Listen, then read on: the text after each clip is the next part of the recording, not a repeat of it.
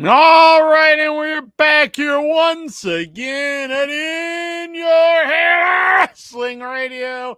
I am the internet icon, the pride of the pilgrims, the most honest man in all of podcasting, handsome Jackie Jones, along with my right-hand man, my audio soulmate, and the enforcer of the Headyverse. 1-inch biceps, the power goat. Bah! The man who tells you what to do, the boss baby, the king of all the marks.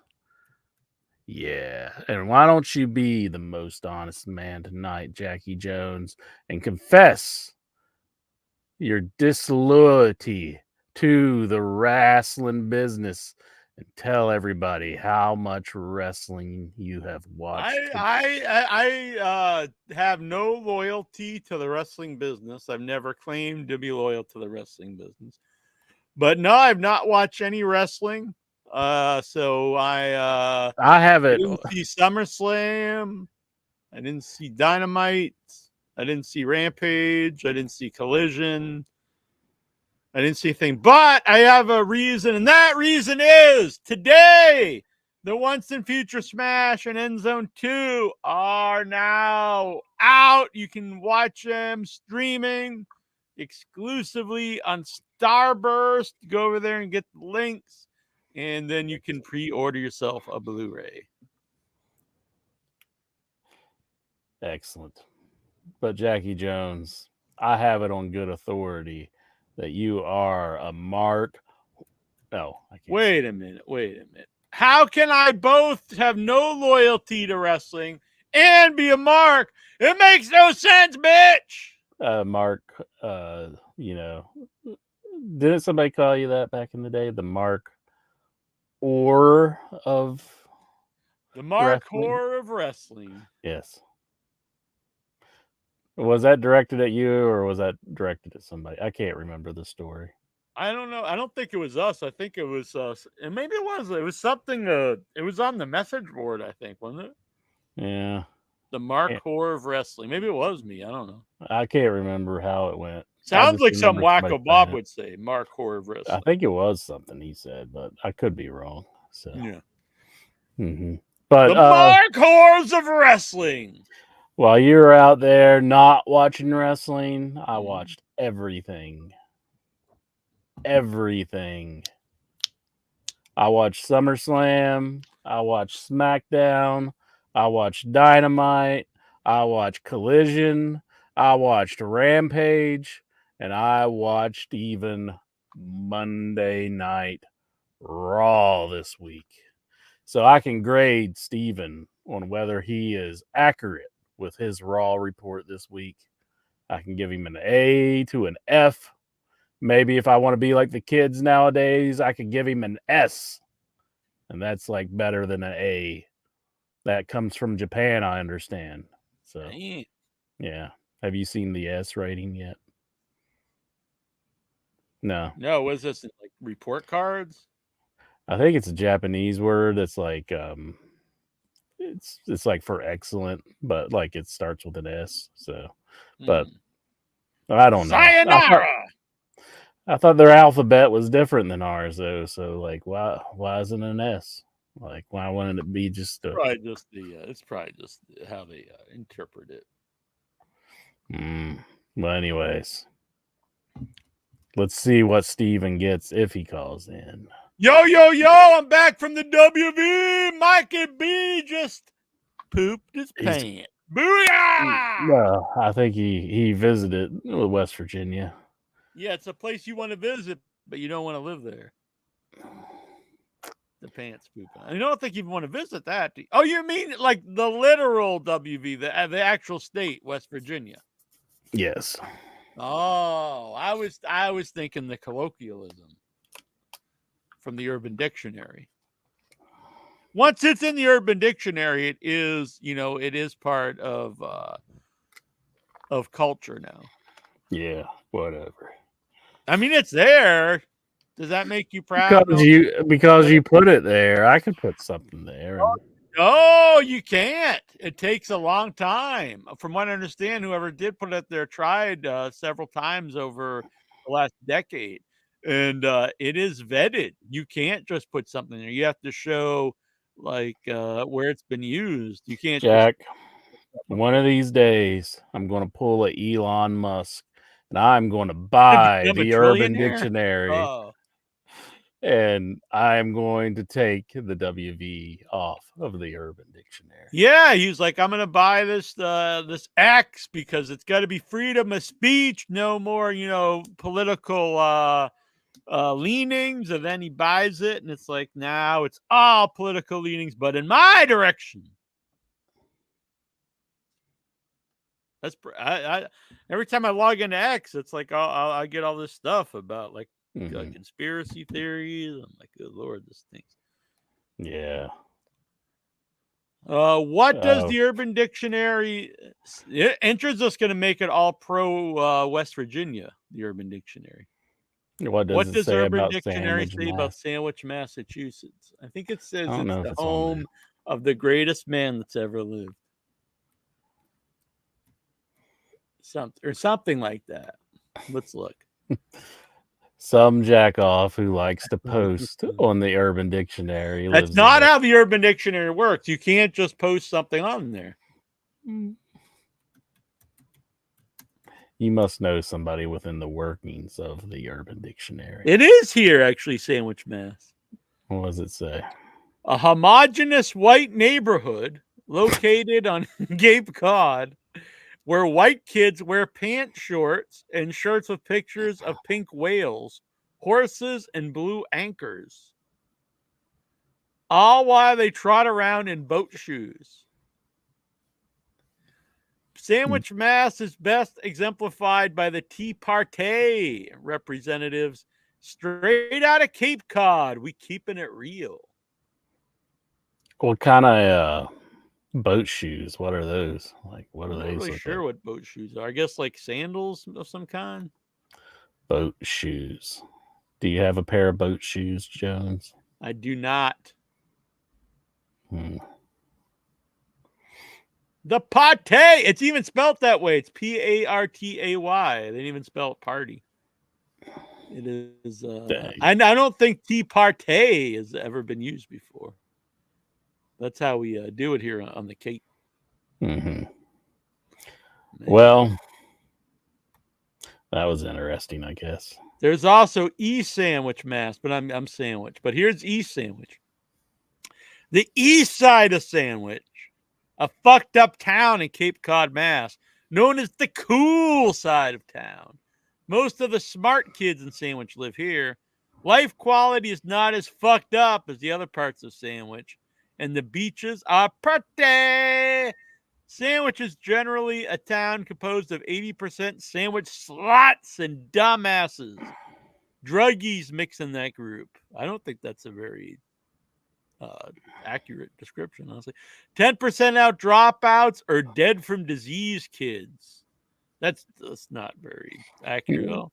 And 10% kids with a future who go to private school and maybe something someday. It's about as accurate as the description of the WV that's on the Urban Dictionary. Well, that one's very accurate. I mean, no, it's hard to even. Do you ever, once you go out and walk, do you ever go to the east side? Yeah, I've been to East Sandwich. I mean, it's. Is it scary over there? Are you afraid of anything? What is funny though, now you bring that up, is I have relatives and friends of relatives. If I go to Hyannis, they will be like, "Oh, I wouldn't go there. It's scary. You're gonna get mugged and stuff." And Sandwich is, Hyannis. That's where, they used to say Ted DiBiase was from, Hyannisport, and so it's like. There's more stuff there. There's the Cape Cod Mall, but in no way is it like you're in friggin' inner city or something. It's not like you're walking down, downtown Atlanta or something. So it's very funny that I have people who think that Hyannis is like this real dangerous part of the Cape. I think there was like a stabbing once in the last 50 years. Like it was, Oh, in someone's house. It wasn't like in the streets. sounds like a bad news to me. Hyannis, Yeah, Massachusetts. hyenas. That's where the heart of the Cape Cod Mall is. There used to be a jingle. It's the heart of the Cape Cod Mall. It was real high pitched. I used to hear it on the radio all the time back when the radio was cool. Mm-hmm. So, before we start talking about the wrestling, folks, you got to hit that like button, pound the like button, subscribe, share this out to the world. And The if world. you can join the Headyverse to help support the show, or you can Venmo Headyverse during the show. And you can also super chat. But yeah, help support in your head. We appreciate it. It keeps the show running, just like our sponsors here. El Santos World, Josh Richards, Brian Matthew Clatar, and Coast in Your Head. Booyah! So we won't spoil the Raw report, but I heard that Raw was like fantastic. I don't know if I'd say fantastic, but I did enjoy the end. I thought the Wyatt Six was pretty interesting. My favorite part was definitely when Eric Rowan he stopped and he did a tribute to Brody Lee, Luke Harper, Mm-hmm. and he did the yeah. I was like, oh, that was pretty cool. That he incorporated that into it. So and I thought their entrance was, they changed it up a little bit, like where one would carry the rocking chair, like because they picked up the lantern off of the rocking chair, and the guy in the back would carry the rocking chair where Uncle Howdy could sit down on it. And I thought, oh, that's kind of neat because he just sat there and watched the match. But I mean, it was kind of neat. I thought. I don't know how it's going to turn out long term for the Wyatt Six, but I enjoyed this first thing that they did. So were you loving it? it was pretty decent. I mean, I'm not saying it was great, but I liked it. I'll give it a thumbs up. All right. Yeah, I heard. Davey Boy Meltzer was throwing babies in the air over the show. Brian Alvarez said it was the best Raw in a long time. He loved it. Yeah, I don't know about best Raw. I mean, said it was great.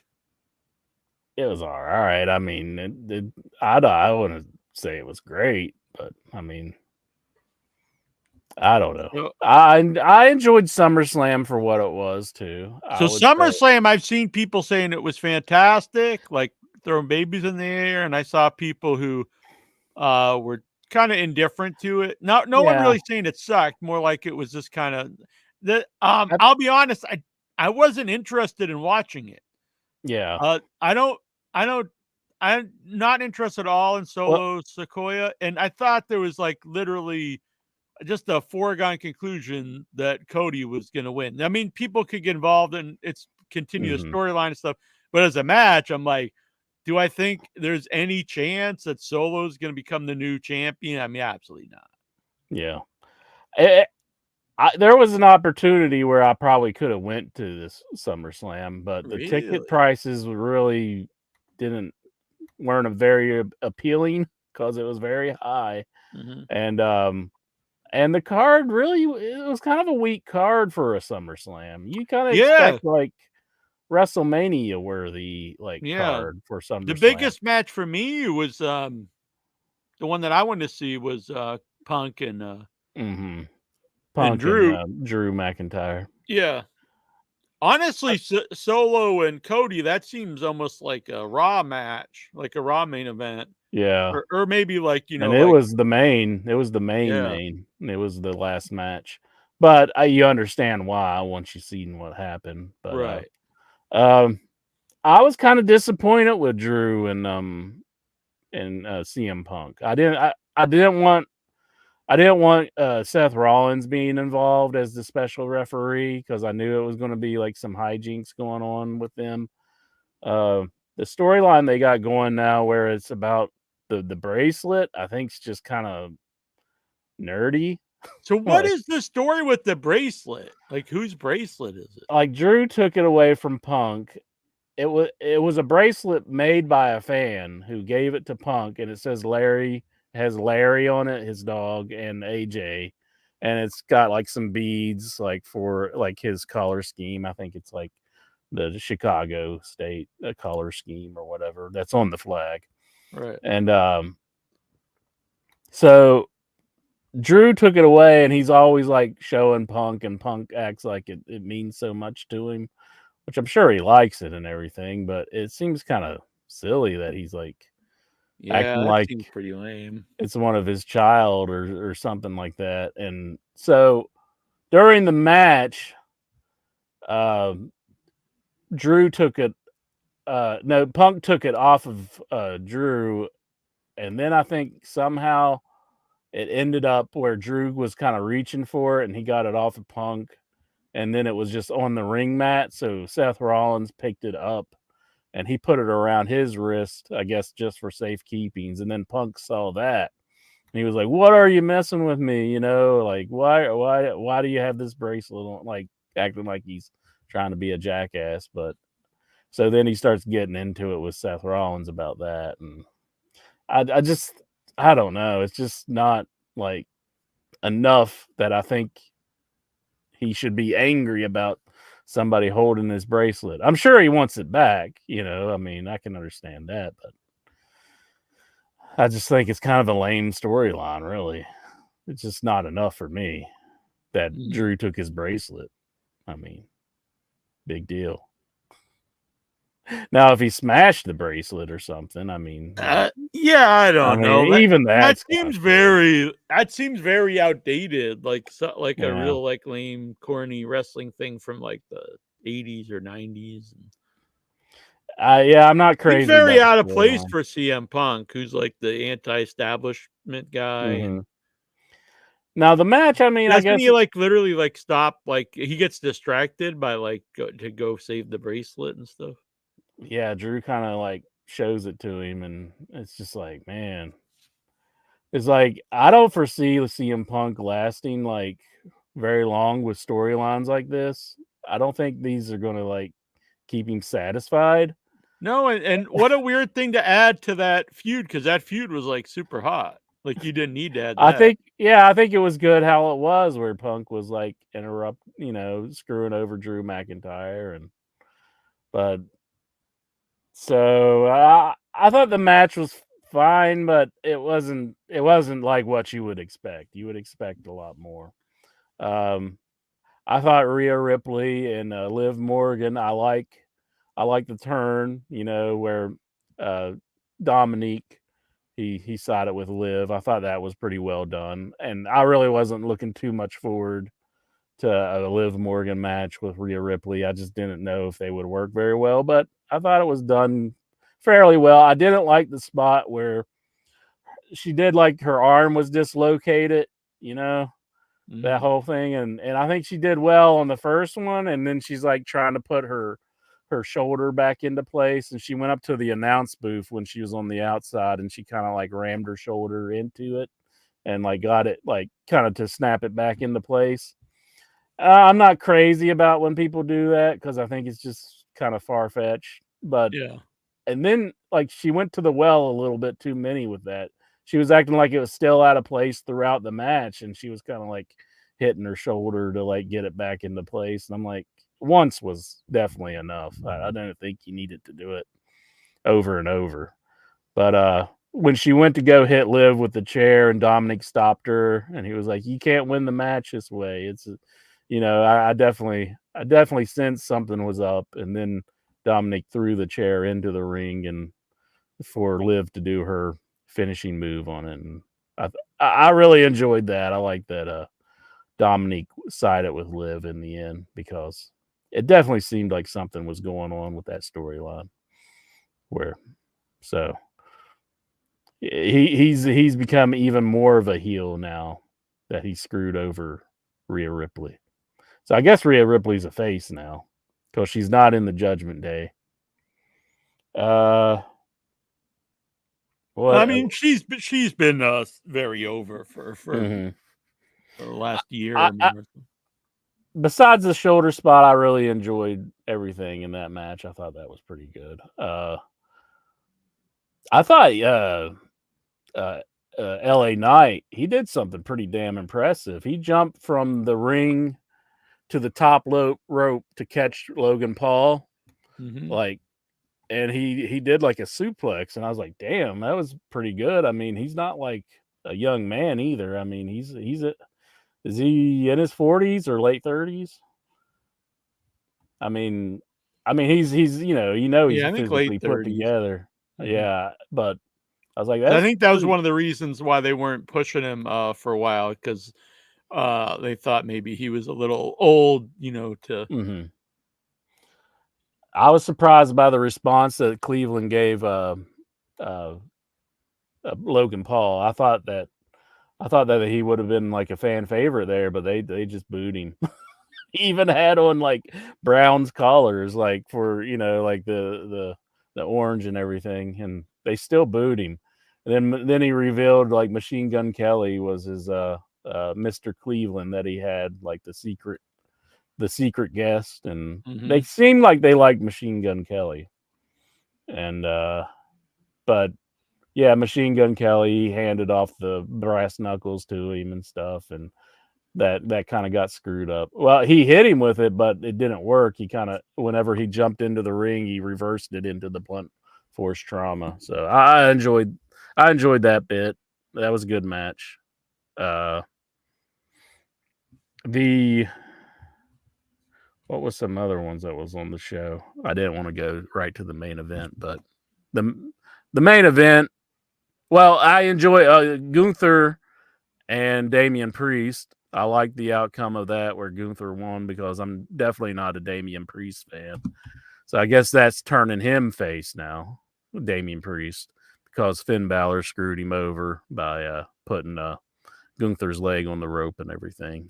And I'm glad that Gunther's a champion. And it looked like he was kind of emotional even before the match. Gunther was like, he was kind of like tearing up a little bit. And I was like, man, that's kind of, I guess it really, because he's worked pretty hard to get to be the champion. So I guess something hit him pretty hard before the match even started. And they even kind of brought it up on the commentary. And then, like, I guess maybe Triple H yelled at him, like Vince McMahon used to, and said, cut that shit out, because it's kind of giving away the ending.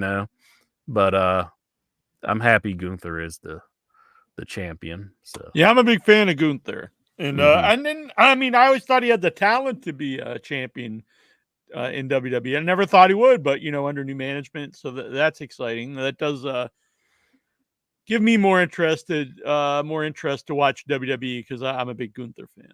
Mhm. Mhm. Of course, it's not the main. I know there's two world champions. Well, he was just on before the main event, so it was like the both of them were right at the end, and in between that, you had like a little spot where a Jelly Roll came in the ring and he hit. I saw this actually on Facebook. He Okay, gave a guy a choke slam. yeah, he did that to what's his name, Austin Theory's buddy.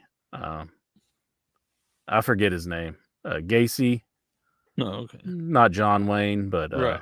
I forget his name. But he hit him with a chair, then he slammed him, and it was all right. And then the Yeah. main event, His choke slam was pretty good, and then it was that with him, Miz, and R-Truth gave the 5-knuckle shuffle. yeah, our yeah, they did the 5-knuckle shuffle, all of them. And So then they had to help Jelly Roll up because he's too big to stand back up. yeah, poor Jelly Roll. Yeah. Besides that, he looked. I was like, oh, maybe this guy could have a match, because his choke slam was good. He had some good fire to him, but like, oh, maybe not. No. I have to If he has the admit, match, he would never be able to take a bump of any kind. It just if he would do the 5-knuckle shuffle, it'd have to be the finish. I was not familiar with Jelly Roll's music, but I have to admit, after SummerSlam, I'm kind of been Really, you're a Jelly Roll listening. mark. I've been Mark listening to Whore for Jelly Roll over here. I have been listening to that song. It's kind of What is stuck in the my head. song? So, uh, The rich men east the Richmond north of Richmond. No, that's the other guy. no, it's this one's called Liar. I think it's a new one. So, yeah, intro roll. Jonathan Jackson says here in the chat room. So, You're a liar. That song. No, that's the Spoken Rollins word. band.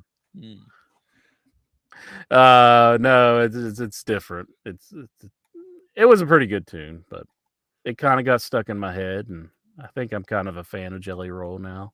Yeah, and now So are you going to congratulations change with your that. tune on face tats? Because Oh, you're I doing still think Jelly he's Roll. insane. I mean, I think you got to give it up to that Neville guy, that Aaron Neville guy, because Oh, he I was thought like you a meant pioneer of I thought that, you meant wasn't the he? bastard. No. The guy who used to sing that. I don't know much to say. I love you. That song back in the day. He had like a huge face tattoo, and everybody was like, "Holy cow!" on that one. But now it's just like everybody's doing it. So he's like the OG. Damn, I looked up Jelly Roll in the Urban Dictionary, and there's multiple meanings, and all of them are narrowed down to the female genitalia. I wonder if Jelly Roll's aware of this. He's just up there, and he's just like the vagina. Maybe that's why he called himself that. Maybe. Here's another one, Jelly Roll, that's not about the female genitalia. Located on the belly of an obese human, usually lays upon another Jelly Roll. Mm. Man, that's kind of nasty. All right, go on. Well, anyways, the main event was And it's Solo time for the main event. Sikoa versus Cody Rhodes for the undisputed World Heavyweight Championship. And of course Cody won, but I thought everybody ran in from the new bloodline. They were, Jacob Fatu. It looked like he really hurt himself on the dive that he did. Mm-hmm. But it turned out like they said like he was just selling it, and that's like the planned spot. Like Really? Alvarez said that Solo looked like he was like a deer in the Yeah, I headlights, heard a lot whatever. of people saying he was legit hurt. Yeah, so I'm not sure if that's true. Yeah, if it was actually planned. It looked like he just got hurt to me. But if it wasn't and he worked us all, that was well done. But yeah, I think like even Alvarez said he was like screaming spots to Solo to like kind of to cover it up, like go do this. I didn't hear that, but and then Roman Reigns comes out to make the big like slap down to Solo Sikoa at the end Big of the slap match. ass. Yeah, because he did So, and I enjoyed that. I liked Roman Reigns, and he got a hell of a pop. I mean, a huge pop for his return. But if this develops into like Roman Reigns tag teaming with freaking Cody Rhodes, that's going to be like the worst storyline I think of ever.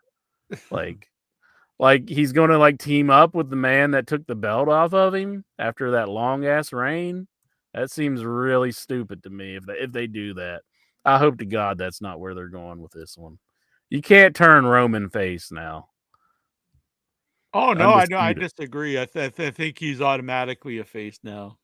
You think he's a face now? I mean, Oh yeah, how could he go with absolutely. Cody though? He took the belt from him. Didn't he get like an insane reaction? I've been saying He this for the did. last month. When he comes back, he's going to get this giant reaction Yeah, because the but fans, and they're even going to get um uh Paul Heyman is going to be babyface. even Paul Heyman's going to be. Yeah, 100%. Because he got beat up by them, he's going to come back, and they're going to love him. Are they going to do Are they going to do their own personal bloodline, or is Yeah, I it think just? they're going to do Civil War. Well, I could see the Civil War angle for sure, but like, Well, you have to have babyface. You can't have two heels having a Civil War. But I mean, I don't know. Just it can't be all goody goody and like No. See buddy that's with the no, Cody. no. Just because you're a babyface don't mean you're goody goody. Well, The you know how Rock was a WWE does babyface. He things, wasn't though. goody goody. Stone Cold was babyface. He wasn't goody goody. But you know how they do things a lot of times. They. I just hope they don't go back to where Roman Reigns is like Mr. Good Guy again. I mean, they love him. You got to run with it. Don't fight the crowd. They built this up for him to get this monster reaction. But he can't be tagging with Cody. Your boy Cody complete Rhodes with his skull helmet. I did see the skull helmet. Yeah. I saw the entrance because my mom was watching it.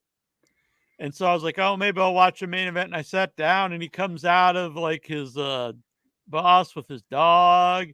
And then he says hi to Arn and then he puts on this skull helmet. I was like, this guy's just sickening. And I just stopped watching. Well, I seen the Arn Anderson part, and he was like, "You still have friends out there, Cody." I'm like, "Oh my god! If one of the elite shows up, I don't know." Does he have to have his dog now too? He's like, I got to steal the dog bit from Punk. Well, he did come out to the ring in AEW with the dog. He didn't even come to the ring. He just walked with it from the bus to like the backstage. Yeah, that's really lame. I guess he just wanted to incorporate the dog somehow. And he's like, quick, someone get me a bracelet.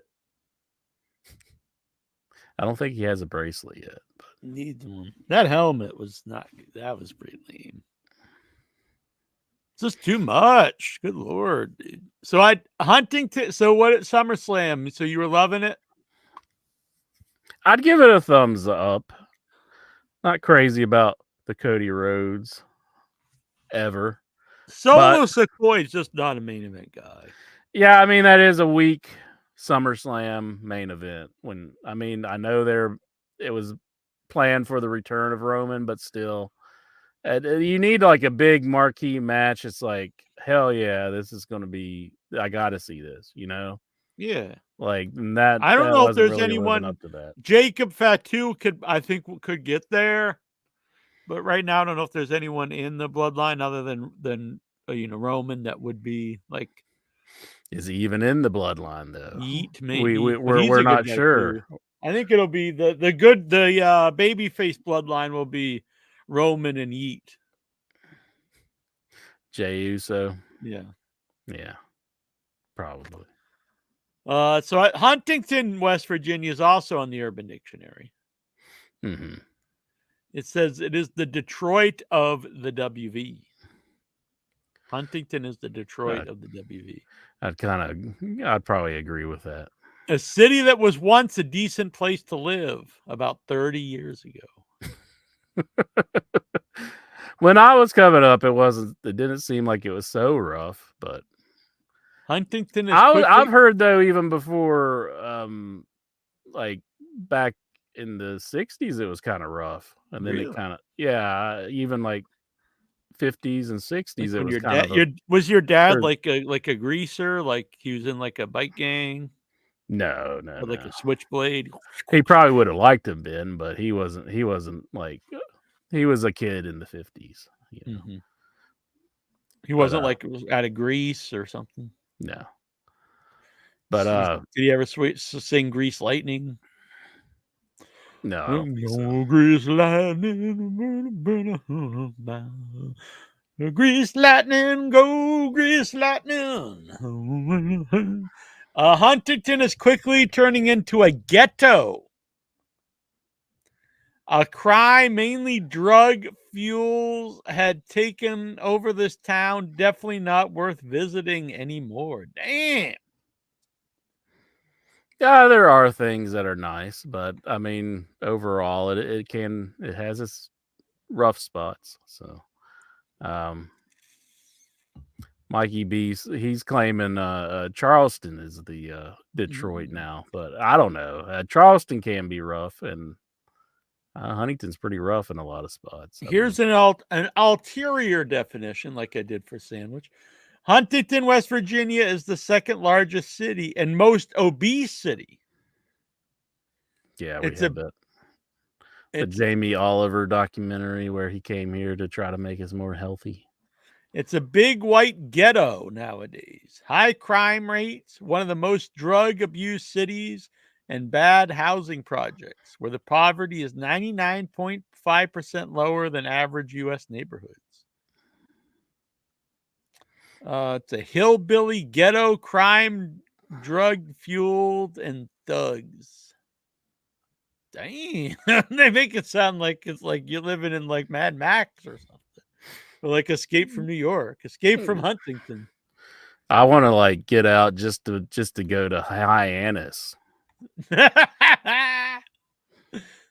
No, I mean it is rough in spots, but that's just any city. I mean, you got any city you go to, there's going to be some areas that you are kind of rough. So, but I mean, what? It's not a magazine; it's the Urban Dictionary. Mighty Lexar, the people fling poop at the other people in Huntington, West Virginia. No. Not until Lexar visits. Good old Lexar. All right. Do you think they've thrown down the ban hammer on him? Yeah, Lexar. So what's going on? You've been banned from any other anywhere else? Any other wrestling promotions? Any establishments? Yeah, really. But I'd give a thumbs up to SummerSlam. And last week on Dynamite, did we have anything on last week on Dynamite? We had I think it just set up for like MJF to take on Kyle Fletcher tomorrow night. I know that was one of the things that they kind of set up. I watched Ring of Honor as well. I like that the Dustin Rhodes is teaming with the Von Erich guys. I like that teaming. I think it's pretty cool. Even though I'm not big on the Rhodes name, Dustin is my favorite Rhodes member, and it's kind of cool that he's tagging with Von Erichs. So. Oh, I saw Sammy Guevara. He made the save for Dustin at the end of the whole thing. So I saw Sammy there. But Sammy was on Collision as well. They had a promo, which could have been filmed at the ROH thing. And I heard a rumor that they're saying Sammy Guevara, they don't want him around Mercedes at the tapings for Dynamite. So that's one of the reasons that they think that he's being moved to Ring of Honor and the Collision show, I guess. So how do you feel about that? Because of the comments that he made in the past that I believe he's apologized for, and he was like pretty young when he said it. I mean, Sammy Guevara. Yeah. But from what I understand, that's not really what's happening. They wanted to bring him back and be with Jericho, and he refused to go with Jericho. Really? He didn't want to be brought, so he's just going to go to Ring of Honor. These guys like Ricky Starks, I guess he refused to turn babyface, so he's not being used.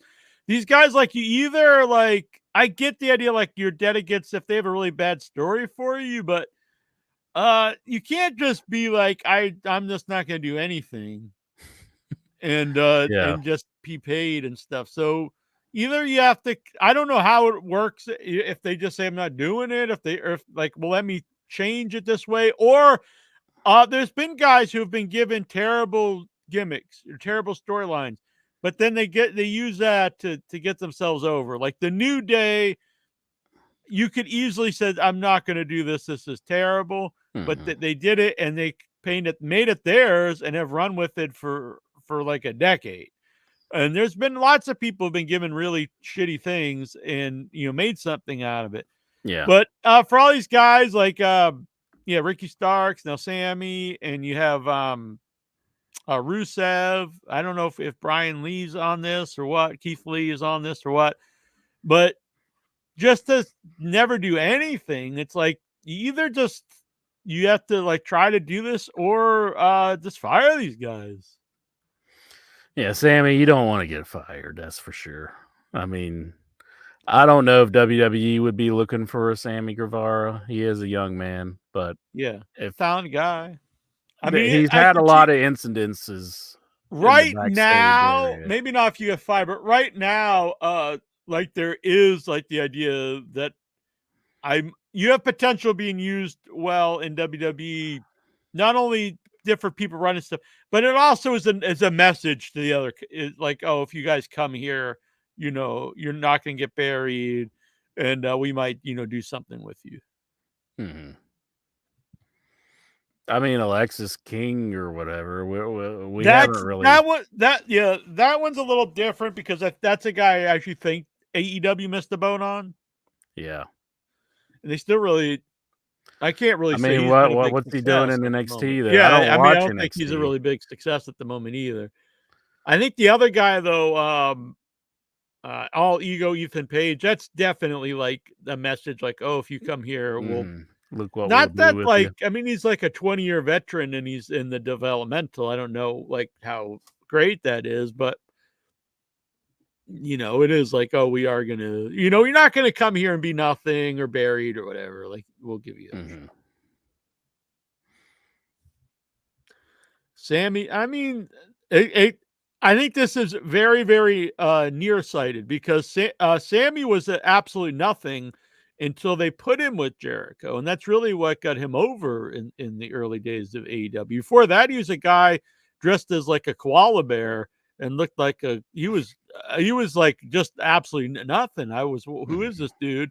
And no one knew who he was until he was paired with Jericho, and that really got the guy over. Yeah, I mean, I think these guys got to realize that too. I mean, he's come from the independent scene, and I think he used to work at like a Subway, from what they said on the television.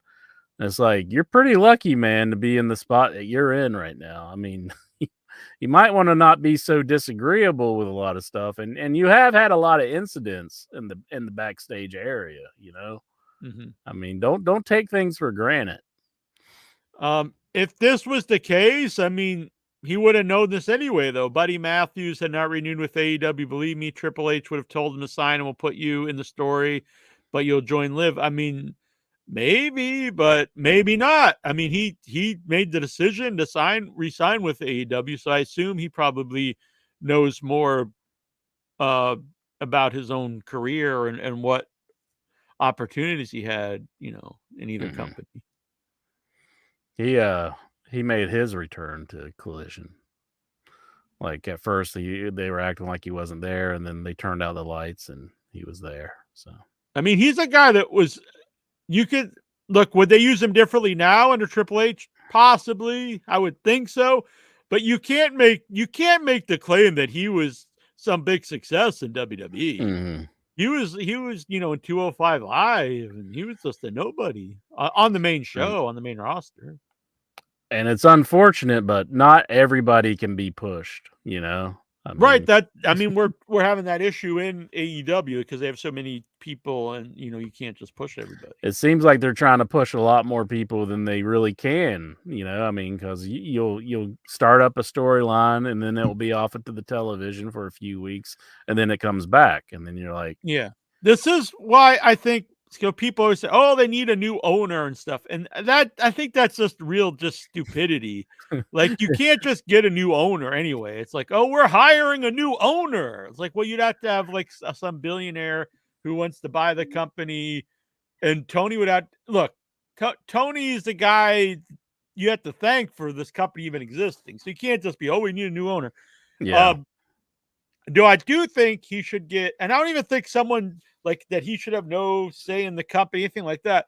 But I think he should get a couple, like one or a few veteran guys, not just to help, but be like, you know, focused to help build to mold the show. So Tony's like, we mhm, push this guy. These are the things I want. But then if you had some veterans who could like, well, this is how we get there, and make sure that if you push.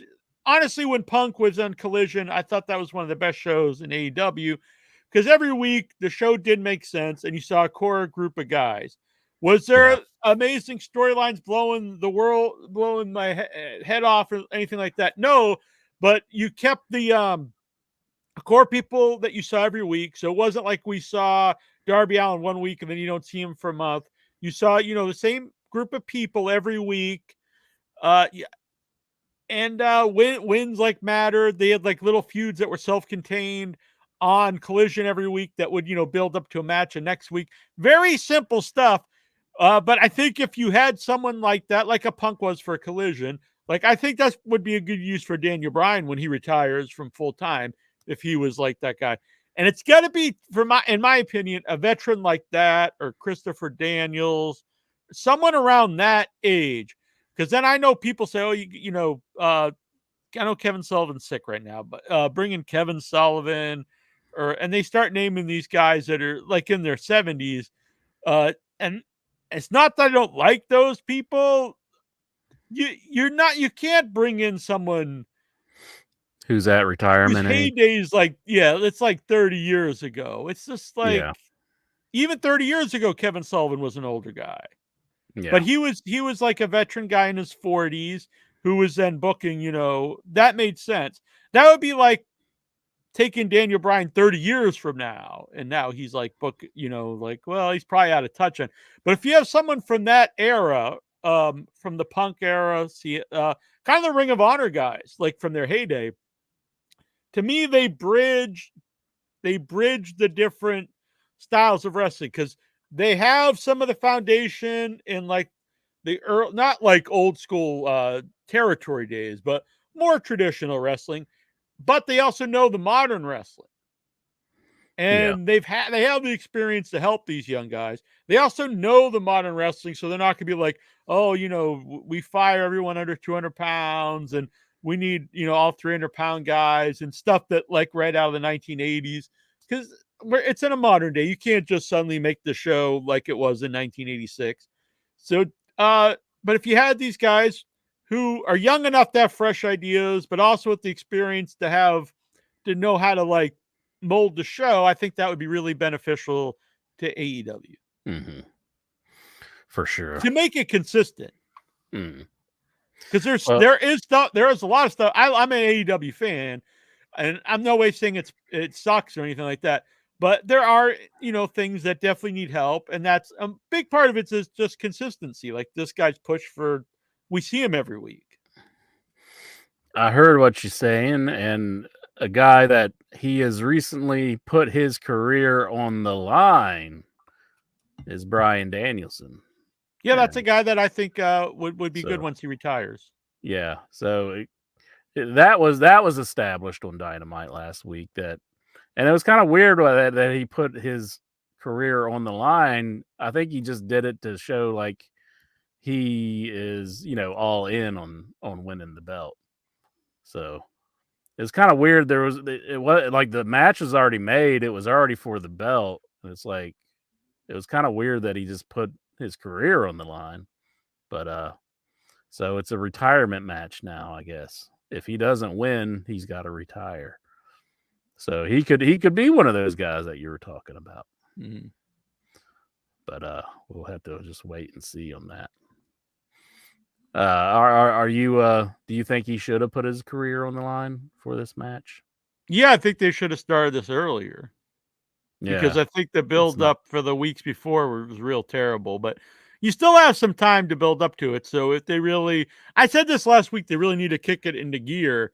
And I think I didn't see them, unfortunately, but if that's what they're doing, maybe that's their attempt to like, now we gotta, because you couldn't have a guy going into your main event show, the big Wembley show, and be like, I don't even, I'm just want to retire. I mean, that's terrible. But if it's a guy like this is very important, and that's what exactly I said last week. It's got to be like the most important thing to him to win the title before his retirement. After he made that announcement, though, he went backstage, and Jeff Jarrett was like, "That's what I was talking about, putting yourself all in, and doing this and that." And then Daniel, or Bryan Danielson, he slapped Jeff Jarrett's hat out of his hand, and then he challenged him to a match on Dynamite. So that's what's going to be on tomorrow. And then Jeff Jarrett said that it's going to be basically a no rules match. So like it's going to be like no holds barred. So Mhm.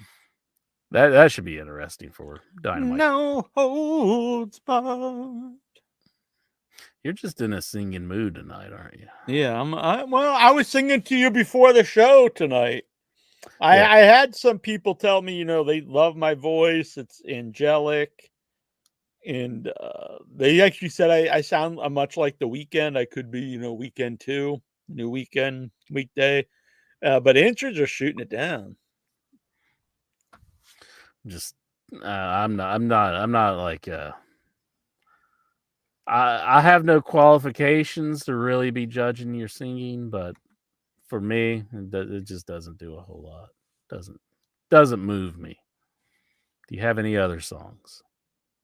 No, I can't just like make up a song. Yeah, I've got to feel it. I have to feel it in my soul. You're going to get an X from me then. Brr. You're Gotta out. feel it in my soul. Gotta feel it in my soul Now you're when I'm making up a deep song. in Inches hole. What? Well, it's just I'm trying to work through it. That's my That's process. working it through it or 4D and slips, whatever. I thought it sounded pretty good.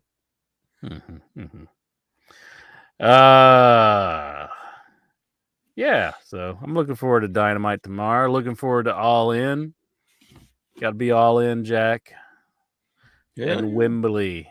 I hope they sell out the show like they did the year before. So I don't think they're quite there yet, but all right. But I know. No, I think they're still people. Some people acted like last year was a failure when it was like, but I think it's like 50, nearing 50,000, which is still really Is good. it? That's still good. It's not going to do what they did last year though. So I don't know if they go back again next year. I like the idea of it being the traditional thing though. I think WWE's trying to shit all over it because I think they're trying to book Wembley. Yeah, again. of course.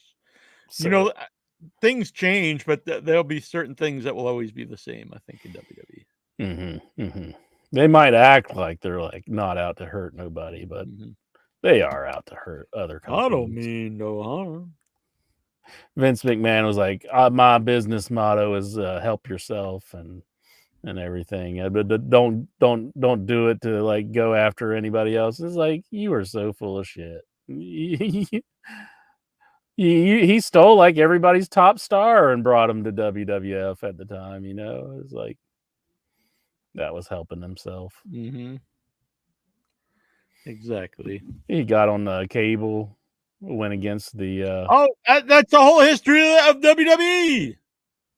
Yeah, then, like small time stuff later on, they try to take out. And when WCW or NWA first got on pay-per-view, they put them head to head. And then NWA started, Clash of the Champions, and back in the day, they would go and buy the TV, from all the because it was like, the territories were all spread out, and it was like we each have their own territory, and they're all kind of out for each other, but you didn't go in and like invade people's stuff. And he went around and bought the TV off of, from everybody. Yeah. And then went and cherry picked all their stars and stuff. Some of them were just use a job guys. Yeah.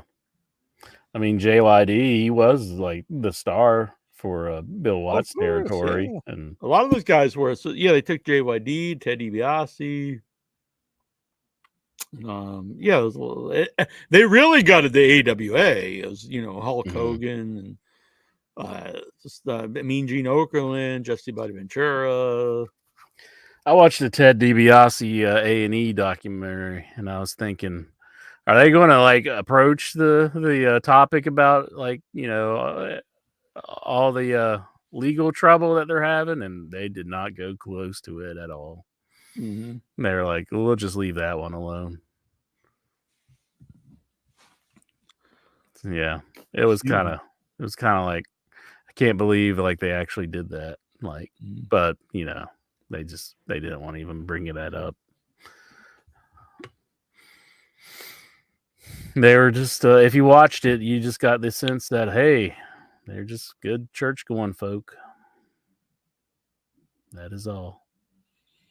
Yeah, usually I want to make sure I put this the right way. I'm not saying everyone who goes to church is bad at all. I'm not saying that. But people who go out of their way to tell you all the time that they're like they're big church people or God, there's almost always, not always, but for the most part, the ones who just go out who just tell you for no reason constantly, there's almost always something shady about them. Otherwise, most people, it's their thing, and then maybe if it comes up, they'll tell you or whatever. You know what I'm saying? But if you just for some reason you just keep telling someone, like, you hit them over the head that you're just church person, it's almost always kind Are of they shady. trying to convince you or trying to convince themselves? Yeah, I mean, Greg Price was a good example. He was just bringing up all the time for no particular reason, and then it's like, oh yeah, this guy's not a good man. And people might think George South brings it up because he wears the Jesus shirt. So, but anytime I talk to George, he is not bringing it up. We could talk about Batman and all kinds of, you know what I'm saying? So this is in no way an indictment of anyone who's religious. I'm saying if, people who just go out of the way to talk about all the time, about 90% of the time, they're charlatans. I mean, it's like everything. There's people who are in it for good intentions, and then there's Sure, the but they few don't. bad I'm saying apples. they don't tell you about it continuously, unwarranted. Like, okay, buddy, yeah, it's not what we're talking about. Yeah, but there are good people, and then there's people who just use it to. That was not the take point, it. but yes. That's what I'm saying. There's Yeah. people who use it to kind of fool you in a sense. They a wolf in sheep's clothing. Exactly. I'm just replying some stuff about the movie. I'm sorry, but Jonathan Jackson, he says, "Don't sell yourself short. You're 100 times better than The Weeknd." Booyah! The Weeknd. All right. So Arbor Day, we're gonna be launching the GoFundMe soon for people interested, and the plan is to film it in the end of September if we get the funding.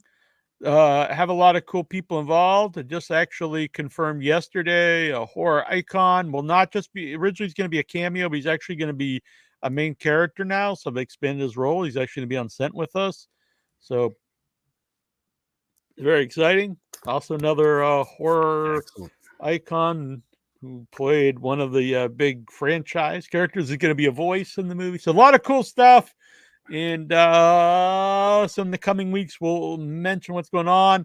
And so you can follow Arbor Day on Instagram. There should be a Facebook page coming up soon. But follow Without Your Head if you are interested in that. Inchman. Al Snow is actually coming on to Without Your Head. It's got a horror movie coming out. Al Snow? Yeah. Awesome. It looks pretty good. It's a horror Western. Heck yeah. He's the lead. All right, Inchman. Inch Daddy, should we start taking calls? Some call-ins, yeah. We can take some call-ins. I want to hear from the fine folks of the Headyverse. I'm sure they got a lot on their mind about professional wrestling and everything else.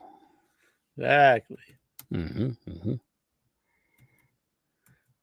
you see the Ric Flair robe that's up for auction? No. Actually, I did. I'm saying no to be surprised on the show, but you actually sent it to me before the show. So that's why. But I'm going to say no. Tell me more, Incher. Well, it's one of Ric Flair's robes that features like a jungle theme to it, where like lions are on the bottom and tigers are on the other side, and then there's a giraffe on the back. And I believe that was the robe that was traded to Charles Robinson, kind of against his will. You know, if you were like forcing anybody into a trade, that was definitely somebody who was being forced to trade. He gave him his Ric Flair butterfly robe, the black one that has the butterflies on it. That's like pretty iconic. I think it was used at Royal Rumble 1992. And yeah, they made him give that up to take this jungle themed robe that he has. And it's a nice robe, and it's up to like I think it was like 90 grand or something on the auction site. It was Right. Golden was the auction site. It's a nice robe. I mean, anybody would be happy to own it, but the other one was like, oh my god, that's like the robe for Ric Flair. So they forced him to trade it on the show, and now it's up for sale. So it's like, was Charles Robinson just like, I don't want this shit. I wanted my other robe. Yeah, so now he's just selling it. Like, what's the deal? Maybe Charles is hard up for money. We don't know, but I believe is Charles Robinson still owns it unless he's traded it off or he is behind this auction. So, that's pretty interesting. Mm-hmm. But it's definitely that robe. So, I don't think there's very many like we were looking at it in the past, and it looked like it had some different like details around the collar and stuff. Like it had like different fur. The fur was more green looking, but we think it was retailored. Me and Juju B was looking at it, so we think it may have been retailored to have like maybe the original fur was like kind of frayed or something. Did you But buy it? it was definitely more green in the past, so I think it was changed out by the seamstress or something. No, we are not going to buy it, but poor Charles Robinson, he got talked out of his Ric Flair robe to take one that he probably didn't even want, and now he's just selling it. So I'm very disappointed because like if your employer comes to you and be like, we want this thing that you have. And then it's like, what do you do? What do you just say no? Especially to the WWE, you know they're like pretty vindictive, and they'll just ruin you if they feel like it. They probably did on So purpose, make you sell it, and then like, yeah, we don't give a shit about I that. mean, the poor guy was in tears on the show. He was like Yeah. crying, and it was like, Now, if geez. you're forced to sell it, and then they do put it on display, you wouldn't feel too bad then. It's like, oh well, it's in this museum forever. But if then it's just like up on auction and they sell it for more than what you sold it to him for, it's a shit. Well, the robe that he took from him is the robe that's up on auction now. I see. So I think the butterfly one, I think they may have that on display, or they're planning on putting it on display. But yeah, if it was the other way around, it'd really be fucked up. I think it's fucked up as it is that they made him trade off his robe, Right. and now he's got a robe that he's really not satisfied with. So that's my opinion. I think that's probably what happened here. So, but that robe is up on that Golden website. It's up to like 90 grand right now, and you can't even bid on it unless you have like credentials. Like you gotta like give them like your credit report or something. I don't know to prove that you actually have money to be bidding. So you can't just make an account and just bid on it and drive it up for nothing. Some dude's just gonna wear it around his house. Mm-hmm. It's like woo. But that gold NES cart's actually up, the World Championship. It's actually up on that same site, and it's up to like 195,000. So it's like for a freaking cart, one cart. That was the video game in the movie The Wizard with Fred Savage. That's what that movie's about. Is that video game? Yeah, I think that's where they got the idea to do the challenge or whatever, and then they wanted to show off Mario 3. It's me. They threw away like all of the cart, or they only made like 4 of them, and that's why they were worth that much. Well, they gave them out at Nintendo Power. That was like a prize if you did something, and Nintendo Power gave them away. So, and they also had the gray carts too that they gave out. So. They listed the winners of the gold ones in an issue in Nintendo Power, but Jackie Jones. Nah! There's a lot of nice faces with us here. I'm sure they got let's start with the wrestling on their prettiest mind. face in them all. That there white dot on Coast. The white dot. Yes. How's it going, people? Dot. It's like the White Shadow. Remember that show, Intro? The White Shadow. The White Shadow?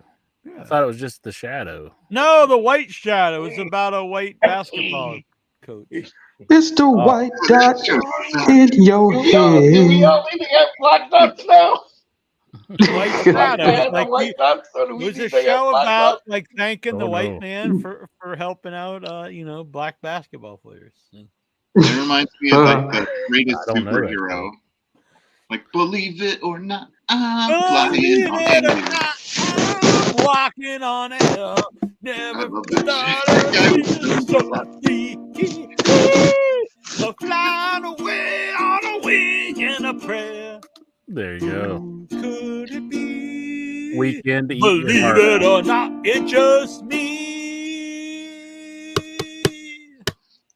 Let's see. I try to put the front camera on. That's why I've been using my cam, because the front camera doesn't work for some reason. Unless you guys want to look at my legs and feet all night. I mean, Why the hell would you want to do that? because that's the front camera. The back camera. I think The we're front- looking at your leg or Back your that arm. or ass something. up. Yeah, that's the front camera just doesn't work for some reason. I don't know why. It's weird. Yeah. Well, that's unfortunate. No, We gotta yeah. have a GoFundMe for Coast to get a new camera. Well, it's just a matter of me getting off my ass to go fix my problems, which is, yeah, you know me, that's an arduous process in many cases. Yeah, if Amazon doesn't deliver it, I'm not rocking with it, I guess. I hear you. Dang.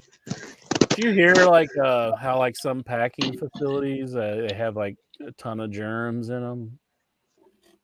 Oh, sure, thing I know. Germs upon germs, just crawling Man, all why over these are you packing. trying to get Coast all riled up? Are you I trying don't know. to put the fear into him? It's like when they're packing boxes. That'd be they like always if I go, started picture. Did you know all them bears who are attracted to pinball machines? They can smell them from miles away. I don't know. I guess it's the devil in me. I just wanna set Coast off. Of this. Apparently, Yeah. The devil. Well, wore a condom. No, I'm never Well, what doing did that that Simpsons- bunny cakes, especially That for Simpsons Coast. episode screwed me up. That Coast is that one where like, Pops in the box and they close it up. that's the one. Oh my God, you got it, dude. Wow, bravo. Incher should make a pinball machine for someone, and if he didn't like them, he could put a fish inside of it Damn. and close it all up. If there was I'm an sorry. Big. if there was an in your head pinball machine, Incher, what would be some of the special features? The special features. Gotta have a Jimmy Jam ball. Jim at a jam. Oh, my bad, intro. I didn't mean to talk over you earlier. It just No. registered to me that happened. I was like, oh, wait a minute. I stepped on Incher's e-toes. You're all right. You're all right. Slow I only get mad registry. whenever it happens like 50 times during the show. And I go, ah. Oh no, I endeavor not to do anything like that. That's totally you have me. something in the other room that you like beat, like to take your frustrations out after the show. Oh, it's like one of those buddies, the wrestling buddies. Oh, but- I thought it was like a friend of yours. You just have him tied up in the No, other no. room. They got the gate. You just start beating the shit out of him. It's a wrestling buddy, but it has like a Jackie Jones taped to its face. So. Damn, so odd. You sure it's not your real doll? It's definitely not my real doll.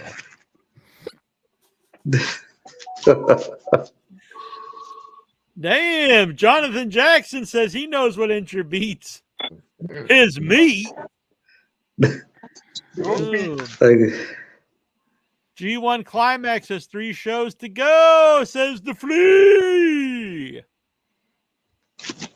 He's all about. If you were a white woman, Tony would love to see your feet. Oh my, that guy!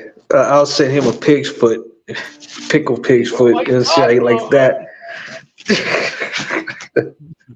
Happy New Year!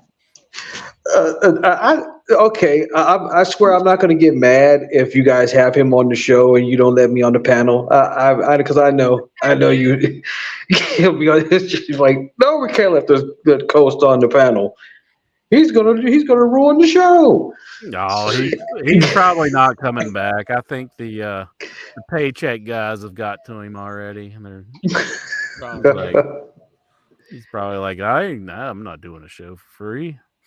Oh no way, man! Monty and the Pharaoh are paying that guy anything more than a bucket of chicken. Oh, excuse me. I don't think that guy's a real Pharaoh. I'll say that. The flea ramp on the in your head pinball he wants. Flea I ramp? think it would be it'd be cool. I think if you hit something, it would go Jonathan Jackson. I am for real. It could trigger like a little flea circus where little things like I love those flea circuses. There could be like sometimes they have an extra space like up the top with other flappers. You could go up there and it would be like Bruce's sofa there with all these little stuffed animals. We could make the Jackie Jones hole, and whenever you hit that, it goes Jonathan Jackson. Yeah. Can I just sit over the back hole? Just like the back of the machine is just me, like back here. The intro hole is extra wide. It's like gaped. You can't have the ball fall off the table, Jack. I'll start sitting on table legs and shit. Work up to bed. Sorry. Oh no, don't be. It's funny. If we have any pinball makers out there want to put together the in your head pinball, if we have any fans from Stern out there, Stern, or definitely not. What was that? The company that just went out of business and they took everybody's money. Damn. I didn't know that. Haggis. That's it. Allegedly that Weird. They were promising like a Centaur remake, and it doesn't look like it's happening. And I don't think people have been refunded their money. Did you put some money into this? No. It is kind of like whoa, because they put down $2,000 for a spot to get a machine. And yeah, I think they might be out that money. It's very unfortunate for them. Anybody who pre-ordered it. So yeah, but pretty impressed with Bruce here. He's blowing O's. Look at him. Yeah. I used to sit at bars when they were smoking and blow smoke rings to try to get the ladies to come over. Yeah. Wait, you can't even smoke in a bar anymore?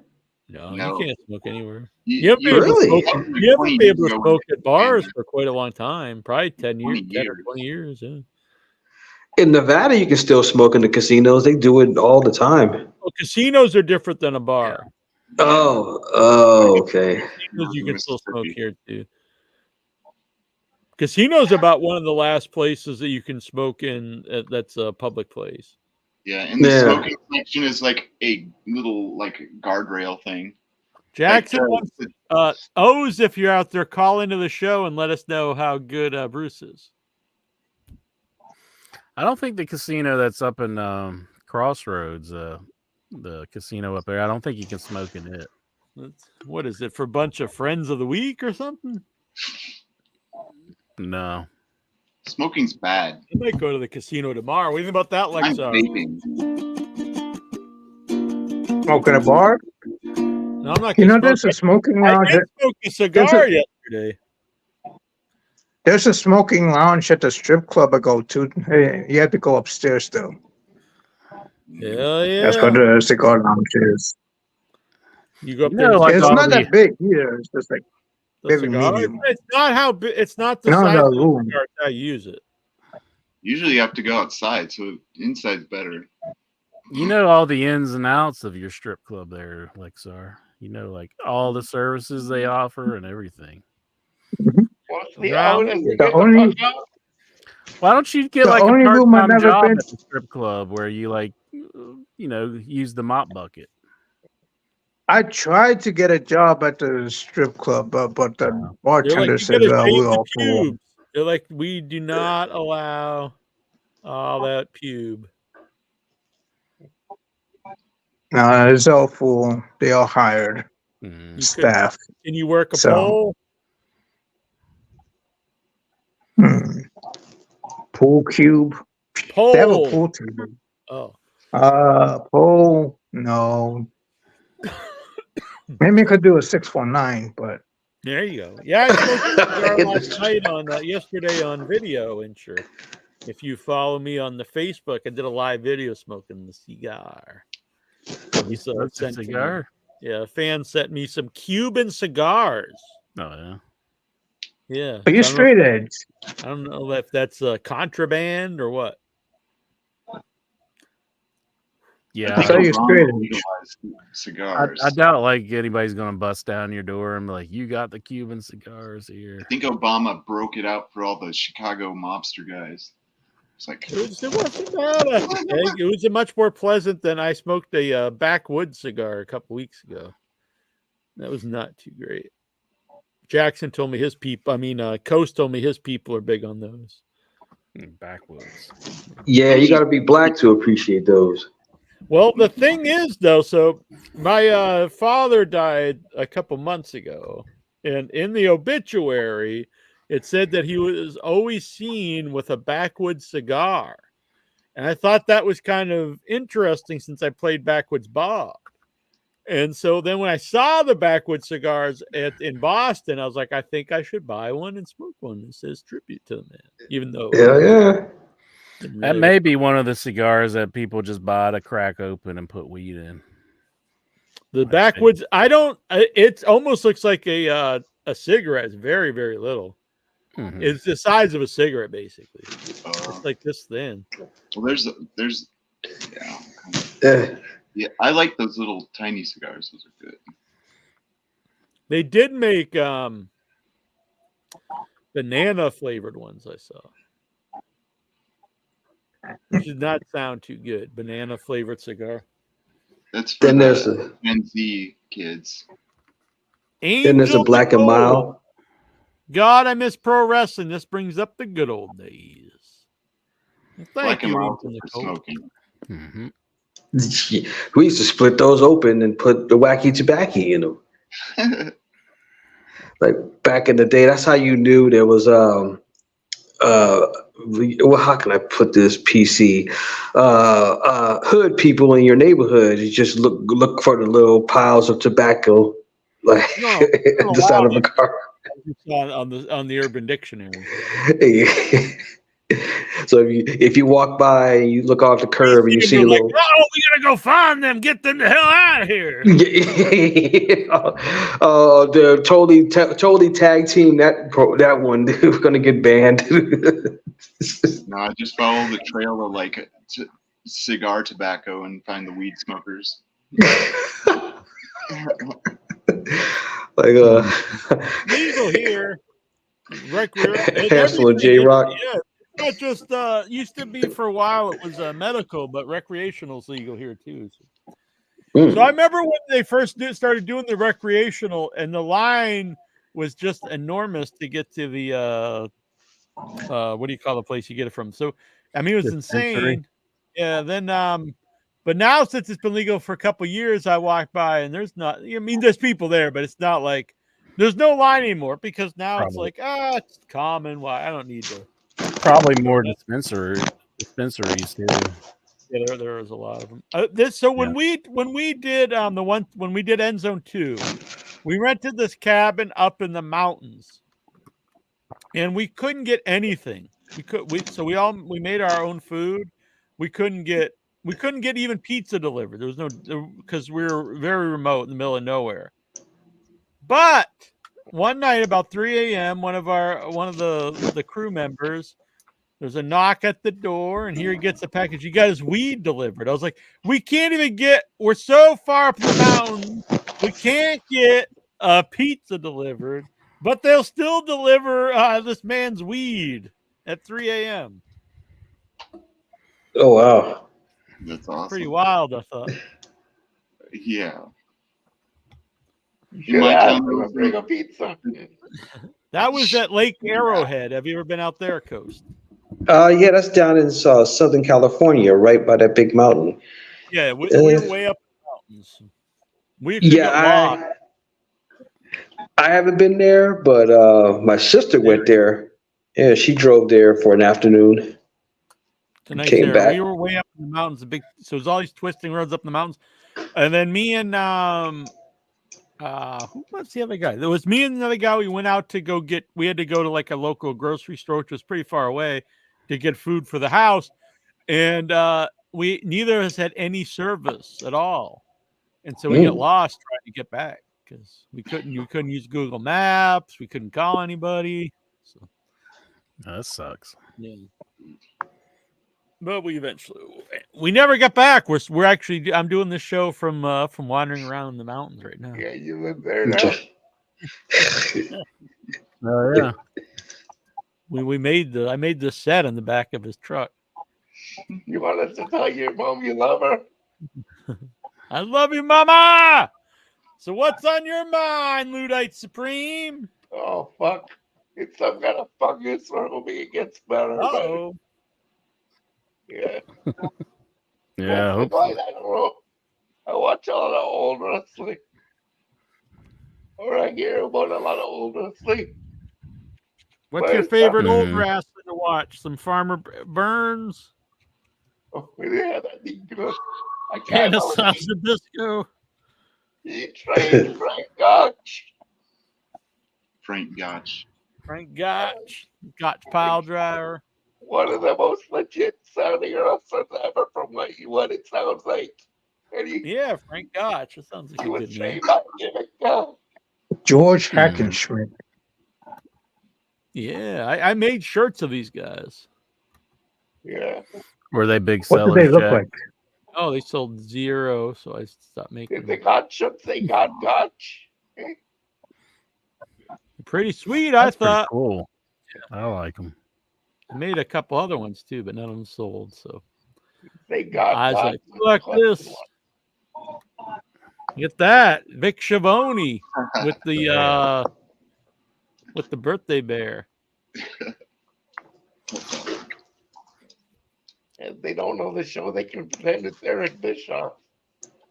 Whoa. What's going on here? Oh yeah, that always gets over. That looks like kind of like Lexar and Michael Cole. If you look at that very closely. Damn, no one.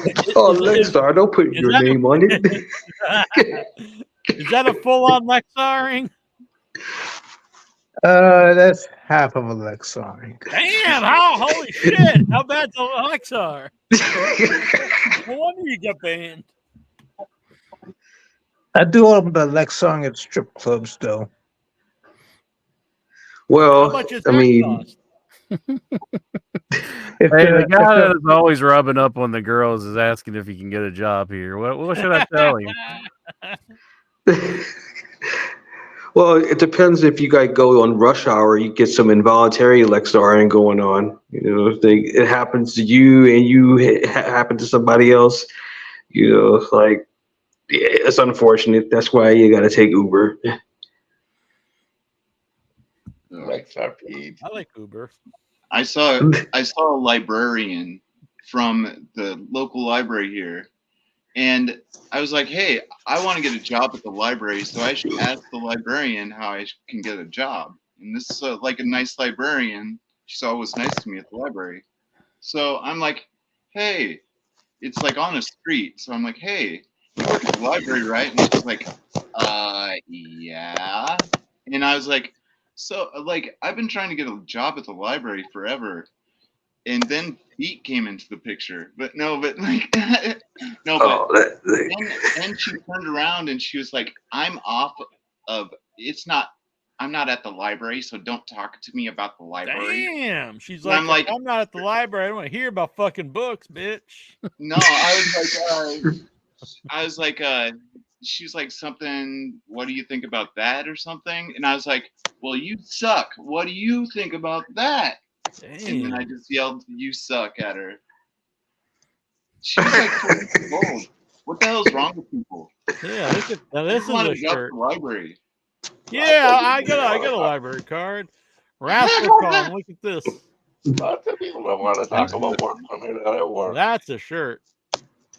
Yeah. Now, in this WrestleCon, can you just like climb the ladder but go down, and then you'll just come down like right where the Fink is? You got to go climb up and save the Fink. Oh yeah. I was just wondering if this one Gene. glitches like the Nintendo one does.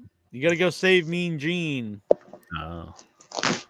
Hey Neil, and up here. That's pretty rock. Whoever made that's a fucking genius, I say. Hey Jack and Enter, you guys ever heard of Jumpman Jr.? Mm-hmm. No. Jumpman Jr. Yeah. Is that one of those porno games? Oh. No, it was on the Commodore, wasn't it? And yeah. It's like an old computer game. I'm aware of it. Yeah. Yeah, I bring that up because it reminds me of that shirt that Jack just put up there. Oh, it had bitch. Right. It was kind of like the Mario kind of go jump from one platform to the other situation, and then somebody shoots you randomly, then you fall down. It's a big convoluted parade on the way down, and it's funny. It's like a Mr. Bill Death Time of Spirit situation too. I made an Incher one. There's an Incher 8-bit shirt out there. Noise. Incher wears it sometimes on the show. Oh yeah. It's the only thing I've ever made that Incher liked. Usually I make some that fucking sucks. Why don't you go off yourself? I'm like, God damn. That's just the standard answer. That's How the you default. doing? It's like, why don't you go fucking jump in front of a train, that bitch? Whoa. What's on your mind, sexy Lexi? So aside from the wrestling, I watch all the weekend of SmackDown and Summerslam and all that stuff. Damn. I'm gonna give you the update for the Impact Wrestling channel here on the Sumo app. It's that time again. Hell yeah! Each and every month, it just goes by quick, and it's time to bring you what's up today here. Do they play So Impact on it? Oh yeah, they have like tons of like Impact episodes. current Impact. Like, do they play the current like? Yeah, they just showed the current Impact from last Thursday. Do they play it on last Thursday? Do they play it while it's like happening, or? No. It's trying to remind of the WWE Classics on Demand, where they show like the pay-per-view from a couple months ago.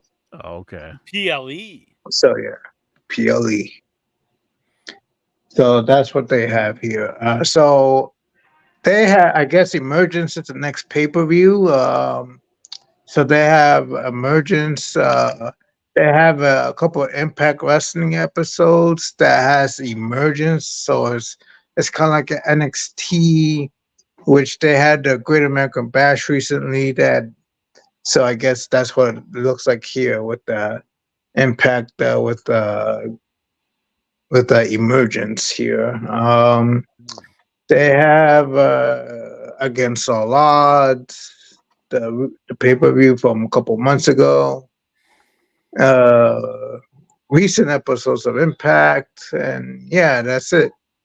Couple Emergence pay-per-view, full Emergence pay-per-views from 2022, 2023. So it's all about Emergence. Excellent. For the channel. And as for the on-demand stuff, it's just the usual. The usual stuff they put on demand. I don't think they add anything else. And the on demand library, they have classic episodes of Impact from like 2010, but no, it's just very few episodes. They just only have like 10 episodes Man, of classic Impact. Lexar, he's got a scratch off. Game of Thrones scratch off. I did not win, but you can scan the ticket then, Lexar, and you get a second chance. And they give out a bunch of second chance offers, so you can win. I can win like $100,000 at some point, maybe. So we'll see. Did you scratch that while you're on the throne? So what do you have to do to get? What do you have to do to win $100,000? They just pick it randomly. Okay. They do that here, and then you get the app, and then you scan the code. I've not won any second chances yet. But. Ludite said, "Did you scratch it while you're on the throne?" So you're scratching the Game of Thrones. No. Scratch ticket while you're. I would. I have scratched a ticket before while I was taking a dump, though. You won twice. So if you win like a big one and you got a shit, you're just right in the right spot. Yeah, it's like double. It's like a double win. It's like yeah. Were you like your leg, or did you have like a flat surface? Like, oh, that's okay. I usually if it's in my own bath, I've got like the the sinks in front of me, so I can do it. Well, that's good. Do you spread eagle or close your legs? What the hell? Oh, God, don't you taking a shit? I don't want to know this. When you go to the bathroom, you spread eagle? You did like a split on the toilet? With your legs like out, like vertical, like this, that, like this? In the public bathroom, yeah. I don't think that's like what you want to do while you're shitting. Sounds uncomfortable. Yeah. Is that what you do in honor of the Olympics? It's like for an Olympic year, you're doing like gymnastic shits. No. Maybe there should be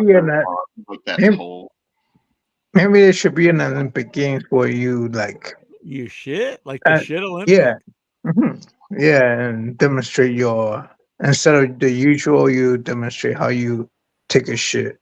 Dang. Using athleticism. I think this guy called in right at the right time. Hell yeah. Oh yeah. Some shit.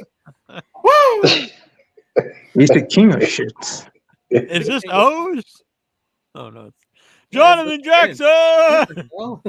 The king of shits. I'm not Vince McMahon. What's on your mind, baby snake ass master 420? Not much. Yeah, like I live like right next to a a nursing home, right? So I'm riding my bike next to it. This is wrestling related, I swear. Mm-hmm. Hell yeah, bikes. He's got a bicycle.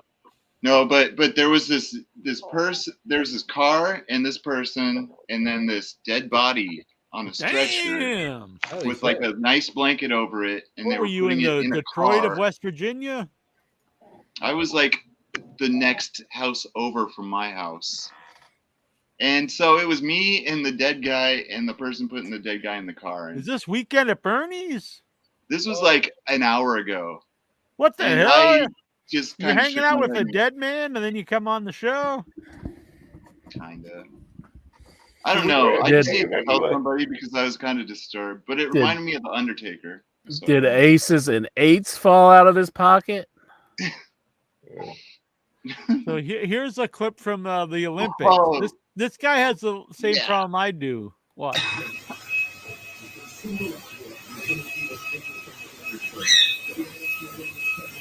Oh, fuck. The big dong just blocked him from the gold medal. Oh, like, there's a freeze frame of it where it's just like sitting on top of the bar. It's bigger than Alex Wright's. Damn. It's amazing. Did you see that wiener incher?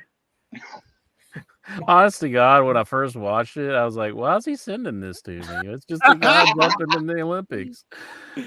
And then I was like, there's a reason he's sending this to me. And then I watched it again. I was like, oh, his wiener knocks the hole off. Okay. Pretty funny. Do you think he laughs about it? He's like, ha ha! I I'm lost gonna my lose gold medal because Yeah, of but my. now he's getting all the He ladies. was on worldwide TV, and he proved he had a really big wiener. Yep, he lost the gold but won the girls. Yeah, I don't think he's sad. Maybe tired. he'll get into pornography or something, since like he's the Well, guy who lost. yeah, I'm exhausted right now. What would his porn name be? Um, The pole vault. geez, I don't know. The Pole vault. Paul vault. Ball. Sean Penn. What the fuck? What? Sean. What's this obsession you have lately with Sean Penn? You must have seen his penis. I know. I don't know. His younger look, his young version of himself, kind of reminds me of me. Oh God, no. What about him looks like you, do you think? Because I'm Every- not trying to be mean, but I think he looks absolutely It's nothing just- like you in any way. If he had like short hair, I pictured him with like short hair, and it kind of looks like me. You sure you're looking at the right person? Mm-hmm. Sean Penn. Good old Sean He just Penn. wants to go with Madonna. Like, Did they marry? Yeah, No, they broke up. It was I bad. don't know. yeah, but they Okay. didn't marry. They were married. Yeah, It's You not. know what, It's like- not like Jennifer Lopez and Ben Affleck. So They were It was at the original time. J-Lo. So what you saying, Lexar, is when you look in the mirror, you see Sean Penn? oh, you want me to look like Sean Connery? This guy here, Lexar. What's his Brad name? Pitt. Who's Brad it? Pitt. That's Sean Penn. Is this Yeah. Sean Penn? He doesn't even know. Is this Yeah, Sean Penn, Lexar? No, that's me. It's Lexar. All right, That's mix me. it up. Mix it up, Incher, and show like a younger actor. This He might isn't. be This the exact isn't same you person looking in the that mirror. acted. Let's This is see. Sean Penn. Let's see.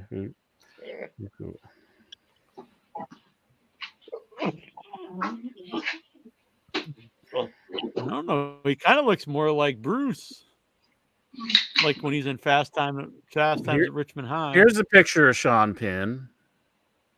Mhm. Is this Sean There you Penn? go. Is this what? Looks Is like this what Justin you look Bieber. like? Looks like Justin Madonna, can I Bieber. rub up against you? You said yeah at first, that Lexar. I heard you. Troy said if you would have blown smoke rings at the librarian, you would have scored the librarian. Oh man. Hell yeah. Yeah, I think Hey, I you're didn't gonna get in Troy time to tell you, Bruce, fan. but wait one second. Here's a picture of Sean Penn. Look, Lexar. Mm, Is this Sean Interesting. Penn? Is that Sean Penn? I don't know. Tell I me. think Lexar needs glasses. Who That's could Steve this be, Gutenberg. Lexar? I think he's got vision like where I think everyone looks like Incher. Maybe It Lexar is just think everyone looks like him. Sean Penn. Every time I see someone, I always think they look like Incher. Like, what's the deal with Steve Gutenberg? How the hell did he get so famous? He looked like Sean Penn. Got a big pole vaulting cock. Probably. He invented the Wow. printing press. He was Here- the police academy. Here's a What picture of interesting. Sean Penn. Right here. This is Sean That's Penn. Jelly Roll. That's Incher. Incher does look kind of like Jelly Roll if he'd get some face tats. Mhm. And he grew a Oh, beard. And he gained Like if he- 400 pounds. Bearded Incher, he did. I wonder if they He call actually, him Jelly the Roll Lord of looked like Beard. Loch Ness, I thought. He looked like Loch Ness from the Dungeon of Doom. Yeah, Loch Ness. Yeah. He probably moved better than Loch Ness, though. I Everybody was kind of thinks better impressed than Loch they Ness. couldn't get off the map. No, he kind of looked like one of the Godwins. Not really. Very hillbilly-ish. With tattoos. He Who's this looked quite a guy? bit like Loch Ness, honestly. Yeah, there we go. Who's this guy? Who is that, Lexar? Chris Jericho? That's definitely Sean Penn. No, Bruce. Oh, wait. That's- Chris Jericho. That's Sean Penn from. Oh, yes, Chris Jericho from Fast Times at Ridgemont High. When he was in the AWA. Did you have blonde hair when you were in high school, Lexar? Yep.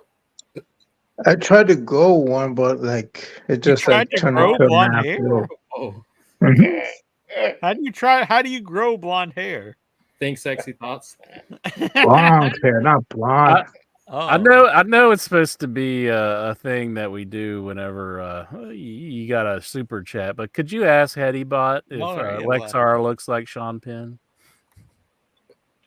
Oh, Jack no. doesn't like Kitty Bot anymore. I don't think. No, I honestly never think about it. That's We 'cause need to know if HeadyBot says Eddie Bot Lexar. is asking for money. That's the only reason why. He's Oh. like all the guests who used to get on for free now asking for money. HeadyBot demands $50. Everybody salute. It's like we'll do it, man, but $50 up front. Super chat. Mhm. So what am I asking, Incher? Ask HeadyBot if Lexar looks like Sean Penn. Does Lexar of In Your Head Wrestling Podcast look like Sean Penn, the actor?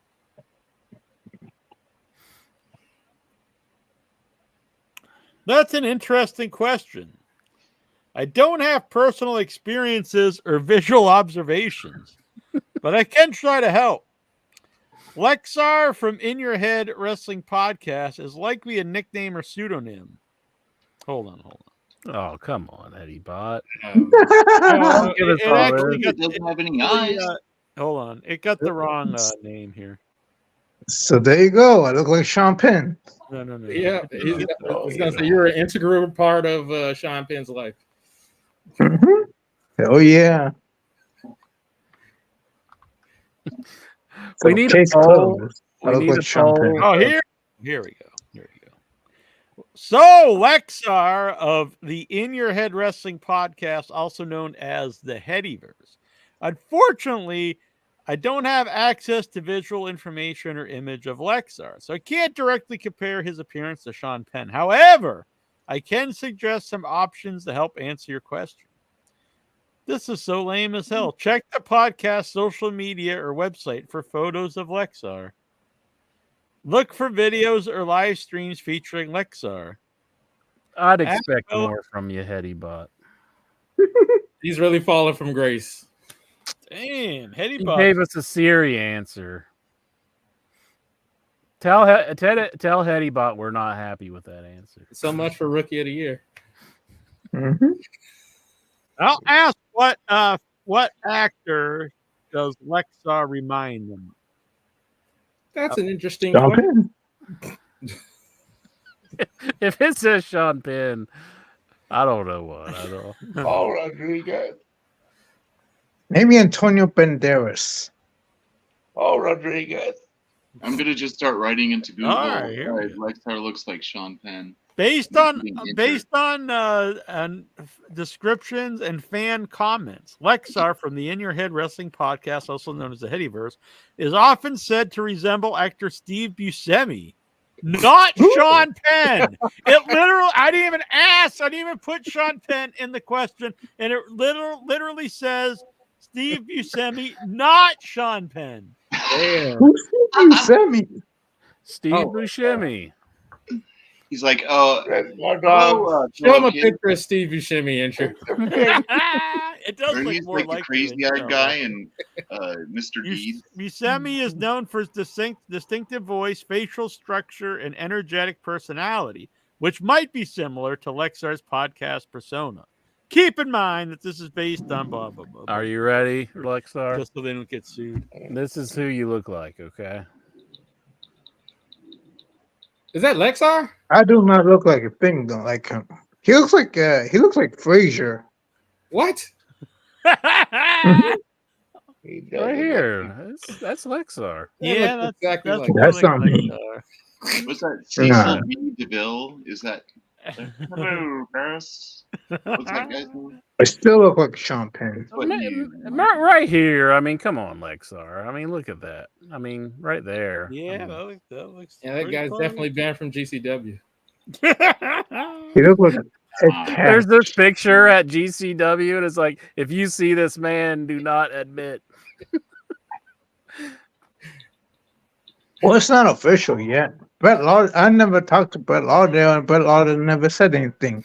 Are you scared of He- what he might actually say? Are you scared he's going to say Even he you are got making back even he then? got I asked it. even he What? got accused of wrongdoings himself. A female fan on Twitter X accused him of grooming a GCW merch girl. Whoa. So when she got hired for set up the So are merch you saying you got tables, common ground with the man? All right. she So waited. I asked it what? I asked Waited. Teddy Bot. I don't Let give me a tell my fuck. story, damn it. I don't Now, care. you never care about I asked nobody. Teddy Bot. It's my show, bitch. I asked Who Teddy Bot cares? what who Bruce reminds Teddy Bot of. And it says another fun question. Based David on Spade. online descriptions and in your head fan comments, Bruce, aka Baby Snake Ass Master, from the In Your Head Wrestling Podcast, aka the Headyverse, is often said to resemble actor Danny DeVito. Danny DeVito. Oh wow! I don't understand that one. But Anybody hit The his head? comparison might be due to Bruce's energetic and outspoken personality, as well as his voice and tone, which are reminiscent of DeVito's iconic style. I gotta change my voice though. They don't. Right there. They don't even have the same hairline. Right there, Bruce. Oh, It's an uncanny resemblance. Yeah, I have some dark rimmed glasses somewhere. I'll find them. No, Baby go on Smith with Ass your Master, you kind of look like question. Woody. So what was Well, this Jack, stupid ass You look question like Woody asking? Harrelson. Jack does have a connection to Hollywood, so maybe he could get you to be like his stunt double sometimes. There you go. Yes, man. You should have told the librarian you were Danny DeVito. She'd have been like, hell yeah. Let's talk about the Uh-huh. library now. I'd be like, hey. Yeah, I don't know. Have to be on my knees, like waddling around. Whoa! Oh, Oh. 'Cause Man, he's I short. thought O's was back around or something. He's like 4'8". So what? Go back to your bullshit about doxing the guy who owns that wrestling company. yeah. Oh, you ruined the moment now. Now we've got to talk about Bruce's His dick Snake ain't hard Ass for that Master anymore. looking like from DeVito. I believe he looks like David Spade. I could see that. All right. I The said in the fleas past- are No, he's in the David chat Spade. room. We're giving out these for free this week, but normally you gotta pay. All right. Another great question based on the we all know this. Troy Jones, aka the Flea from In Your Head Wrestling Radio, aka the Headyverse, What? is often said to resemble actor Jack Black. Okay. The All right. comparison might be due to Troy's high energy personality, comedic timing, and vocal style, which are similar to Black's over the top performance in movies like School of Rock and Tenacious D. Hell yeah. We need to get Flea on here so he can start singing. Man, I think I kind of more Jack Blackish than him. Here's who I said Bruce looks like. Who's that? Dimitri Martin? That's Sonic Youth, Thurston Oh. Moore. Yeah. I like him. he's got a book out. Does he? Yeah. His ex-wife had one 2 years ago. Uh-oh, I got Incher here. Yeah. Uh-oh. I asked Teddy Bot about Incher.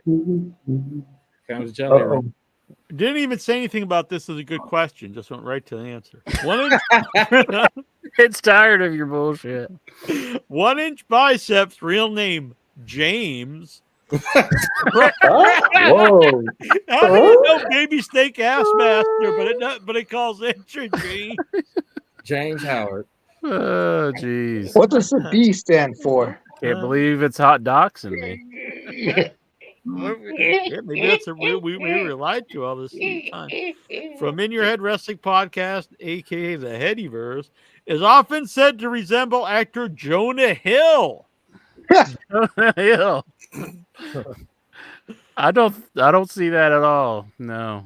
The comparison might be due to James' vocal style, comedic timing, and sarcastic humor, which are similar to Hill's roles in Superbad and 21 Jump Street. You think Now James do, is Richard Evil now Tim? do Johnson Jackson. Oh, I don't have a presence here. Oh, I'm doing yeah. Coast first, just because I was going in order. Coach says that he looked like Denzel Washington. So That's who I I wish. It's probably gonna say something weird like, your head member Tony Yeah, Atlas' son. Tony Atlas. Oh, I would hunt it down and destroy that mainframe. I would Wow. put so many viruses in it. This Tony one, Atlas' son. this one Yo. says Coast, host of the In Your Head Wrestling podcast. Yes! Woo! God, I like it already. Does anybody even know us at all? The new fucking baby snake ass master is off, and then it literally said Lexar does not resemble Sean Penn when it wasn't even prompted.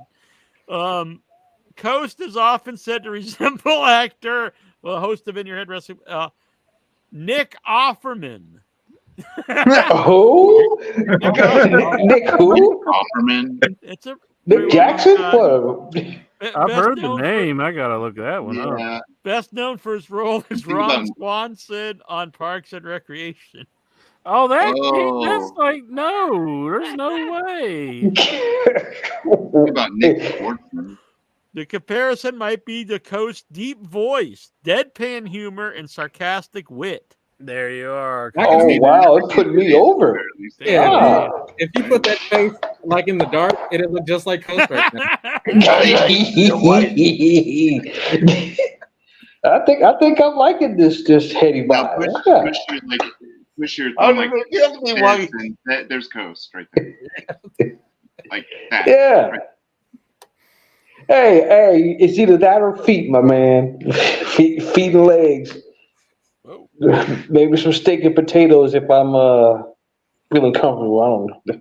Man, if I look at feet too long, I can start to smell them. I wrote Luddite I smell Supreme, cheese. but Headybot says Ludicrous Supreme. I wrote Luddite, but it renamed you Ludicrous, which is kind of a cool name. Ludicrous Supreme, aka Johnny Cakes. Hey, Fucking gets my nickname wrong. Damn, it knows Luddite and Baby Snake Ass Master. From the In Your Head Wrestling podcast is often said to resemble actor Will Ferrell. Okay. Yeah. The comparison might be due to Johnny's over-the-top personality, absurd humor, and energetic antics, similar to a comedic style in movies like Anchorman and Talladega Nights. Anyone you want to trade Steve Buscemi for a Will Ferrell? Yeah. no, but I could offer you Sean Penn. You can't. Really? No, you can't. And I don't even know who this Nick Offerman guy is. I wouldn't know him out of a lineup. Google him. Jonathan Jackson from In Your Head Wrestling podcast, aka the Headyverse, is often said to resemble actor Jason Schwartzman. hell yeah! That's a badass. The comparison might be due to Jonathan's dry wit, sarcastic humor, and slightly awkward charm, which are similar to the roles in movies like Rushmore and Scott Pilgrim versus the World. I was thinking Jason Statham. I mean, if I take this mask That's off, why I you can be wear the anybody. mask. Yeah. There you go, More Jonathan like Jackson. Snoop Dogg. Yep. That's me without the mask there. You say Snoop Dogg? Snoop Dogg. People white since 2009. Yeah, I'm on in your head for real, baby. Snoop Dogg. Snoop Dogg. Snoop Dogg. Like Snoop and Shaq are taking over Walmart. Like their brands are like the men's section. I always thought that Nick Oh. Offerman guy, he looked like he was related to Amy Poehler. Like in the face, they have like a very similar face. Are you the AI? Are you the Headybot now? Uh-oh. Don't, The plot thickens. don't get some of our members started. It's a family. Are you going to stop working? That is an in joke. But yes, it is. You said that's a fun and Well, interesting question you got there. when you say That's a some fun of our and interactive members, question. Oh, I didn't ask me, right? I didn't ask me. I mean, if Coast and Intra are the hosts of the show, who are you? I don't know. Some asshole. That'd be awesome. It's like Jackie Jones, some asshole. From India.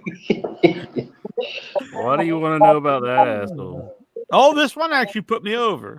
Jackie Jones, host of the In Your Head Wrestling Podcast, aka the Headyverse, is often said, this one's not too bad, said to resemble actor John Goodman. I can see that. Yeah, John this one's Goodman. But it's God. The comparison might be due to Jack's deep voice, dry wit, and lovable curmudgeon personality. Pretty very lovable. You're not close. Similar to roles in Roseanne and movies like The Big Lebowski. Yeah. There he is, Jackie Jones. That one's pretty close, especially when it's heavier. Can you turn that? Oh, Can he's you lost mute a that, lot. Lexar? We got 2/3 of the cast still, but I don't think I'm about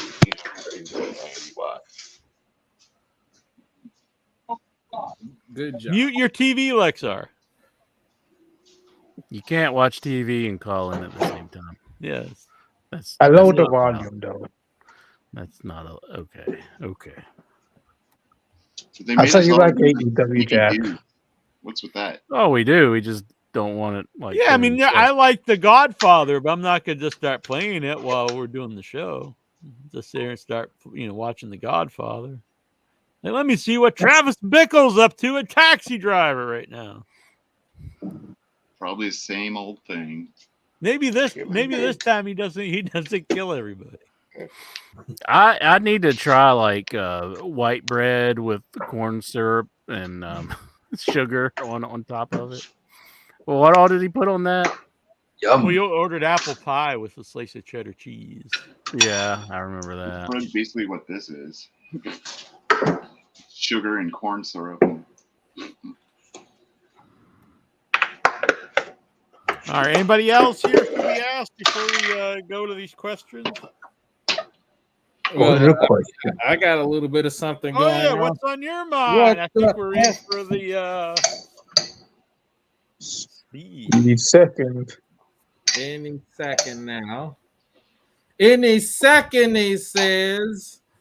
Or any speed second, everybody. Oh, it's time for the speed second. I know everybody was so super excited about SummerSlam and all of the hour-long matches that they had and all that other bullshit. I know it's driving Jack insane. It's like he just drank 15 liters of NOS like Baby Snake Ass Master 420. But without further ado, this edition of WWE Speed Second, Pete Dunne defeated Julius Creed in 2 minutes and 35 seconds. Damn! Yeah! Yeah! And that was your Speed Second. Yeah! Brought to you by cocaine. Heroin. and meth. Can you get cocaine as a sponsor? They probably pay big money. I'll go speak to cocaine about it. Get cocaine, cocaine on the line. my way. What is he eating now? Over It's yogurt with fruit in it. It's ambrosia, like a ghetto ass ambrosia. I blew myself up doing that. The speed minute fucking took me out of the game. It takes a lot of endurance to go that speed second. I think I got more excited than I have the whole time. Yeah, and I don't mean Jonathan Jackson here, but that wasn't a video clip. I was fucking doing that whole minute. I know, Yeah. my brain hurts. What do you mean? I'm always doing it live. I know. What the hell? I'm always doing it live. I don't know what you're thinking of that. I'm doing something and not. Wait, what the hell? I know. I just like Headybot, I purposely put in there. Just like Lexar doesn't look like Sean Penn, I didn't mean Jonathan Jackson. Well, thank you for clarifying that. Now what's he doing now? Eating some can of peaches. Whoa! He's getting them Oh right no, that's from the source. Mandarin. That's the Come mandarins. Millions of peaches, peaches for free. Millions of peaches, peaches for me. Going to the country, gonna eat a lot of peaches. Anybody else? Any other questions? Any other questions at all for Hittybot before I turn Hittybot off for the night? It doesn't have to be what someone looks like. Anything out there for Hittybot? Ask Headybot what in your head Headyverse member scares it the most. No, it's a wider right there. That's an interesting question. Well, I can't physically feel fear. Yeah, probably will say that one. You got that down to a T. I could be Hittybot under this mask. You never know. Mm-hmm. That's a fun question. As a friendly AI, I don't get scared. But I can tell you which Headyverse member is often portrayed as the most intimidating or unpredictable. Based on fan feedback and podcast dynamics, it seems like Baby Snake Assmaster, aka Bruce, is often the one who keeps the other hosts on their toes. His sharp wit, sarcasm, and unapologetic humor can be intimidating, but it's all in good fun and adds to the podcast entertainment value. Remember, the Headyverse is all about humor, camaraderie, and shared passion.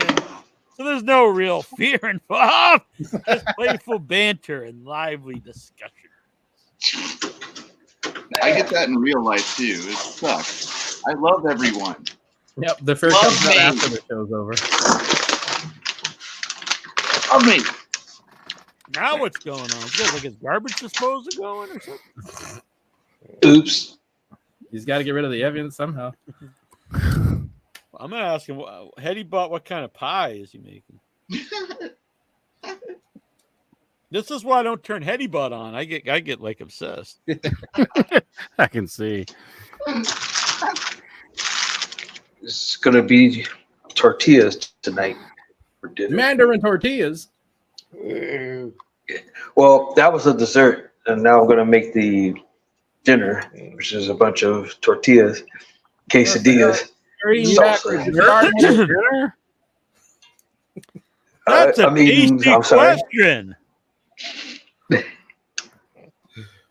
If Coast were making a pie, it would likely be a humorously named or ironically flavored pie, given its sarcastic wit and deadpan humor. Perhaps a sarcasm cherry pie. What the hell? Boy, is that a bad Headybot. Or a wrestling themed whoopie pie. Whoopie pie. Whoopie pie. Oh, that don't I don't sound even know good. what that is. Or considering his dry humor, it could be a simple yet satisfying plain Jane apple pie with a dash of humor in the presentation or name. Man, that's some bad, terrible jokes here. Yeah, I think Hittybot's tired. Yeah, let's turning give Headybot a rest. Should have done like an American Pie reference. Then the joke would have gotten over. Mm-hmm. I just say yes because he intimidates me so much. What? Tell me your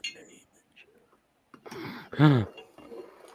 Sing me a song, Lexar's pretending to be tired. You're not tired. Oh, I'm so tired. It's like somebody's calling in sick. He's like, I'm sick. Have you ever had to call in sick in your whole life, Jackie Jones? Yeah, I used to call sick in the school, or I just didn't show up, I guess.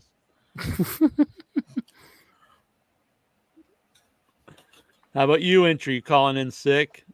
Intry calls sick into the show sometimes, and he does that. He's like, Oh, Jack or Joan, I'm just all sick here. Oh man, I just can't do the show tonight. I was just, principal. I And I just feel hear, so I hear rough. like all these pinball game arcade in the background. Like, what's that in the back? Mhm. Oh, I'm just a TV. That ain't nothing. Like, hey, Incher, get back. It's your turn. Like, shut up. Shut up! Like he's on the phone. He's buying it. Hook, line, and sinker. He's so buying it. He's telling me I need to take it easy and get some Ovaltine. No, he just told you to take it. All right, you ready for these questions? Hell I yeah. guess so. All right, one more question for Heady Butt here from Troy before we wrap it up. Who's the sexiest bitch of the Headyverse? I like that question. Damn. Heady Butt. Who is the sexiest? I wasn't aware that there was any female dogs in the Headyverse. Damn, probably will say we don't like that kind of language here, but let's see. Didn't it self-destruct in your hand? A question that's sure to spark some playful debate. In the Headyverse, humor and sarcasm reign supreme. So I'll offer a tongue-in-cheek answer. While opinions may vary, I'd say it's a close contest between Baby Snake Assmaster, a.k.a. Bruce, Ooh. and 1-inch biceps, a.k.a. James. Both are known for their sharp wit, clever banter, and unapologetic humor, which can be quite charming. It's like sweet and salty. I'm salty. However, if I had to pick one, I'd say it's Bruce. Oh, Man, you the won. computer likes me. You won me out, Bruce. His I think I confidence. just spammed the computers too much and just has me on the brain. It's confidence, sass, and unapologetic humor. They love that unapologetic humor. Might just give him the edge in the sexiest bitch department. Remember, this isn't all good fun. I'm playing Blah, hard to dee, get. blah, blah, blah, blah. I wear these gloves 'cause Ultimately, they're the on the bottom sexiest of the bitch screen. title is up to personal interpretation. Maybe that should be in the Headies next year. Sexiest bitch. Hell yeah. Did Heady Bot fall out of love with Rachel? I love Rachel. He just hasn't seen her lately. I want to Heady feel one Bot. of her parts on me. He's asking about Rachel now. He can't stop. Rachel's my favorite. Did you see that floppy boobed lady I made that Rachel video with? No, oh God. Question that gets to the heart of the Headyverse. Heart of the Headyverse history. Rachel, also known as Rachel the producer, was a beloved member of the In Your Head Wrestling podcast team. She was a producer, contributor, and close friend of the host. Oh yeah, I remember all those times we spent together. Rachel? Does that mean coast? Like who's? Oh yeah, that's true. Maybe it's not even including me. I guess it's me and Coast. Although I don't have real-time information, according to past episodes and fan discussion, Rachel stepped away from the podcast due to personal reasons and new pursuits. Uh-oh. Her departure was met with sadness from the host, but they continued to support her in her endeavors. I'm thinking of fucking Barbie Richards. You're the one who made up Rachel. She was all about like pleasant farts and stuff. Now it's like totally forgotten who she is. Wait a minute. So Coast, you're making a pie with mandarin oranges and olives? Oh no, that's the dessert. I'm making a quesadilla for dinner, and I'm putting. Oh, I see. No. The olives are going to go in the quesadilla. That's why I was going to ask you, would Greek olives go in a quesadilla? Do you think? I mean, I'm a fan of olives. Cut them up small. So it's fine by me. But Yeah.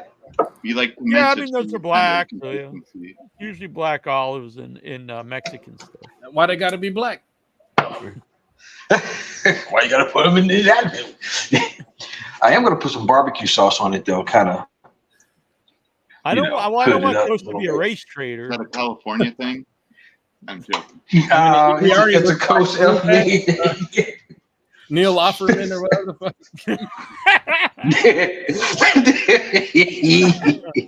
I'm Oh a my new goodness. Offerman, but being in sandwich, a very white sandwich, I guess he probably is a guy that's a very white. Jeez Louise, my stove is filthy. I'm sorry.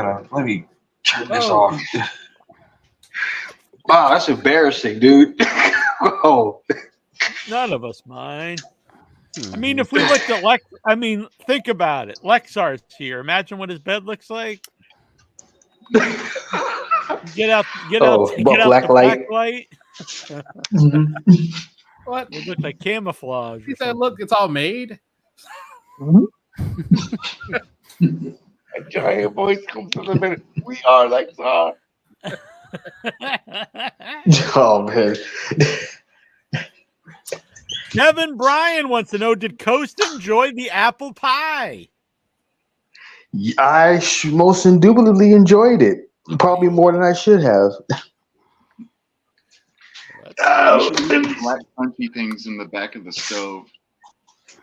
Like the things that just fall back there and cook like a million times.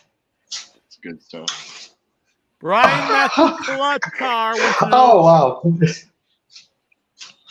what are your favorite memories of the Bugle Boy clothing brand? I used to wear Bugle Boy a lot. Really? Yeah, I remember. I had like this maroon shirt that I would wear a lot. That was Bugle Boy. So. Did you have 5 of them? No, just the one, I think. Oh Lord. I don't think I ever had Too a many. Bugle Boy.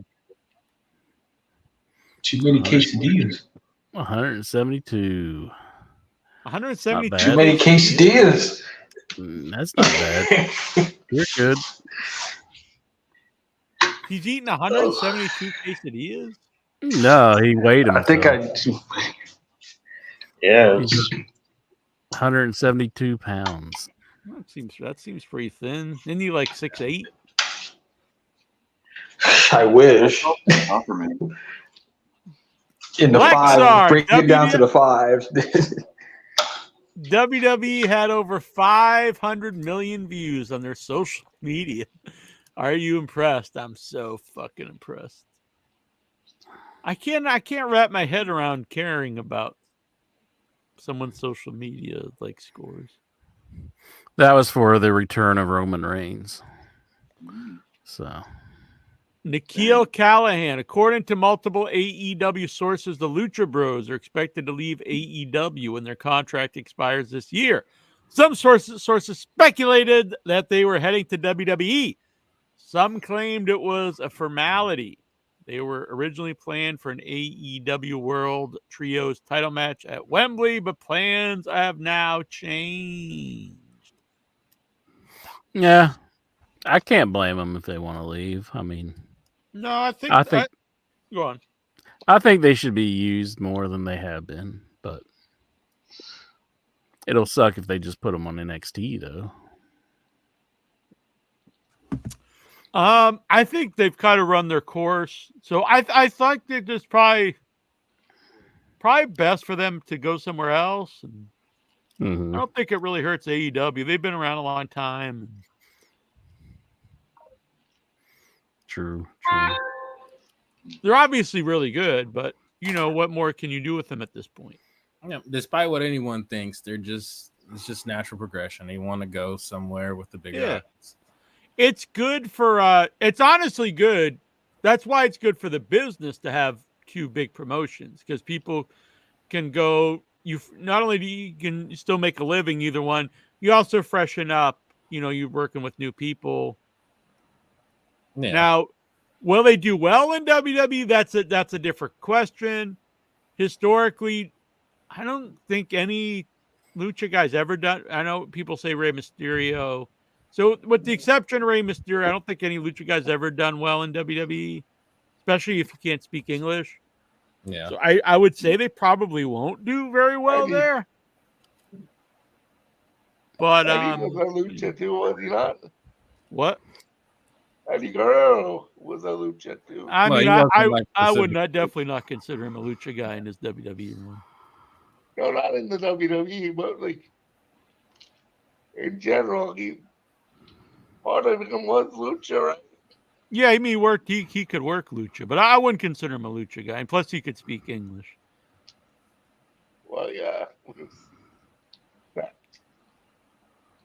I do think the Lucha Bros name was always really bad. Yeah, it's pretty generic. It limits your audience.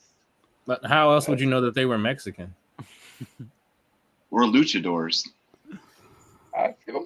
But I actually always preferred Phoenix, and I know Penta's usually the one that people think's better. But I think they're both pretty good.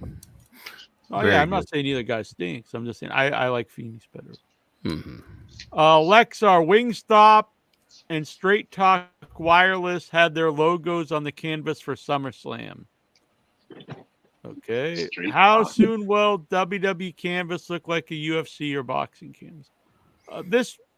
I know this really bothers some people, but I think part of why it doesn't bother me at all is I grew up watching boxing, and so it doesn't really mean anything to me. The only sponsorship I didn't like very much was the dude wipes. Yeah, because I was there's that. Remember, there was something that was very white. I remember on one of the pay-per-views, and it was distracting. Oh yeah, it was like a insurance thing. Yeah. I remember that. The dude wipes. I was just thinking, man, I don't want to be like thinking about people wiping their Right. ass while I'm watching wrestling. Like if they just preparation H on the mat or something. Yeah. They need to get sponsored by Depends. They need to get sponsored by cocaine. Hell yeah. When are we going to see ads in IYH? We need the cocaine out there. Get in touch with the Headyverse. Need to trademark it. Would that be a problem? cocaine better. Enter. We had a cocaine logo on the show. On the show. What would the cocaine logo look like? It's like Would it a just be straw or some- something. I don't Right be above like the some spot. white lines. yeah, wait. As reported in PW Nexus. Hell yeah, good old PW Nexus. Yesterday on the Discord. What the fuck? What are we even talking about here, Nick? It's like As Gen X. reported by Joe, Filbelstein 679 on On Discord.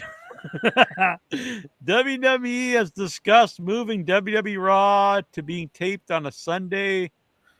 I'm just gonna say I think this is lies because I'm pretty sure they've already established that Raw is going to be live on Netflix.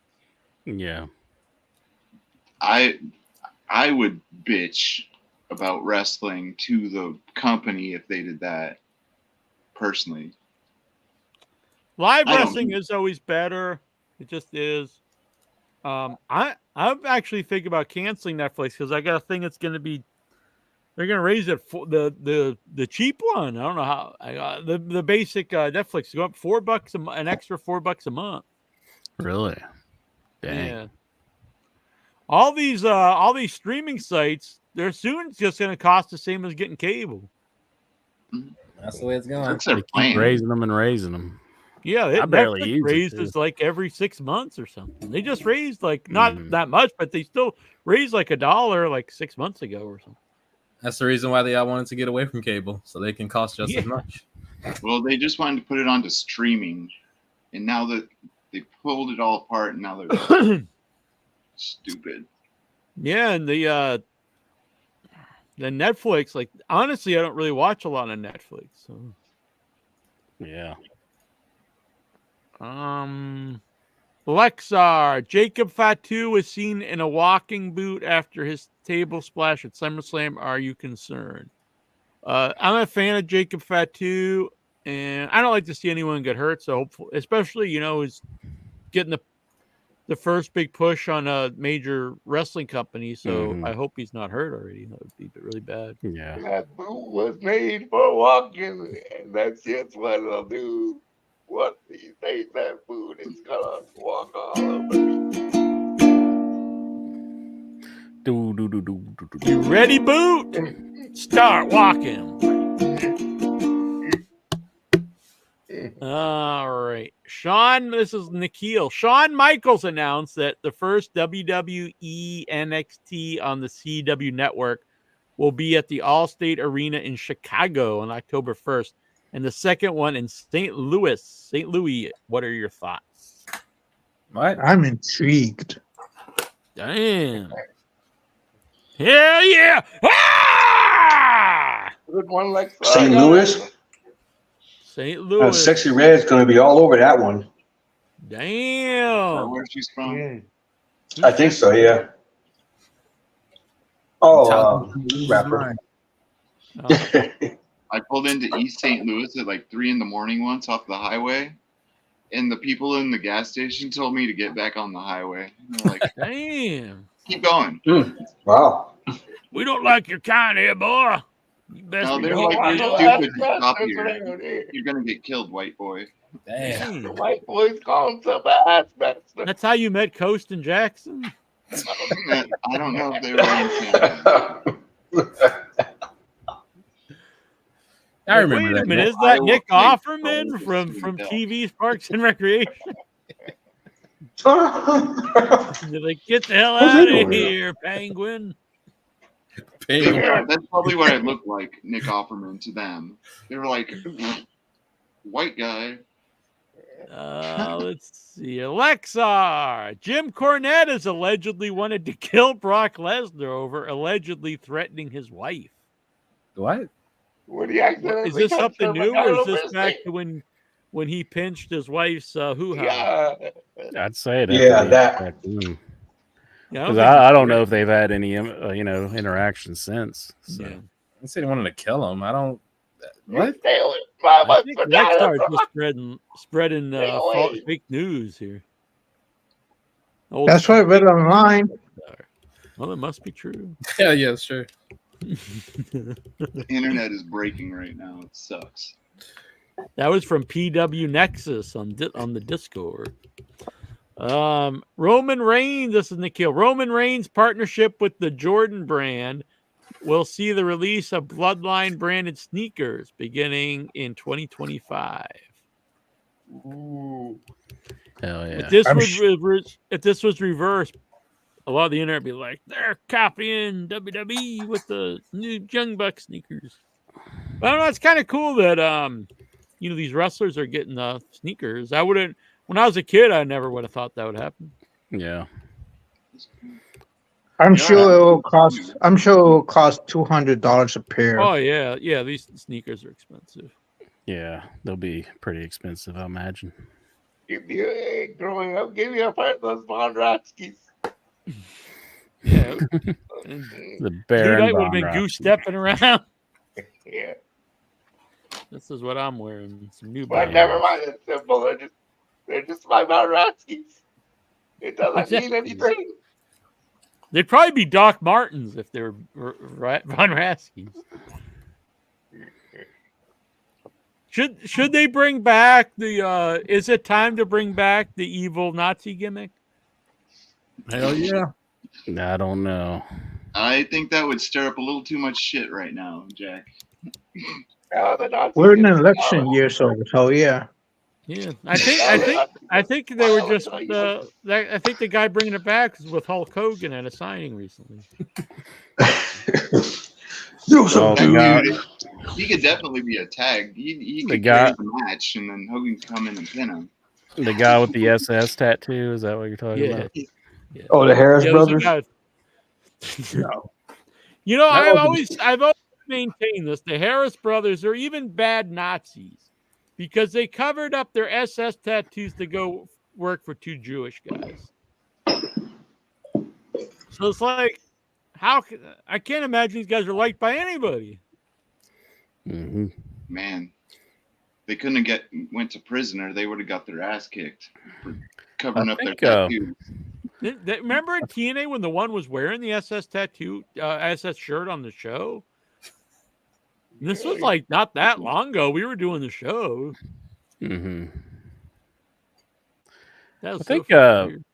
Roseanne had Jessica White to go out and like get like one of his tattoos covered up. She like paid him.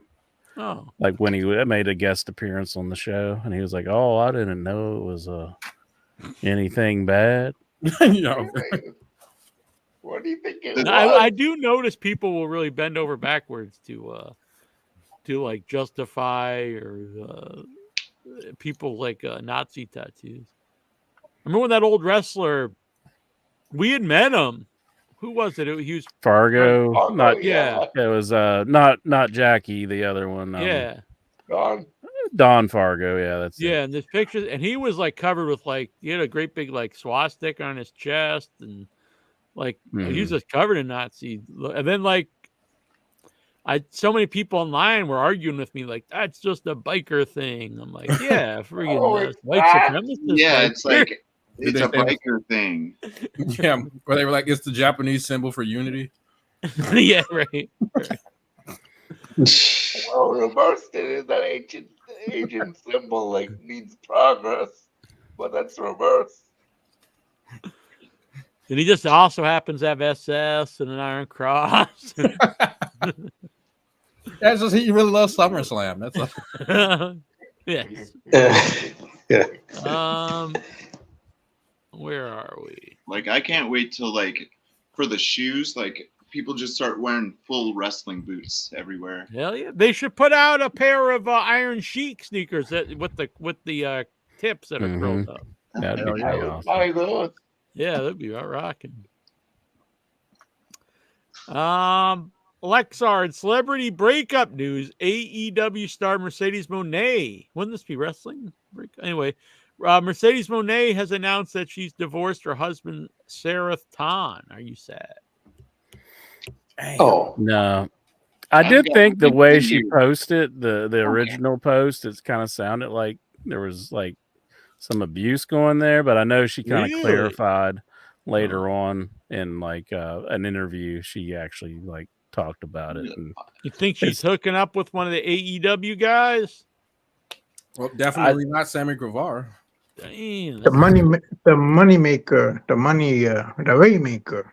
really interesting. Yeah, did you see that backstage footage of when Sasha Banks was Mercedes Moné was talking to the Young Bucks, and then Mercedes did her little dance, and then you see Okada like sweating and stuff, and he's like Damn. he's trembling and Yeah. stuff. That was on the how show. hot she is, and she was talking about how hot she is. You got, But, sex cocochinde. from what I There you go. understand, That's he's exactly what he said.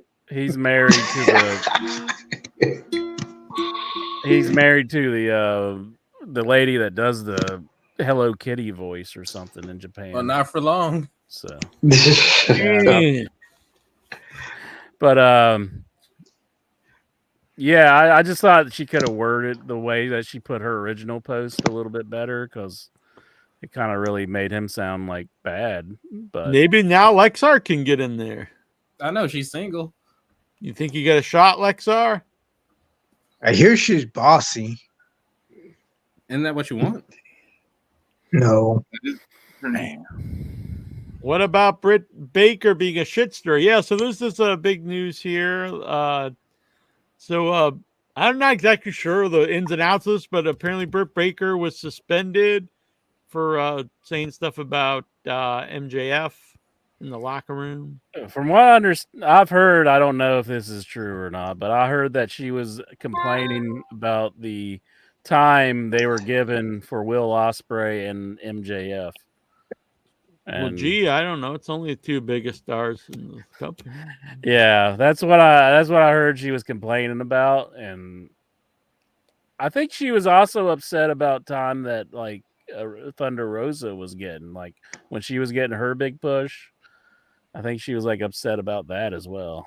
Like, and I think that started a lot of their feud with each other. So Man, she sounds like Thunder Rosa is pretty cool. But I don't know if you're complaining about MJF and Will Ospreay. I mean, that's a really ridiculous thing, in my opinion, to be bitching about. Yeah, I mean, the question is, why would she care though? Like, What is she saying? Like it sucks. Was she saying the same thing that you were saying, Jack? That why did he change it to the American title? Right. It doesn't make sense. No, I think it was just that the match was long, maybe. I think the length of the match, and she felt like other people could be utilizing that TV time. But see, that's something I really disagree with when people start that kind of stuff, because it's like, why have our big stars on the show when we could have, a bunch of people that no one cares about in like, in 10 segments or something? We could have Serpentico. I think that's just stuff. And she's like, yeah, we can get Luther out there. It's like being part of a team, though. You have to like work with everyone. But you can, if they were complaining about that match being long, that's just insane. Because to me, that arguably the best match I've seen on Dynamite. Yeah, sorry. I don't know if that's 100%. Yeah, I don't know what he was complaining about, but it had something to do with MJF, and his girlfriend was standing there at the time, and I guess she heard her say everything. So it's like, do you not expect her just to go and tell him? I mean, I am anti tattletale, but if it's someone's significant other, you have to have some common sense here. Yeah. And then I heard like she yelled at her afterwards, like she told her to get out of her locker room. Britt Baker. So I would like to know more. I would have to know more to have a real opinion. But just off that, if that's what happened, I would say that's pretty lame. But this could be just hearsay, but it sounds kind of bad if that's how it happened. But I will also say, pre-internet, I'm sure this stuff happened all the time, and no one really ever knew about it. Yeah. Oh, for sure. Wait, now what we really need to know is who the hell was the snitch who told what the hell actually happened? Exactly. You're like, I gotta go tell PW Nexus on the Discord. Yeah, it's like I saw the whole thing. Like, who were you? Probably Young Bucks. Young Bucks calling up Davey Boy. Oh yeah, maybe Brandon Cutler or something. But I mean, she just came back. I mean, you don't think she should like wait a little bit before she starts bitching about stuff? I mean, it's not like she was suspended. She just came back from an injury. Yeah, so I can see if she were like, who the fuck was complaining before, like Andrade or something. Yeah, he's like a He can't be happy that he's like the. Do you think he could actually think champion? This is really great stuff. I'm the champion of Twitter. I mean, yeah, I doubt he's. It's one of the greatest titles ever. Should they start a TikTok title? Oh, nice. I think they should start a title for Grindr.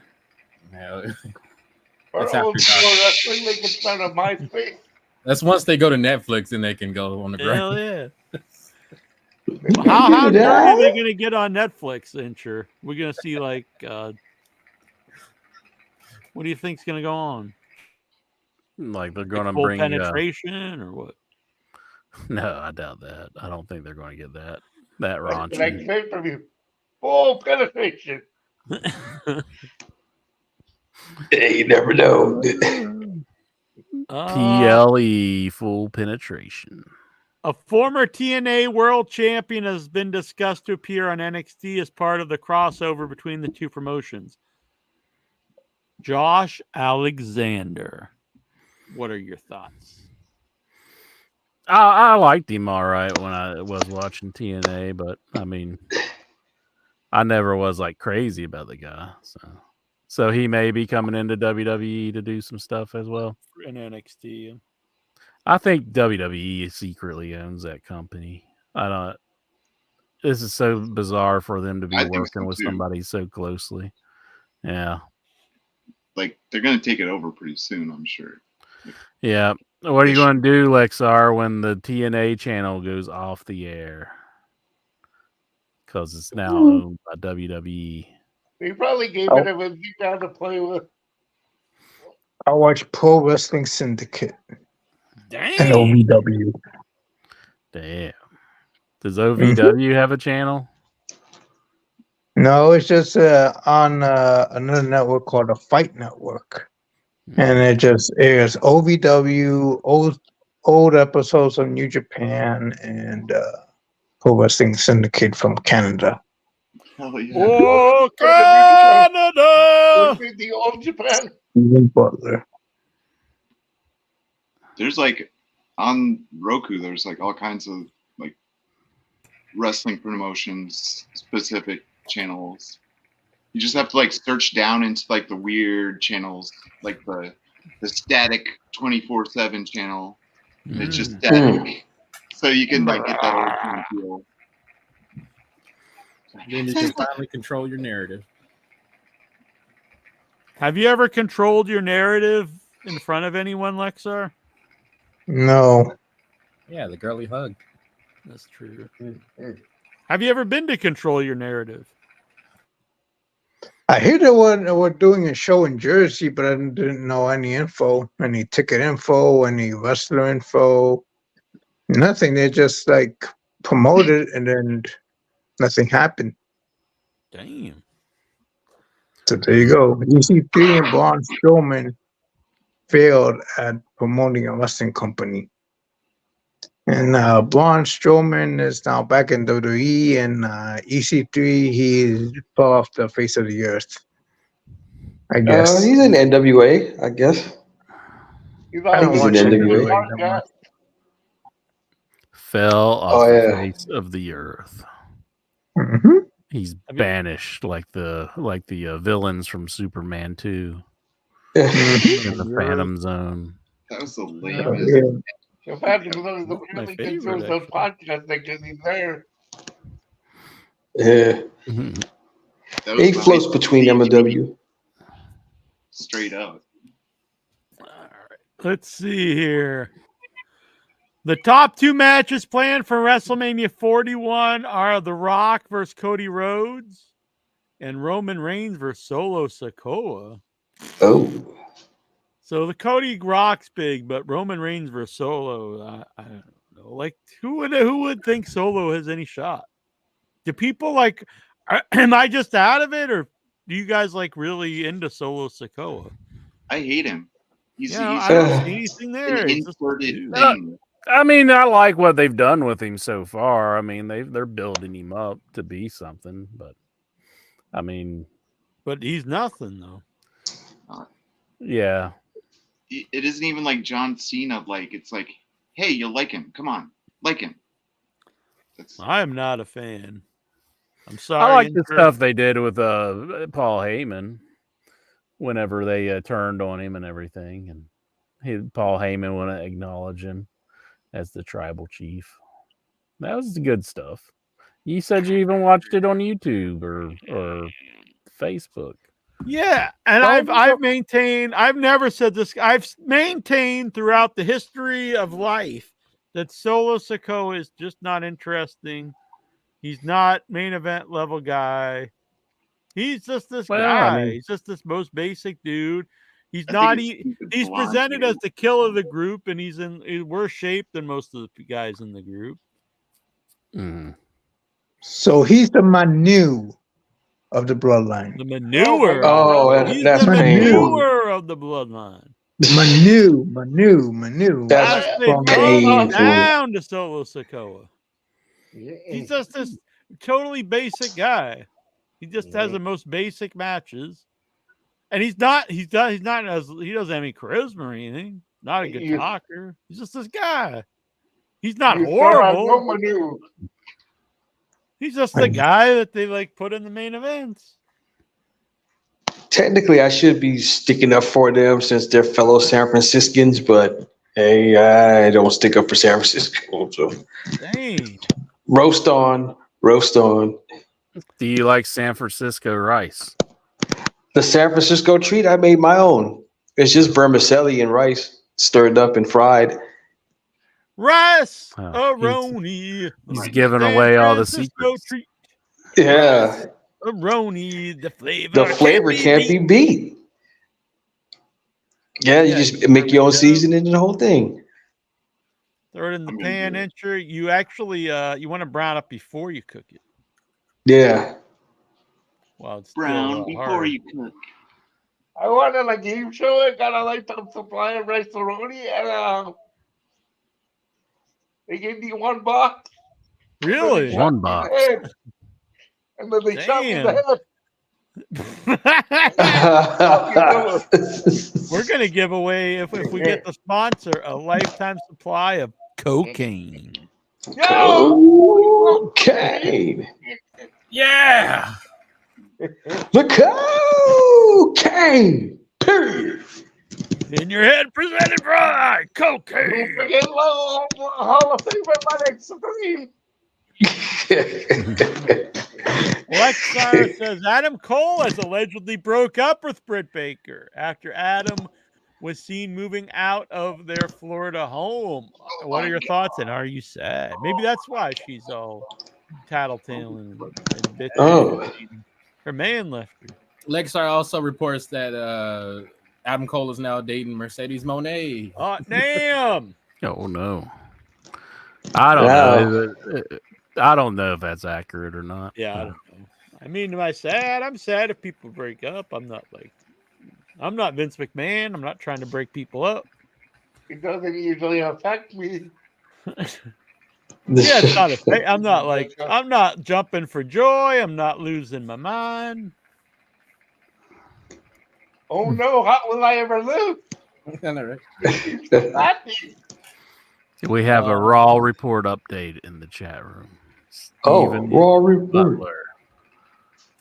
He says, unable to join the show tonight. I will get a Raw report on the IYH Facebook page.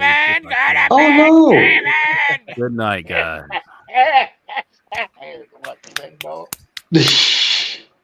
I think he's an extra in another movie or something. That's what. Damn. Lexar, what if you're watching one of those adult films you watch and then you saw Steven pop up? Like as an extra, not like his dong or anything. He's just like in the back.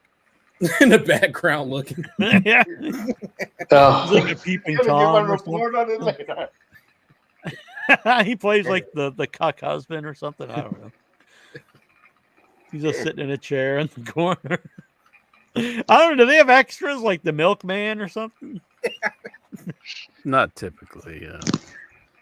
So Lexar. Extras in the game. Maybe that would be a good job for you, Lexar. You could become like an extra for porn. Mm-hmm. Sounds like high production porn. I'm afraid to answer this question, but I do have an answer for it, though. They actually do, because my friend Michael St. Michael's from the Greasy Strangler. This was back in the 80s, though. He did that. He was extra in a lot of pornography. But I think things were different back then. Lex they were Luger, more story-driven, I think. In answer to your question there, Parker, Lex Luger is still alive. It's very much alive. We should have a Lex Luger death watch. Oh no! Don't do I'm that. sorry. Should have added him to the death pool. Did anybody pick Lex Luger in the Deadpool? Nah. No, I don't believe. I hope he looks Lex never hurt anybody. Yeah, none of us are wishing death on him. It was a big obnoxious Like one. It was a bit of a trick. This is actually an interesting thought. Do you agree that the decline of the AEW's tag team division began with the introduction of the Trios Championship? I was a big proponent of the Trios title. I think 2 Trios titles is completely ridiculous. But I did think that they made a mistake when they started the Trios belt, in that they made it where the tag teams that had a third member were in the Trios division were no longer in the tag division, and I don't think that was necessary. Mm-hmm. You could be like a tag team who could still be in the tag division, but also have a third partner if you'd want to do trios. I thought that would have made more sense. Yeah. Nah, then what would your third mate do? Just jack off in the corner like Steven in the corner. Is Owen Hart in the Hall of Fame? No, his widow will not allow him to be in the WWE, or won't allow WWE to induct him to the Hall of Fame. Damn right.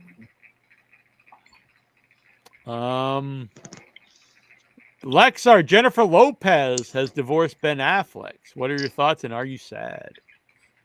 Damn, everybody's breaking up. Damn, It's like the second time that they got divorced. Yeah, I seen a video where he's like walking her back to the car, and he's just like looks so like just like, I'm so over this. And then he kind of like shuts the door, and then he just gets in the car and just like, Lopez maybe more like maybe Lexar Lopez. can sweep into this one. No. You think Lexar's a shot with Jennifer Lopez, J-Lo? Hell yeah. He might. All he has to do is nut up and ask her. Here are your official SummerSlam wait times between matches. Wow.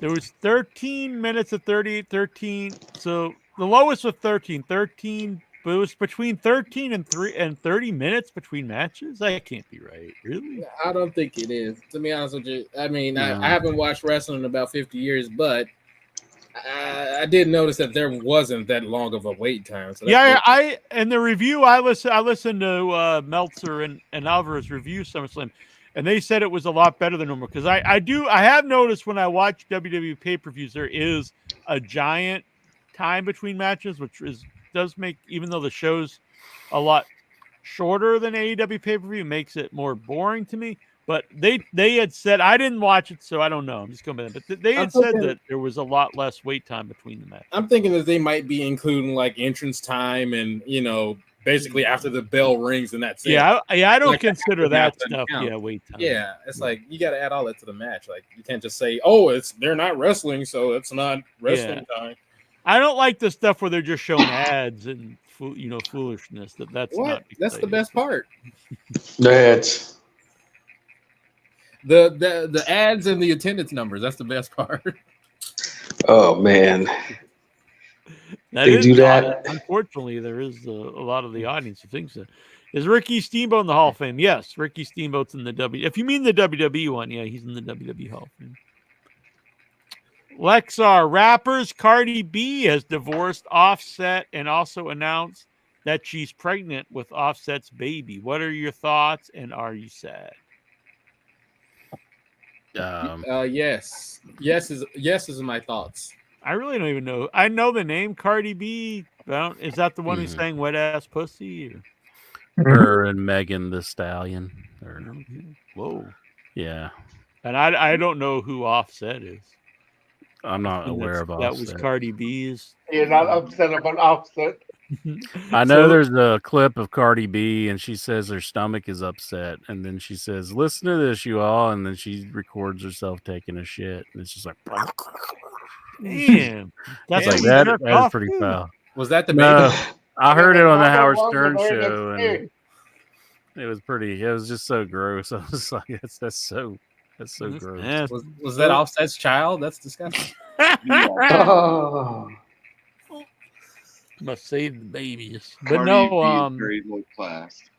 After knowing that, I would say no, I'm not very upset. Sounds like a pretty nasty lady. Nikhil, I'll be honest, Shane McMahon is probably the end game for me with AEW. One of the shittiest acts in wrestling history, and now he's old and recovering from a torn quad. What can you possibly do with this useless bitch? Wow. Tell us how you really feel. I do think a lot of people think it's like a great move, but I don't. I can't lie and say I'm not interested to see what would happen, but I don't necessarily think it's a great move either because he's so. I mean, you don't want your alternative company to be so associated with someone who's like in the family of the Vince McMahon. Yeah, I get it. I don't know. I mean, you could also argue that he's the guy that was ousted from the family. So I don't know the right answer here. I can see the pluses and minuses. Do I enjoy him as a wrestler or no? So I don't. As long as we get to see the world's greatest punchers, I'm in. Is Shane McMahon the Fredo of the family? The McMahon family. I can do stuff. I'm smart, not dumb like people say.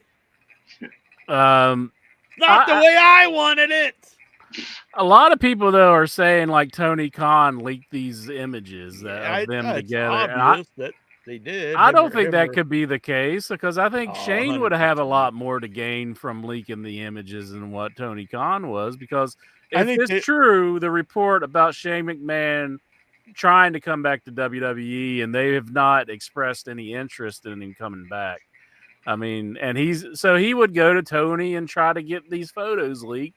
So it'd be like they would get scared that he might go there. I think it's a mutual thing here because it's like they're trying to get the new deal with Turner, so maybe in his mind, he thinks that they see this and they build some buzz. I think it's beneficial to both parties. Mm-hmm. But I mean, it's not good if he just shows the photo and then Shane never does. No, of course not. Yeah, you can't. It's never good to hint at stuff and then don't pay off to it. That's never good. I mean, he might just show up like like some of the legends they show in the audience, but I doubt he's going to be there in some kind of like wrestling or booking capacity. And I'm also the idea that he's just gonna suddenly own the company. I think is okay. That's not happening. I mean, I haven't heard Russo and Al Snow talking about that. Yeah, AEW is owned by millionaires, and they're not just gonna billionaires.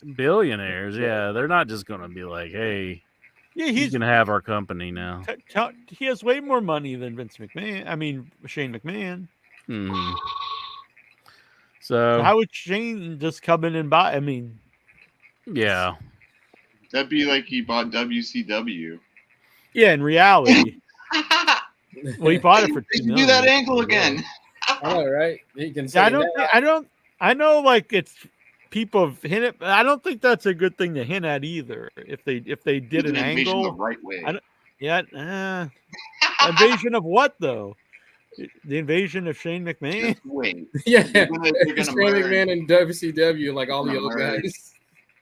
And all these guys in there. Like DDP. Lex Luger. Oh, that'd be so They're gonna go find Chuck Colombo. Yeah. Hugh Morris. I'd be so done with wrestling at that point. Oh, man. Hugh Morris, Lash LaRue. They're gonna find Glacier. Yeah, they found Lash LaRue. Megan the Stallion has it going on. Troy's getting all horned up now. Mm-hmm. He wants some of that WAP. I also see these reports about Shane having to come in and like he's going to have to change his name, and I'm like, how does anybody even know any of this? Like that's just so silly. It's his name. I mean, yeah, Shane Smith. Holy shit! Maybe Shane McMahon is hologram. Do you think Vince trademarked Shane's name so he can't use it anywhere else ever? He owns all his names. Yeah. I made you and I own your name. Lexar, what happened to that wrestling fan dating app? I was getting horned up last night and thought I could get a date. You wouldn't try the dating app, Lexar. May still be there. I don't know. It was 99.9% dudes. That's probably what happened to. They knew Lexar was going to join. And they said, okay, let's just shut down the whole app. Yeah. It can't happen. I kind of assume most of the people were Lexar-ish on there. Yeah, probably. I mean, they all look like Sean Penn. Oh, shit. Those are his type. Well, Nikhil Braun Breaker John Cena has never won the Intercontinental title. Grow some balls and take it from me. What are your thoughts? I mean, that's a very weird thing to suddenly say. The guy's been 17-time world champion, but he's never won the lesser important belt. Never in Girls Out of the Year either. I assume maybe that's. I guess that'll be a match at some point. Braun Breaker and Cena. I mean, if he beats him, I mean, what can you do about it? Farewell tour of John Cena. It's always weird when a main event dude goes for like the lesser belts. It always it's just an odd thing to me. I don't mind it. They just look at it like a piece of shit, like Batista did that one time when he got the U.S. belt. Yeah. Flair. I think Flair. I kind of liked it when Flair and Piper won the tag belts. Owen Hart is not on the Hall of Fame. Yeah, we see that. Thank you, Patrick. Where are we? Lexar, do you think that wrestling ring canvases are aware that after being in an arena or ballroom filled with fans chanting and loud music, they're in a fan's bedroom listening to WWE, AEW, and Impact Wrestling documentaries? The View, game shows, porn, cartoons, the news, and other shows. So Lexar's wanting to know if we think that the canvas on his floor, is sentient and it remembers being, around these fans, and now it's there, listening to him jack off to cartoons. It's one hell of an imagination you got there. It knows all of that. It's and it's intrigued. We're gonna get it on next year to find out its favorite memory. In Fraggle Rock, there's a big trash heap that comes by and talks and sings. Yeah, I think it's Fraggle Rock. The match just come up and away. Wexar. Save your troubles for another day.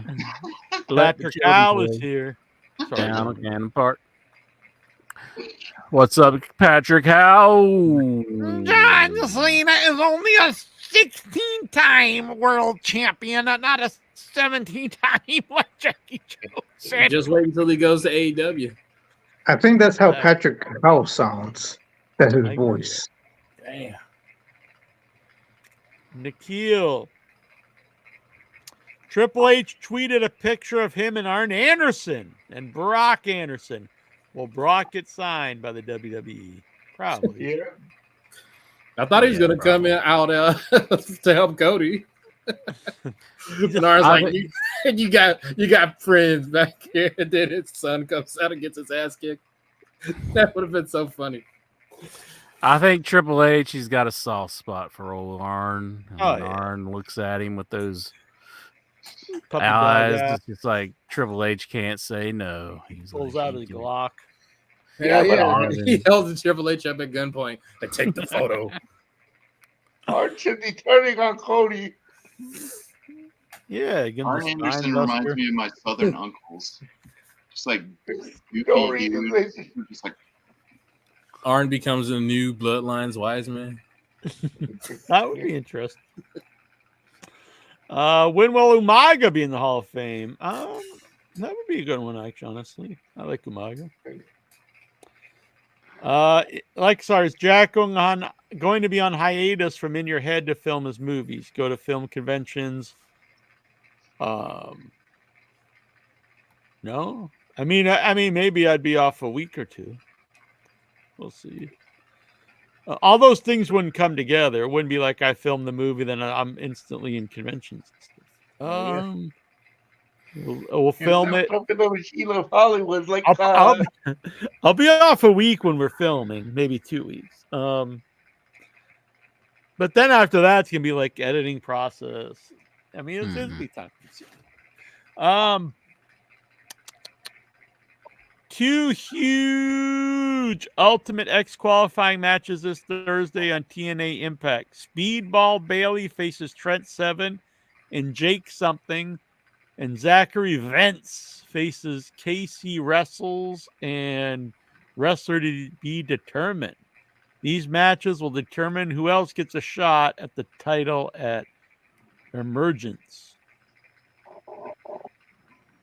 Good Hell Lord. yeah. Is that a show, Emergence? Mm-hmm. I already told you it's a pay-per-view. I'll be back. I got a team cool. Man, that question really intrigued Entry. He's going down. What would you do if that black thing you put on fell off and he was just standing there like butt ass naked jacking off? Jerking it. Whoa! He's like, I gotta make sure it's off there good. Are they serious? Can they see me? How does Jack know exactly what's happening? How does Jack? Lexar, how does Jack feel about listening to himself interviewing wrestlers from 17 years ago? It's I don't like listening to my voice. I sound very different on those old shows. I don't even like listening to my voice now. It's always hard to edit stuff with me. I don't know. It's weird. So a little side story though. I was listening to a Meltzer today, and he said that he can't get wrestlers to do long form interviews anymore because they say that like it gets clipped up and taken out of context. But I don't think that's the real reason. I think like because I've heard this. Mike Johnson has said this, PW Insider, and I think it's the wrestlers, want paid, and they don't want to say that to Meltzer. I think so. They make up some other excuse, but yeah. The wrestlers all want, and I brought this up to someone else. Oh, Incher, I think before the show we were talking, and he was asking if any other industry is like that, and I don't believe so, because I've done some work for like even documentaries, and it's customary not to pay someone to be in a documentary. Never mind like a podcast. I mean, no one really pays them to do a podcast, but even documentaries are usually either free or you pay to the travel or something like that, or a very nominal fee. So it's weird. But wrestling is also unique, in the shoot interview territory. Like there was no real equivalent to shoot interviews to anything else. Yeah, kind of developed off on its own, kind of too. Yeah, so we were lucky to be in that period of the podcast where we had so many people on before the new podcast really started to pay folks to do them. Mm-hmm. So I know we could still pick and choose, and I could get some people on, but it's a really not a fun experience because so many of them just want money. But we will actually. Ahmed's going to do the show, so I have to get that worked out with Ahmed Johnson. Yeah, I was going to ask about him. Oh man. Yeah, I got to work on it. Al Snow's going to come on, but he won't be talking wrestling. We'll be talking a horror movie about his new horror movie on Without Your Head coming up. That's probably not going to be till October. That's what I was going to say. You get like Without Your Head people on there all the time. So it's kind of like maybe you're right about the whole industry. They're greedy. Oh yeah, I know. I saw a clear difference from doing the show when the wrestlers podcast started popping up. Yeah, there was a difference, and then the rise of people know all of them out there. The interviews where they're cut up into like multiple segments. All the shows. All those people pay the guests quite a bit, which I get from the wrestler's perspective. If someone's going to pay me $500 to do an hour interview, am I going to do one for free? Probably not. So it's not like I don't get it. But what's annoying is there are people who will ask to do the show to promote something. This has happened recently. And then I go to set it up, and then at the end they're like asking for a fee. But it's like you specifically asked to come on to promote something. So if you're asking to come on to promote something, I'm not paying. Yeah. You wouldn't go on like I got to promote this whatever show or whatever they're doing, a movie, whatever they're doing, and then like, oh yeah, by the way, you got to pay me $50 to promote my thing, and it's like, well, no, because at that point it's a give and take. It's like I'm coming on your show for an interview and you promote this. I mean, that's kind of how the podcasts have always worked. Yeah, it's like they're getting if they have nothing to promote, then I kind of get like I get the idea if you're just not interested unless you want to get paid, but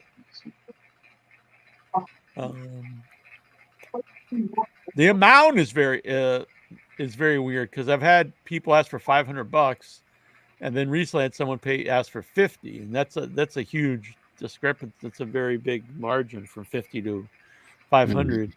And then years ago, the first person to ask, I think maybe not the first, but the one that we talked about the most was when who was the guy with the balls of steel?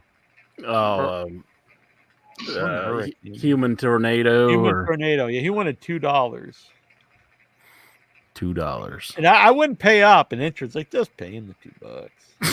$2. That's Yeah. pretty cheap. $2. Would you even ask someone But- at that point? Like, I want $2. We would have to make it a balls to the walls interview, though. Like, You- if we're you paying would out get- the $2, you gotta ask it. You gotta answer everything. You gotta gotta be here answer for it all. 4 hours. $2 unlimited interview. Did he hold each dollar in each hand? Like, I feel bad. Maybe it was like some bad times going on there. To even ask. Now I think about it. you can't even get a hot dog. Like, well, I heard you guys were sponsored by cocaine. You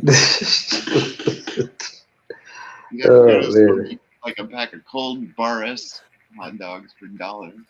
Yeah, I've seen those at Market Pass. Oh, Bar S. Wow. Yeah. My grandma ate a lot of she always liked hot dogs, and she lived to be 94. But Oh, she did nice. not like Bar S hot dogs. I don't know those. Is that a brand? I would get them once in a You're while. like the cheapest hot dog. Yeah, where I she's like, live. these ain't no good. You Really? like biting the bone fragment and the other things. Yeah. I've had that in hot dogs before, but Really? And Bar S is where they got the meat from. Right. The Undertaker says that Logan Paul made the WWE United States Championship mean something during his reign and made it relevant again. Okay, Paul held the championship for 273 days. Did he do that by taking it to a pawn shop and trying to pawn it? Did he see that bit? To be fair, I really wasn't watching during his reign, so maybe he did. He did do that? Yeah, he took it to a pawn shop and he was trying to pawn it. It was a video on the internet, though. I don't think it was on the actual show. Oh yeah, that guy rules. Lexar, what's your favorite amusement park? My favorite amusement park. I've been to Kings Island, Camden Park. I know nobody knows that. Cedar Point, and Hershey. The Hershey Highway. Yeah, I knew that was coming. And out of all of those, I got to go with my hometown one. And I'll say Camden Park. But I'm not going to say that everybody needs to go to it. I'm just saying it's kind of special to me because that's where I went when I was a kid. But I did like Kings Island. I went to Kings Island too a lot when I was a kid. But is that like a Renaissance fair? Or? Kings Island? No, it's an amusement park with like rides and stuff. Yeah. They got a big Eiffel Tower too. Yeah, but it's not an Eiffel Tower. It's the Me Kings and Dobbs Island were doing Tower. some Eiffel Tower, and when we were in London. What? This is just a standard conversation with you. You try to talk about some stuff, and then you're Why like, was we're it doing some England? Eiffel Tower in here. What are you going to think with my dick in your face? Now you're projecting. That's just wishful thinking. No, it's not. Dude. Imagine when he runs for president. Oh. I'm a very clean individual. There's nothing in my closet when I would run for president. They would have so much in. That's funny in your face right now. I like the bigger one. The bigger What? theme parks. You're a size queen? Oh. No, the theme parks. I like the bigger ones as well. They're very fun. But the one that's most special to me is the one I went to when I was a kid. Do you all have an answer? Or do you have an answer, Joe? I like the bigger ones and it's playing randomly. I've only really been to the Disney World, Disneyland. I've been both those. And for like locally, it was like we have a local fair, but it's not really an amusement park. You know, it comes around the summer, like a traveling fair. It's a park, Barnstable but County it's Fair. music. Barnesville in County my- Fair is fun. I went to see Chubby Checker when I was a kid there. Mhm. And the bad boy. Did he throw up frog legs? In my mind, he just sang the twist over and over for hours, but I He could be was. wrong. That was the whole gag. Like, He's he still didn't have alive. I like, actually tried to interview. I tried to get him. Asked him for an interview like a few years Still ago. fucking He never twisted, replied to and me. I wish that I was dead. That I Let's wish go you was twist dead, again, Lord, if you fucking. like we did last Last summer. summer. The other it was interesting though that same the Barnesville County Fair intro. Mm-hmm. So I went to see Chubby Checker. He used to play there a lot when I was a kid, and so that was the first like thing. A couple of years ago when it came back because it was closed for COVID, and then it came back, and I can't remember the name of the band, but it was Billy Bob Thornton's band, where he's done interviews and he gets mad like if they ask him, he pretends he's not Billy Bob Thornton or whatever. Yeah, he You know, eats all of Canada now. yeah. And so his band played there, and I was like, wow, that's really weird because it's not like a huge place, Barnesville County Fair. And Mm-hmm. I don't know. I should have went just to see him playing there. I know there's an interview with him where he gets pissed off Yeah, at the yeah. interviewer for Yeah. asking That's about Canada now. movies and stuff, Yeah. and he's like, "How dare you ask about my And that movie career?" interviewer fell from grace, and that caused me like thing. Yeah, I should have just ran up and be like, sign my Sling Blade Blu-ray, and he just beats the shit out of me. Carl, go come by- here. Please go buy you Just some the whole front- time Something's he's wrong with saying my it. lawnmower. Just keep throwing out quotes from Sling Blade the whole time. Then I wouldn't blame him though. I think for You like got any French fried taters in there? some people call it a Sling Blade, or some people call it a Kaiser Blade. It'd be That funny is a if good he match. wouldn't Well, I talk thought to again. I you. haven't seen it for a while. It'd be funny if he wouldn't talk to you until you have done some front fries, and then he got lost. Right? Well, I wish I had a better answer. I've never been to a lot of amusement parks. Mm-hmm. Lexar, have you been into an amusement parks? He just goes to the strip club. I haven't been to one since I was 6 years old, and I only been to Man, Six he's like- Flags. He's like, Enter, you're a baby. You're going riding the rides. I'm going getting the lap dances. Best roller coaster ever. Your favorite What kind of memories? rides do you like, Enter? You like the roller coasters? I like just like a easy roller coaster. I don't like ones with a bunch of loops. You go to and Disney stuff. and get like ride the It's a Small World. I've never been to Disney, but is that like a pretty tame? Yeah, it's just a really lame ass ride. Yeah. Have you guys ever done the thing where you like? I'm are with you so though. I don't like to like Right. go in something where I'm like gonna puke or something. Yeah. Me and my brother, like, it was empty that day, and so we went on that over and over again 50 times in a row. I used to really like. It's funny though that Lexar asked this question, then he gets like offended when you ask him his favorite. I just realized he was the one who asked the question. But I like the games though. I used to like the dime toss. I think last time I went Yeah. was like a quarter toss. Or Did you have the one where it was like a fake frog and they put it down and then like you hit the thing and it jumps into the water? You're supposed to land it on the lily pad. So. No, I don't think we had a lot of different ways. One was like a horse race thing. I forget how that worked. I actually was good at the dime toss. One year I won a bunch of painter caps. When that was cool in the 80s for a couple of years. Do you remember painter's caps? Yeah. I had some. So I won a bunch of them. And then one year I won a bunch of like mirrors, like with like pictures on them. And I have I don't know if I still have it, but I remember winning a King Kong Bundy like bootleg shirt.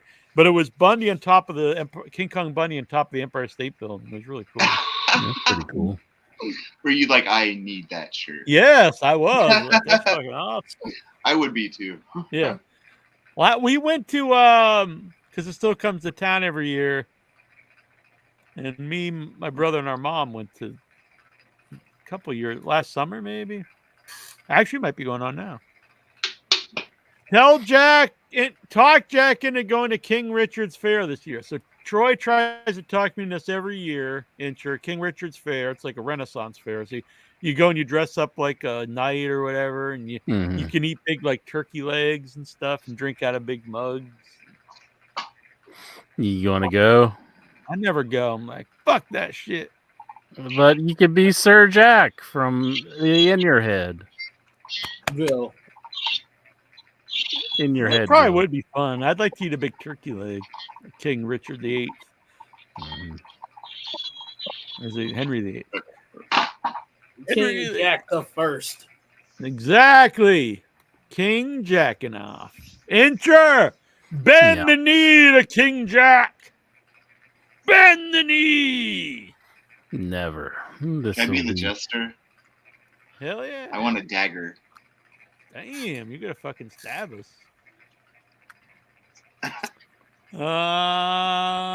Alexa. Is Disneyland expensive? Like to buy the whole place? To buy them out? Probably. Just for a basic trip there. I hear it is very expensive though. There is no like cheap amusement park. I don't think so. So my friend that I made the movie with, my friends Michael and Sophia, they went to, I don't know what it was. It was a new ride at Universal Studios. It might have been the Universal Monster ride or something. Anyway, it said it was going to be a 60-minute wait, which sounds horrendous to begin with, but ended up being over 2 hours. And I can't imagine just standing there for 2 hours to wait to ride on. I would never do that ever. No, I'd be like, fuck. I would never do that ever. Well, Camden Park, when I went to it was like 22 or something per person. I went to it recently, so it's been years. $22. Yeah, just for a ticket to get in. So yeah, I don't think that's bad. Yeah, but it's not like a huge park though.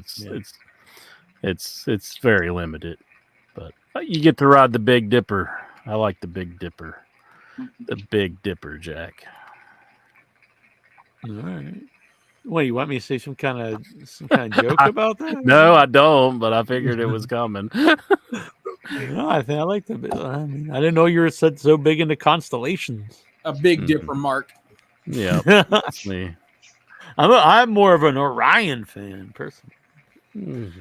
Is there a ride named the Orion? What? The Orion ride? Like you ride on his belt or something. Damn. I'm gonna go for a ride in Uranus. I'm sure if you lift up his loincloth, the ride. Hey, there's just an orc cloud there. Troy says you don't have to dress up. Batman ride. Damn, 6 hours. But maybe I want to dress up. Booyah! Booyaka 619. Should Incher have a cameo in Arbor Day? Or is he going to be a biatch? I'll do something. Like, what do you want me to do? Walk the tracks. Whoa. No, we'll talk off here. Let's see here. That'd be good. Any memories? On this day in 2002, Brock Lesnar defeated Hulk Hogan by technical submission on SmackDown from the Richmond Coliseum in Richmond, Virginia. The Richmond, north of Richmond. Good night, bitch. My phone is battery swung. That's a new one. That's pretty wild. It's like dual layer. I didn't know about that one. That's pretty freaking. That's pretty good though. One. Yeah, you got them in the foreground and the background. Yeah. Jeez. Huh. That one wasn't on the list, Bruce. Have we found a new one? That's better effects into my movie. You got an update. You're fighting the hidden one. I'll look it up. I'll see if there's an update. Tricky Dicky. Wait until you find the one that shows you naked. Hell yeah! Incher can be the stunt cock for Arbor Day. The stunt cock. What if you were just like the tree's penis? I don't even know what to say to that, honestly. I like your reaction. You were just shocked. You just were speechless for about I 2 know. seconds. Of all the things that's discussed on this show, I should see that one coming, but I didn't. No, I have like there's no actual sexuality in the movie. There's no. That's hard to believe if you're at the helm of this film. Go Tree Hall. Would Well, you even like to Jason's really upset that they're Jason's just all about it, like wanting rape and all the scenes. What the hell? I'm like, I'm filming this in my hometown, dude. They're an Evil Dead fan, obviously. On this day in 1997, Lex Luger defeated Hollywood Hulk Hogan by submission to win back the WCW World Heavyweight Championship on the 100th episode of Nitro. You have memories? I do have memories of that. It was a big moment, unexpected. Why is everybody beating Hogan by submission? Hogan's like, I give up, brother. And then he looks pretty pathetic when he gets submitted too. He's a bad actor. He's like, I'm pretty sure, brother, it hurts. I think Hogan then won it back that weekend at like the pay-per-view, didn't he? You can have it, but only for a few days. For 3 days. He said the same thing about Elizabeth.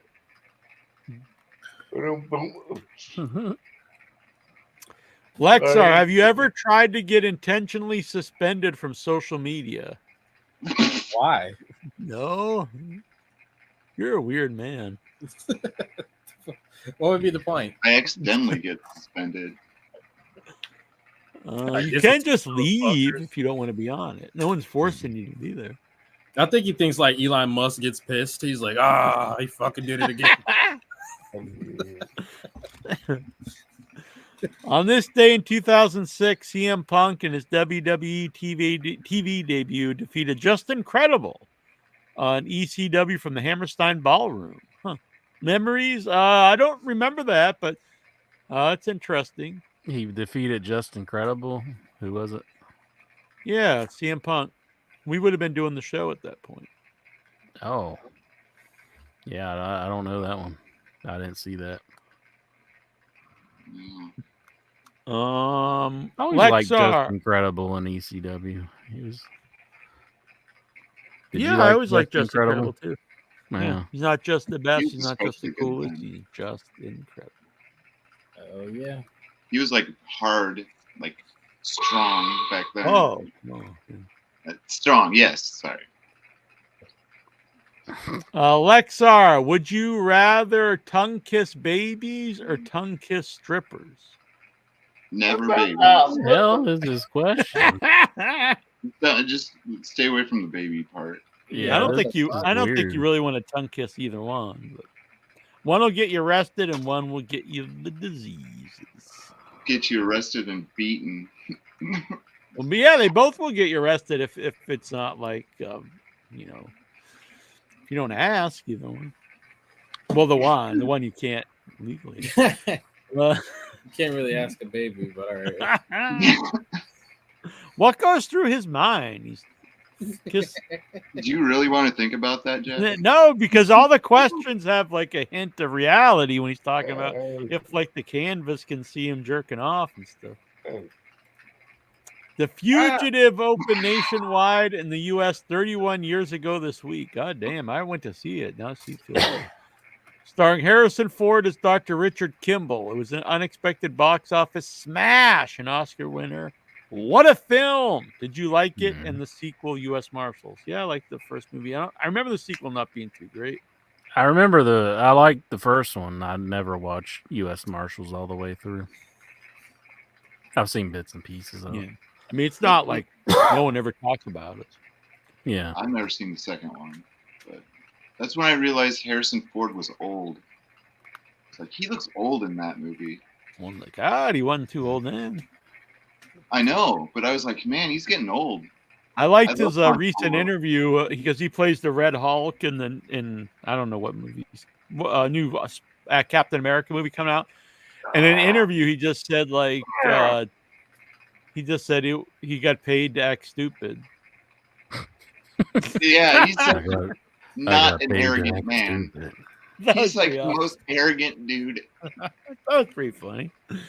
It's hilarious, but Fuck him. Fuck Marvel. Lexar wants to know, what is your favorite Sean Penn movie? The one where it looks like Lexar. Favorite Sean Penn movie? Bad Boys is good when he's in juvenile detention. Yeah, juvenile- thank you. You remember that movie, right, Doc? Yeah, that's really good. Everybody probably thinks I mean like the, Will Smith. Yeah, right. Yeah, no, fuck those movies. Yeah, Bad Boys is good. You got the guy from Highlander. He's got the boombox. Blows up his head. Everybody's on Yeah. YouTube. I'd probably have to say Fast Times, but Dead Man Walking is a pretty good movie.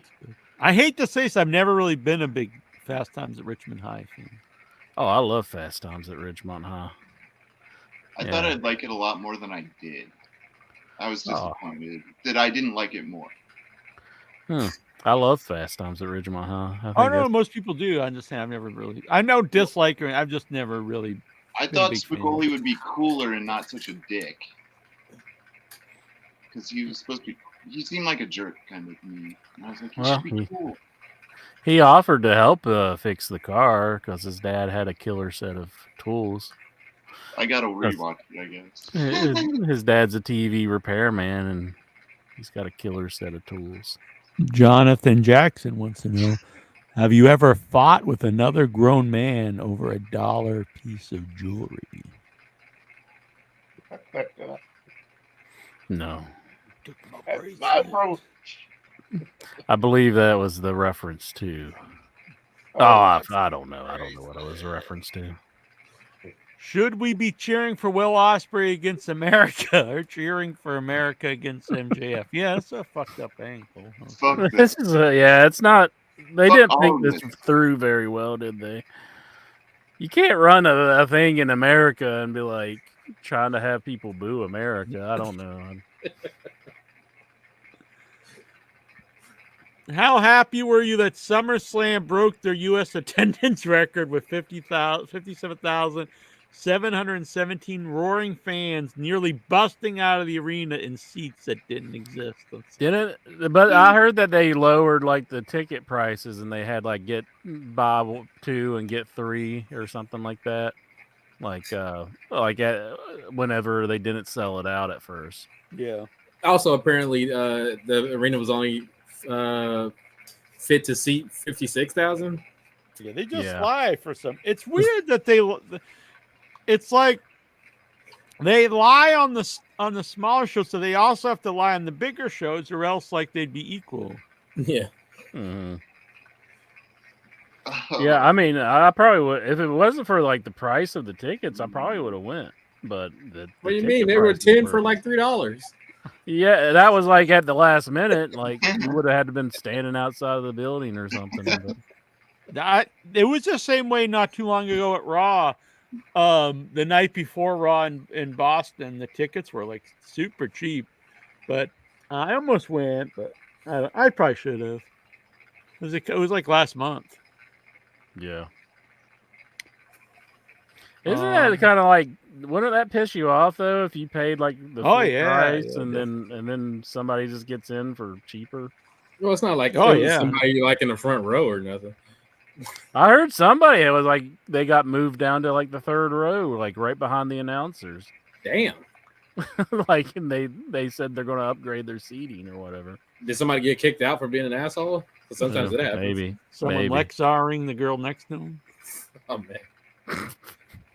Is it like theater seating where they make you sit in your seat? I'm not a big fan of the floor seats unless I'm in the front row, because almost everyone, even the second row, people are standing up in the front row, and since it's it's flat, like I just can't see. Yeah, it sucks because you can't see. Yeah. I'm not a fan of it either. I'd rather be on elevated seating unless you're like in the front row. So. Yeah. Dodds, are you going? Sorry. What if they seat you in the elevator? Damn. How would you like that? It would be like revolving then. Like sometimes you're down low, and then sometimes you're up high, and then sometimes it's one of those glass love in the elevator. That'd be worth it. I'd do it. like that. Now you're singing your old buddy there, Yeah, he Tyler was Stevens. retired. He had canceled Steven their Tyler. tour. His voice wasn't up for it. Mm-hmm. It's just the guy you were thinking of early in the show is Aaron Neville. Aaron Neville. But yeah, I met Steven Tyler. I've told this story way back when. Mm-hmm. I don't know if people need to hear it again. Do you have any marketing ideas for the WWE? Cocaine. Damn. Well, the Dobbs, are you pumped for the new Weekend album releasing this year? Fuck no. I sent some new vocals over to my boy Dobbs, and he said I sounded like the Weeknd. I was really hitting the high notes. There's a song I made for Incher, and Incher was not happy. He didn't appreciate. Incher doesn't appreciate my vocals like Dobbs. No.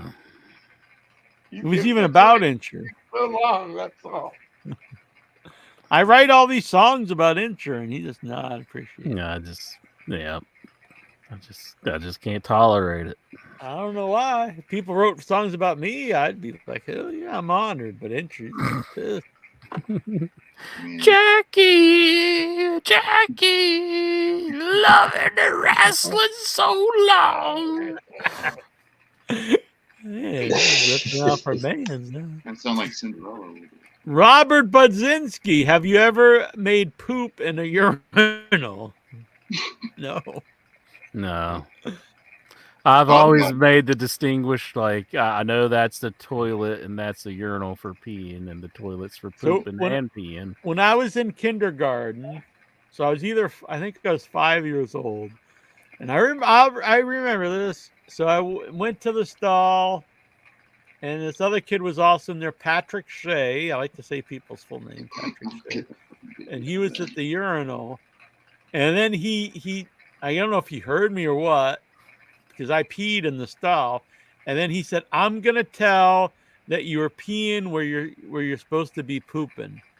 And I remember getting really nervous that like I was gonna get in trouble by the teacher for peeing where I was supposed to be pooping. Damn, they were gonna kill you. I guess you've always been a rule breaker. I mean, wow. Yeah, I'm telling you were peeing where you're supposed to be a pooping. You didn't say I'll pooping, but you were peeing where you're supposed to be pooping. I should put that in a script. That's a good line, though. Peeing where you ought to be a pooping. Then the guy runs out of the bathroom like, no. He's all scared, jumps out the window. Have you guys seen like a person pull their pants all the way down to pee? Mm-hmm. I've seen like a full-grown adult do that, like 5 years ago. What's wrong with it? Yeah, that's what it. Incher gets completely naked at the urinal. Me and my friend were standing there, and we just like looked at it. We were like, because he folds his clothes and he puts them on. No, he stood in front of the urinal and pulled his pants off. You know how like some places have bathroom attendants? Like what? They do like I just stop at the bathroom attendant and I start removing my shirt. He holds out his arm. He holds like, sir, this is not that kind of establishment. You got a tip first. How about the suckiness of that guy's job? He just has to smell poop all night. Yeah, I don't like it either. Like then you go and you wash your hands, and he's like handing you the paper towel, like the napkin, the paper towels. Like I can get. And you're like, I can do this on my own. Yeah, I've only had that once, like at the airport. Like it's at the casino. At the casino, you got one? Yeah, Encore they do it, and at Mohegan Sun. I wonder nicer casinos. I guess it makes sense though, because people act fucking stupid in bathrooms. They just go in and start pissing all over everything. And it's like you probably do need somebody there to make sure nobody's in there doing that. Yeah. He's not the attendant. Do you think like do you think like for to alleviate his boredom, he like rates the scale of like the smelliness? Oh my god! No, does he rate the smelliness? You When he get texts somebody his buddy, with he's like, hey, Johnny, that was an 8. That was a bad one. Fine. if you're smart, you get somebody with no sense of smell. Yeah. Or does he just judges people's bathroom? You're like, oh, that you didn't make a sound there. You must be used to taking it in the ass. Oh, Sorry. damn. That's like a Jackie Jones joke there. Oh, well, thank you. Thank you for the compliment. Hell yeah! Yeah! King of comedy, Incher. What if he's there just to make sure you're doing it right? Like you didn't shit long enough. Get back in there. Is there fiber that? Get it all out, buddy. Yeah. I'm rooting for you. What if he even holds your hand for support? Like, Oh, hold his hand. Oh, see. So, I don't think I've ever seen anyone take to go back to dropping the trowel completely. But in not Boston proper, but in Cambridge and Brookline, this happens a lot.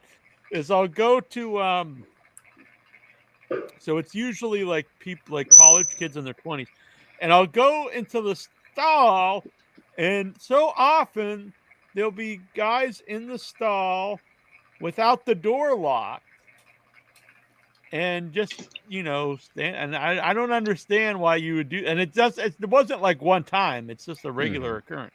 And I do see quite often, not their pants all the way down to their ankles, but in the same areas they'll like they'll unzip and have their pants like almost to like their knees, and then they'll put their hands up above the urinal like you're being frisked, and then just stand there. And that's like it's very like they like because like their ass is out too because they don't have them all the way down, but like I'm just like, what is going on? That's what he was asking about. Have you ever seen anybody just drop their pants off? Why? I thought he meant like down to his ankles, Well, but like I was thinking more like a child would do it, but that seems more like a drug guy. No, it's like these like college age like guys with like man buns, these kind of people. Well, as long as they don't look back and say the pool's open, you're fine. Check the oil before you get. That's why I usually use the stall, but then they're just standing there doing the same thing. I was like, you'll just never stop your old ways, will you? Exactly. Always peeing where you're supposed to be pooping. Yeah, it started my life of rule breaking. You see. It's like I can do what I want. And then I yell, "Fuck Patrick Shea!"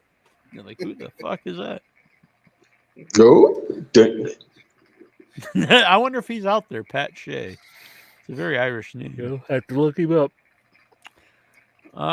For people who don't know, no one really cares. But I was the last class that went from where I live, from kindergarten to senior year all together. So everyone,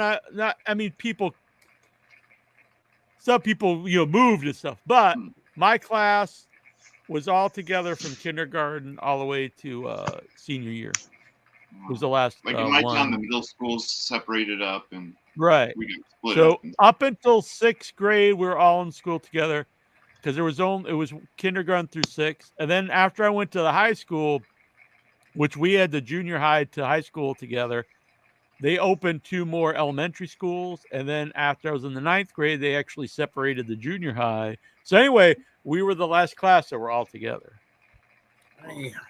Which no one cares.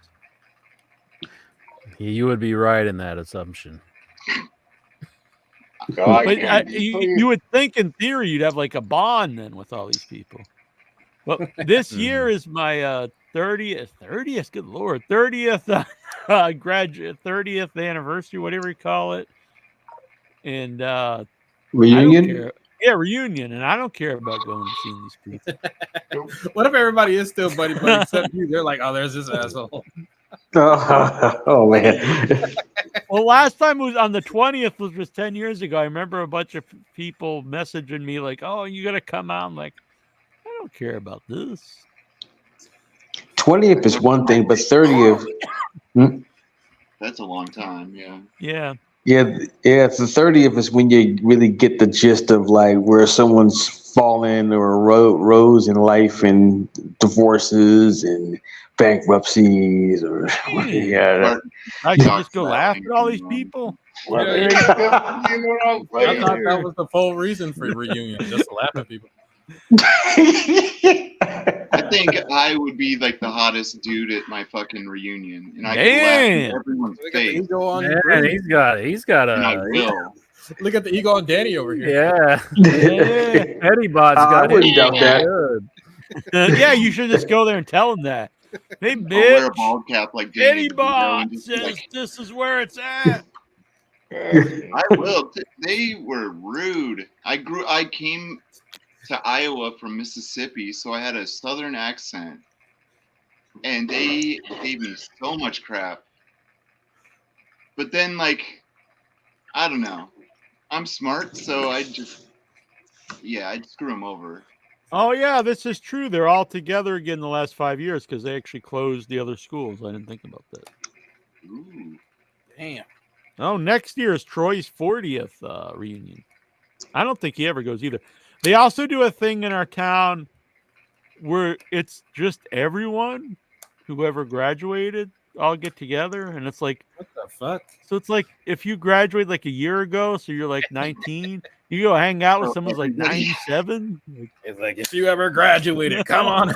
But that sounds people like who a moved good into town are time. like, what the hell, man? Everybody that can read, meet us at the Legion Hall. Supposedly, although I think Troy and I found one person who says they remember him. But who's the cake guy? He's on like the Food Network. Duff, anyone know Duff on the Food Network? He graduated like a year before me. Whoa! But no one I know ever knew of him. But Troy met someone who says he supposedly knew him, but I always just thought it was a lie, so he could say he was from like some small town.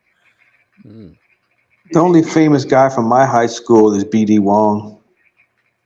I used to actually be listed on the Wikipedia page. They listed the famous people from Sam, and I was listed on there. But then I think someone removed me. What? Yeah. Yeah, hating. Travesty. It was like 4 people. It was like me, Duff, an actress from like Return of the Living Dead Part 5. Somebody else I didn't know, but Did you ever interview the one from Return of the Living Dead Part 5? no, I should have. Now that you mention it, that would have been good. Yeah, you should still. They probably think I'm some weird stalker. Be like, you want to come on the show? We graduated from the same school. Like, what the hell? You got 30 years of shows that says you're not a weird stalker. Right. That's true. That's fair enough. It was. I just made the whole show just as a big ruse to find me. Lord, You moved this town just to go to that high school. that's what Intra used to think when we first met, because he thought it was just a big ruse just to get with. Yeah, someone removed me. A notable alumni. It is a big ruse. Someone needs to add me back. Anyone out there wants to add me back? Sam Brown. Who the hell's Sam Brown? Yeah, that would definitely hurt my feelings. Member of the sketch comedy troupe, The Whitest Kids You Know. This is a running theme about my town, isn't it? Who? Sam Brown, but he was part of a sketch comedy troupe, The Whitest Kids You Know. I know Trevor Noah. He's the most notable, but who the fuck is Sam Brown? No. Duff Goldman, the cake guy. Thornton Burgess. Okay. That's a guy who wrote, the Trevor Moore, not Trevor Noah. My bad. Back in the 1800s. So that's kind of cool, though. I went to school. Wait a minute. Who knew that some guy from the 1800s was from Sandwich? Did they make that up? Like what? No, Thornton Burgess. I live near the Thornton Burgess Museum. So he was like the only one for like 100 years, and then yes, exactly. Until Duff Goldman.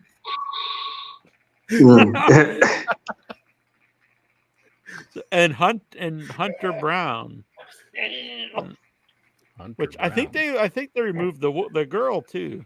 Did someone look here and they're like, these people ain't good enough? And they're like, part It's like 5, Michigan. fucking. Hunter Brown. Is he a baseball player? Huh. No, He's known for I don't know doing who it stuff. is. I don't know. Hunter So Brown, being in Akachi Beats. What's that, Brown? What the hell? being think- in the Return of Living Dead Part 5 isn't like enough to keep I you guess up on not. Dang. How do people remove stuff? Do they just go in there and remove it? You probably can go in and add it yourself. I'm gonna go add me back. Fuck these people. Yeah. And erase everybody else. Yeah. What the hell Add is Hunter yourself. Brown? Hunter Brown Akachi Beats. It's like it's a YouTube guy. He's got way less subscribers than me. Fuck Akachi Beats. He's got 15 videos. So he had to just go add himself on here. And he hasn't made a new video in 4 years. I call bullshit on Akachi Beats. There you go. Amy Lynn Chadwick. I'm way more famous than Akachi Beats. She's from Sandwich. Some Massachusetts. asshole. That's the girl Yeah, from Kachi Return of Beats. Living Dead 5. He's a record producer from Cape Cod. He's got 1,000 subscribers, 15 videos. Fuck this bitch. Fuck Akachi Brown. There's a lot of fighting on the Sandwich celebrity. Akachi Beats probably removed me. He's like, I'm Right. getting this guy the hell out of here. I'm fucking Akachi Beats. This guy's in my spot.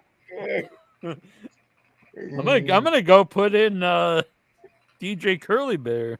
There you go. And part 5, too. Oh. Put part 5 in. I'm gonna put all my names in. It'll be like notable alumni: Jackie Jones, Nasty Neil, DJ Curly Bear, Backwoods Bob. His dick swollen like Kenny Bone. And part 5. Faith listened to that, and I was like, I don't know. You should probably not listen to that if you like respect me at all. But I don't know. Well, that's okay. We're all good. Annabelle refuses to listen to. She has never listened to. Give me that fat ass, didn't you? I have listened to Give Me That Fat Ass, and that's probably one of your better tunes. So. It's good. Well, My DJ mom's Curly Bear's favorite tune. It was a weird. I played it from my mom one time for the first time she heard it. Maybe the only time she heard it. It was in the car with me and Troy. And then I'm playing. Well, isn't the story? What? Isn't the story behind that song that you made it in response to like two people in the chat or in the message board that were making diss tracks about each other, and then you made your version of one? No, that one I made because there's one line in it about the hickory stick, because that was Freaka Sika had made this song Hickory Stick, which I think is pretty awesome. And so made the tune, and I got a stick. I got an ode to Freaky Seek in there about the hickory stick. Oh, I knew. I think I recall you saying you made that song because of someone in the Maybe I did. message I don't board. know. I don't know why I made it originally. Now Yolanda used to joke with you. Had something to do with her. With who? Yolanda. Yolanda? No, I don't think she's involved in that, but I do like Yolanda's cool. And she used to call you Yeah, that. she's funny. I like Yolanda. That was funny. That was funny. You would think it's like, why are you mad at Tony when I heard? We're like, no, because Tony's different. Yeah. Let's see. Brian Matthew Cluttar. Have you been to Cedar Point? Yes. What's that? That's an amusement park. Oh, the annual $99 2025 season pass sale is going on now, isn't it? Oh, shit. Oh, $99 season pass. Yeah, you could go every day. Damn. Do it, intro. Do it. Do it. How long does it Sam. last? A year? Yeah, season pass. This season. Oh. Well, I don't know. I mean, I don't know. What if they like? Oh yeah, that season ended last week. I know, right? Thanks for the $100. 1 day season. Sam Brown may have been the same class as Brian Ray. Brian Ray is actually one of the main cast members of Arbor Day. Hell yeah. I think we have Brian. 2 parks out here. Brian Matthew Cluttar, Intra's young boy. Actually, he's Intra's young boy, right? Oh, I think my young boy Mitten, he abandoned me, I think. Damn. You said, is he that upset with you? Yeah, he's just kind of a bitch. He He wants more rape jokes and gay bashing on the show. And he wants his deleted scenes to be undeleted. They are on the they're in the deleted scenes. Mm-hmm. So Jason Mitten is in the Once and Future Smash, which actually today is streaming for free, so you can watch the free version. It is censored, but you can watch the free Once and Future Smash and End Zone 2 now. Oh, If you man. guys haven't seen it. Nice. The Blu-ray is a ton of specials, so you can pre-order that. It's $35 for the double disc Blu-ray, and one of those specials is the deleted scenes, because Mitten is in the movie, but literally all his lines were cut out of the movie. Cut. Which was not my decision. Damn. You probably didn't fight. I didn't fight to keep him in either, but you're like, we're going to cut all your friends' lines, and you're like, yeah, okay, whatever. Well, so it was my first time ever really being part of like the editing process of a movie. So when I first saw what's called the assembly cut, and I was just like, I don't know if we even have a movie here, but I didn't realize that's what everyone thinks. So that's just like basically like bare bones, just kind of like, here's the basic idea. The audio's fucked. There's no sound effects, anything like that. And so I was like, I don't think this is even a movie. What the hell is it? And then, so I slowly saw it, start to form into a movie, and things get moved around. And then, in every cut of the movie, Jason like had less and less lines, to the point he eventually had no lines.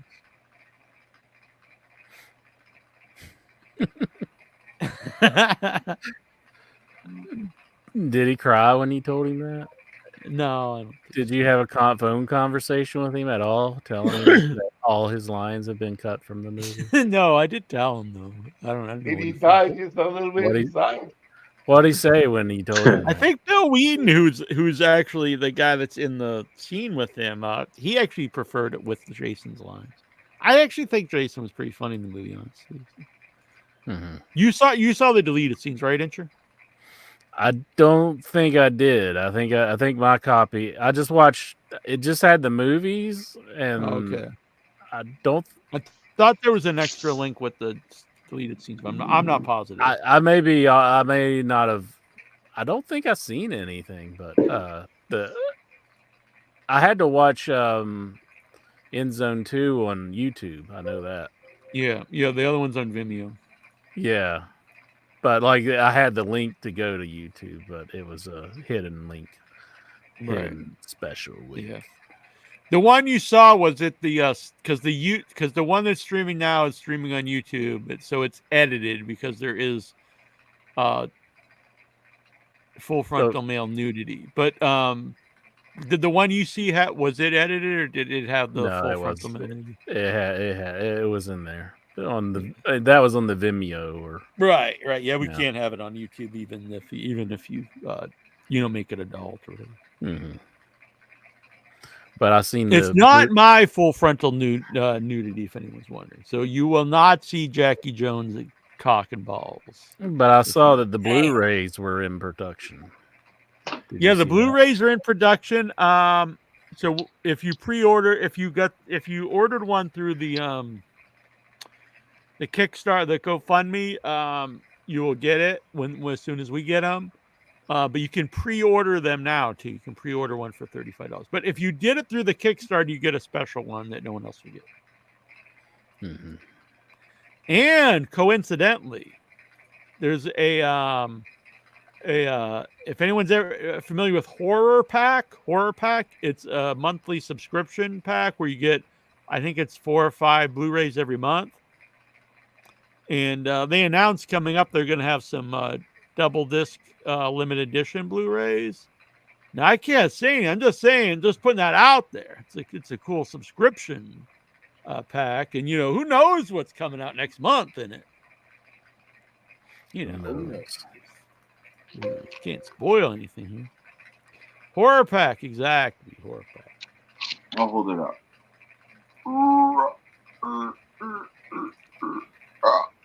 Reading, writing, arithmetic. Fuck all that chick. She wants the hickory stick. Yeah, that was from Freaky Seeky Tune. Good old Freaky Seeky. It's kind of weird lyrics because it was like, little Catholic schoolgirls want it quick. Let's spread those cheeks and take the hickory. They're like, what the hell? What is this song about? I think you know what it's about, Jones. Yeah, but like, do you need to put schoolgirls in that? I think you're starting to get a little different meaning. Yeah, I got you. Let's see here. Where were we? Brian Matthew Clutter. A friend of mine once peed in the sink at Taco Bell. Are you intrigued? And what are your thoughts? Well, here's the thing about peeing in the sink. You know that it all just eventually goes to the same place anyhow. Like it's all connected together. Like the sewage and everything. Like you would think like your water system that you use in the shower is like separated, but it really isn't. It just all goes to the same area. Same drain, everything. But does it come from the same area? It doesn't come from the same area, but it goes. Oh, thank goodness. So if something would back up and it starts coming up, that's basically shit water. I've seen that happen. What? I've seen a turd come through a drain before.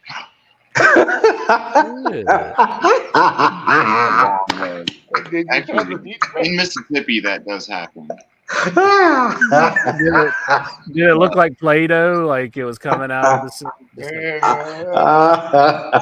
was a lot of watery stuff. Yes. You grabbed it? No. I mean, but no. Okay, that took me by surprise. Are there glory holes for people in the poop? Poop Yeah. through a hole. People are just laying underneath the floor instead.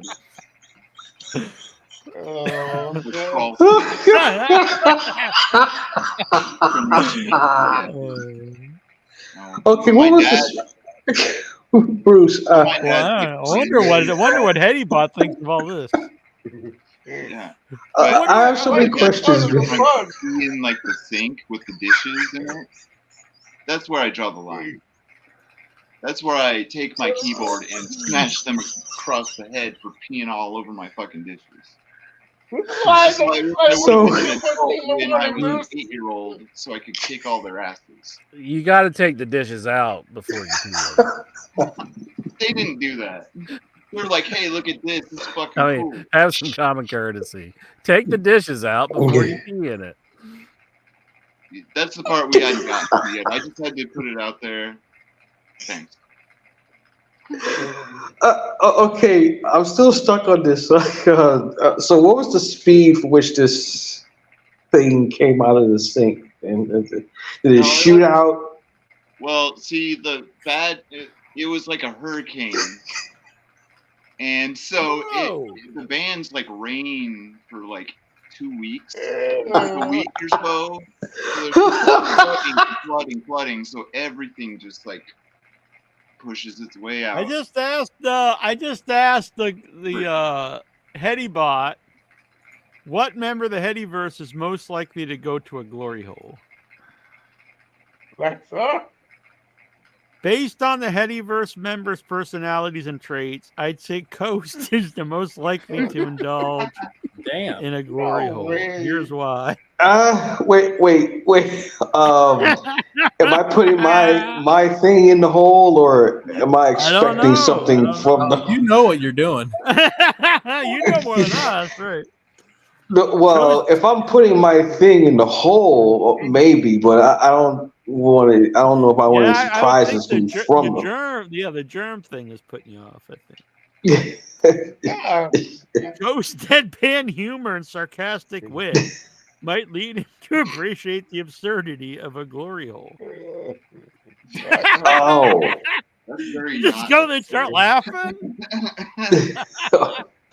Well, Oh. man, that make me feel bad if I'm like putting my schlong through the glory hole, and the other side just some guy bursts into laughter. reality check. Sarcastically. His laid-back and straightforward personality might make him enjoy the no-frills, indulgent nature of a glory hole. How can you be laid back and straightforward? Flowers all over. Flowers As all a over. self-proclaimed everyman with a dry sense of humor, Coast might find humor in the excess and variety offered at a glory hole. Damn. Oh man, I'd be more concerned about getting a sadistic person where he shows up with the mouse trap and you put the thing in there, and or as Bill Cosby would say, he showed up with the trap on the mouse and it snapped on the penis and went the This pop needs to be a in the next horror pool. movie. Glory hole killer and had sexual relations. You're not supposed to do that in the bathroom. Hire Coast to play to be in a horror movie. Poop before you pee. You got the poop and the pee in the movie. Man, I can't believe this censure. I like the variety. Itcher's tuned out. He's like, oh, what's going on the Steam right now? Eddie bought back on my good side now. Holy shit! I think we had to work on Headybot a bit to get it back into gear. Out of calibration at first. Now it's there it is. John, like, you guys haven't used me in a while. Sorry, I'm rusty. I remember the first time we used it. The more we used it, the more it like got at least my humor. So I don't know. I totally popped when it like nail swags. Yeah, I know. That was fucking amazing. Every once in a while, it pulls something out that's just so great. Like it just looked like AKA Baby Snake Ace Master. And then it just specifically said too that Lexar does not resemble Sean Penn. Yeah, it's definitely listening. Jonathan Jackson, has there ever been an ad on a wrestling show that's actually made you want to buy the product? Well, in a way, I did. I would have bought the Woo energy drink if you could actually just buy it somewhere. Yeah, but I was thinking of like mail order for energy drink. I bought the shoes. I wouldn't have bought those. Yeah, if I hadn't seen the ad on. I bought some dude wipes after SummerSlam. Hell yeah. I actually have one too. Soy. Man. It's a New Japan Pro Wrestling thing. Oh. There are a lot of like pizza commercials while you're watching wrestling. Like, and it does make you want some pizza. So. Yeah, you got That's true. Food to watch. This isn't quite the same, but I did buy ECW VHS tapes. You know, watching ECW back in the day when they'd come out there. Get the night to come on! I want to lay a dance atop ECW. That wasn't the one I bought, but I just yeah. She was moving that pancake. No, I was like, I want to see the blood. Didn't he do that because something screwed up on the show? Death match. Yeah, probably. I think so. I think you're right. Yeah, like something happened to production or something. He said, "Get up there and start twerking." Well, it wasn't twerking back then, but he called it something She had a else. short run in WCW, didn't she? They brought her in with I like thought she the did. Yeah, Varsity Club or The something. young dragons, young dragons or something like that. Who was in the new Varsity Club? Was it just all the old guys? yeah, pretty much. Just Mike Rotundo and stuff? All of it.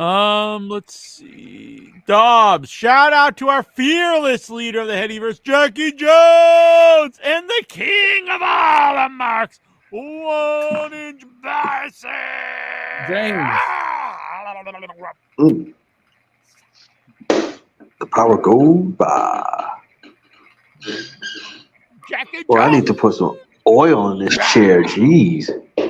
Internet account, Jackie Jones. Is that how you wanted me to do the? Oh, you mean the power goat or the You pounce? want me to do the pounce, but what was it in reference to? Oh, the pride of the pilgrims. Oh, that's basically. Good. The pilgrims. Yeah, yeah, like the pounce. I think I got my second win back. I think it's time for some more speed minutes. Hell yeah! You know, I'm good. What do you mean? It's not like it's gonna be like Raw report territory. It's gonna be a second. Double fist in the coffee. Brian Matthew Clutter, we did this one. What are your favorite memories of the Bugle Boy clothing brand? Did that one. And Kevin Bryan, we did this one too. Coast, did you enjoy the apple pie? I loved the apple pie. I put a bunch of love in it. Damn. Uh-oh, like the movie? Which movie? Oh, that movie. Nah, I didn't. No, I didn't put that kind of. I put good thoughts on it. All right. Yeah, I didn't. Bye, Miss American Pie. I would eat my own load. It's just. Oh my god. What really topped that off is I look up and it just says, oh my god, that made that amazing. We had some who was it? Hoosier Highway. Remember, he like really got mad at us that we wouldn't back him up about eating your own semen. Remember, he was just like, everyone does. Yeah, that's just insane. He was like pissed, like just saying we were all liars. He was just like, everyone eats their own jizz. Speak for himself, buddy. And that's what I was saying, telling him. He's like, he like legit was getting mad, just saying like we. What do you mean, all powerful? Everyone very powerful himself. Hell. He's unfriended me since. Yeah. Not over that. Though. If you ain't no jizzy, you're no friend of mine.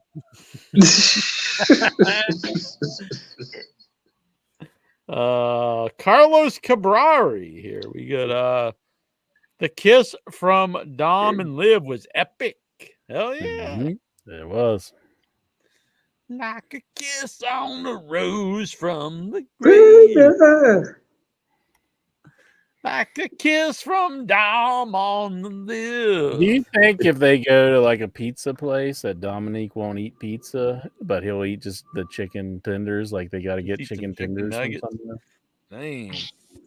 So that's like a bond between you and Dom. Yeah. Me and my boy Dom. Oh, we share a common bond. No matter where we go to eating, gotta get some chicken nuggets that don't rhyme at all. Well, he eats chicken tenders, I guess. So, yeah. Are you anti? You're like, that's too fancy for me. You gotta get them there nuggets. They're the $5 ones. Nuggets sound good right now. Yeah. It's McDonald's chicken nuggets. So I ate a pizza earlier today, and from my local place, Moto, which is my favorite local pizza place, and get their new pizza. The Forest Mushroom was really good. It's limited time only. Whoa. And I know I was looking at the menu, and so they've got wings, and they have new cauliflower wings, which I actually really like because I've tried them with friends who are vegan. And so it's just look at the sauces because they have a bunch of homemade sauce. So they got a Mexican Coke sauce and stuff. Their newest sauce, though, that you can get on the wings or the cauliflower, dill pickle, which I'm very curious about because I am a big I don't pickle. think that would. I don't know. Dill It's pickle. like a tzatziki. Yeah, I don't know. I'm curious. I don't want to order like a whole order of dill pickle wings, but I'd like a dill pickle wing to try it. So it's on the wing. Like, Yeah, and I noticed there's a new it's only at Walmart and I can't find it, but there's a dill pickle ketchup, which I know is gonna get Scapegoat all excited here because he's a big ketchup mark. Dill pickle ketchup, which I'd like to try. Well, I could do without the dill, but hell yeah. Yeah. You're anti-pickle? I don't know dill in my ketchup. maybe Damn. get like your pickle and pour some of the juice in your ketchup and go like that. Damn. No, I like it pure from the source. I don't need no dilution or substitution. Yeah, you need the right Whoa. ratio. What's happening here? Are we going back to the glory hole? Hell yeah. Carlos Cabral. Yeah, we talked about SummerSlam earlier. I'm glad you were into that. What are your thoughts on Ray Phoenix joined in WWE? I would assume if they're going to go, it'd probably be both of them, not just Ray Phoenix, I would think. I don't know. I mean, historically, non-English speaking luchadors don't do well in WWE. But it's a new regime. They have charisma. Maybe they'll get a Spanish-speaking agent who can kind of work it all out for them too. I Which can would be the also smart see. thing. I mean, they've worked with English speakers for a long time, but I mean, just like not able to cut promos, I think is the thing. True, I see. I do also think there's the thought process there that if we showcase these guys, it also sends a message to AEW, other big talents, like if you come here, you'll be used well. So WWE doesn't always use the tag titles too big, but I don't know. Maybe they're pushed a little bit more than they used to be. So I don't know. I'd be curious. I don't blame them for going. I think they've really done everything you can in AEW, in a new place with new people to work. And if you get big money, why not? Take the chance and do it. I'm not against it. What the hell's that? Alarm. Someone's calling me. Sure, that's a phone. That's a scary phone. What is that? Can you still hear it? Yes. Glory hole. Yeah. I tell people never call me. Never call me on Tuesday night because that's when I'll be. We start hearing, help me. Like, oh, yeah, it's just my phone. Help me. Like, oh, it's my phone. Someone's got me. Check this out. I got this show. Banana water. Banana water. Is that alcoholic or is that? No, like, it's Woodstock banana water. Organic. Dang, 0 sugar, so I like that. So that's just the water they rinse the bananas off with? Probably. Yeah. Is it? It's not carbonated. It's like still water. Let's see. Live. I bought it to drink on the show. Why is it all yellow? I'll pour it in a glass. Ooh. Oh. Like a wheat beer, like a Hefeweizen. No carbonation to it though. Tastes like like a German beer. Is it good? Or like a gross banana. This is how we watch our banana. It says it's got 80 calories, I think. What's in it? It's 0 sugar. You sure it's not alcoholic? It kind of tastes like it might be. I don't know. It's Mhm. just I had like water. old I'm man surprised eyes. it's at now, 80 too, calories so, in it. 80's not a lot, but if it's unsweetened water, I'm surprised it would have 80 calories. yeah. It has ingredients: organic banana. It doesn't even say water. It's just Just banana. Whoa. It just says organic banana. It's just like Well, someone maybe just it's threw a just the banana. juice Maybe out of a. it's like It's the juice out fermented of a banana. banana. They squeeze bananas probably. Damn. Yeah. Banana water. Yum, yum. I'm gonna look You this sweet up. banana, Tastes like this was much. Intro, you got a banana I don't think there's any bananas here. in the whole state of West Virginia. Not in this household. Are you Yes, guys we have no anti-bananas? bananas. We have no bananas today. I mean, I can go upstairs and see if there is a banana. No, it's fine. It's fine. Mm. Banana. We can verify it if you want.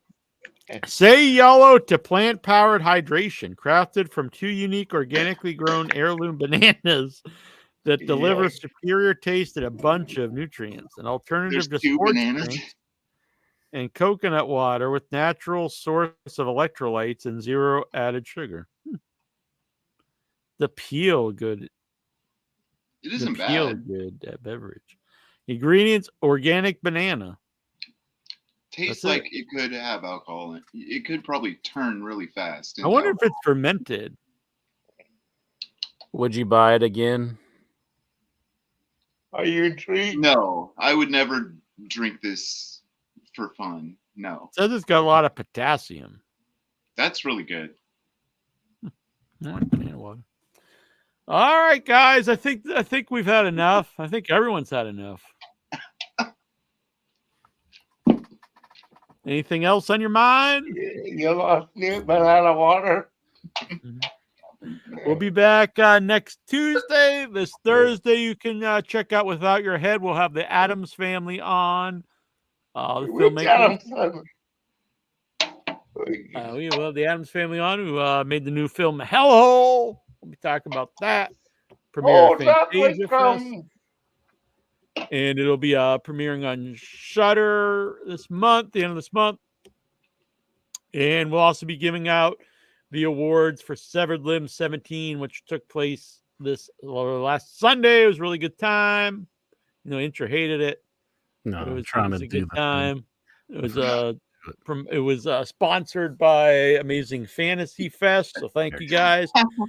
Severed Limbs 18 will be coming up in October, and that will be sponsored by the Valkyrie. Festival. So thank you guys. All right, Inchman. Next week on Without Your Head will be Sarah Karloff, the daughter of Boris Karloff. That'll be really exciting. Next week here on In Your Head, we're going to talk about the wrestling. I'm going to make sure to watch Dynamite Wednesday, so I could come on here and talk about the wrestling. I won't be home tomorrow, but I'll watch it before next Tuesday. Excellent. I'll be in Boston. I still can't straighten this finger. It doesn't hurt at all anymore, but I can't straighten it. What'd you do to it? I don't know. It just will not straighten. Coach says that something like that happened to him, and then it just fixed itself after a while. So.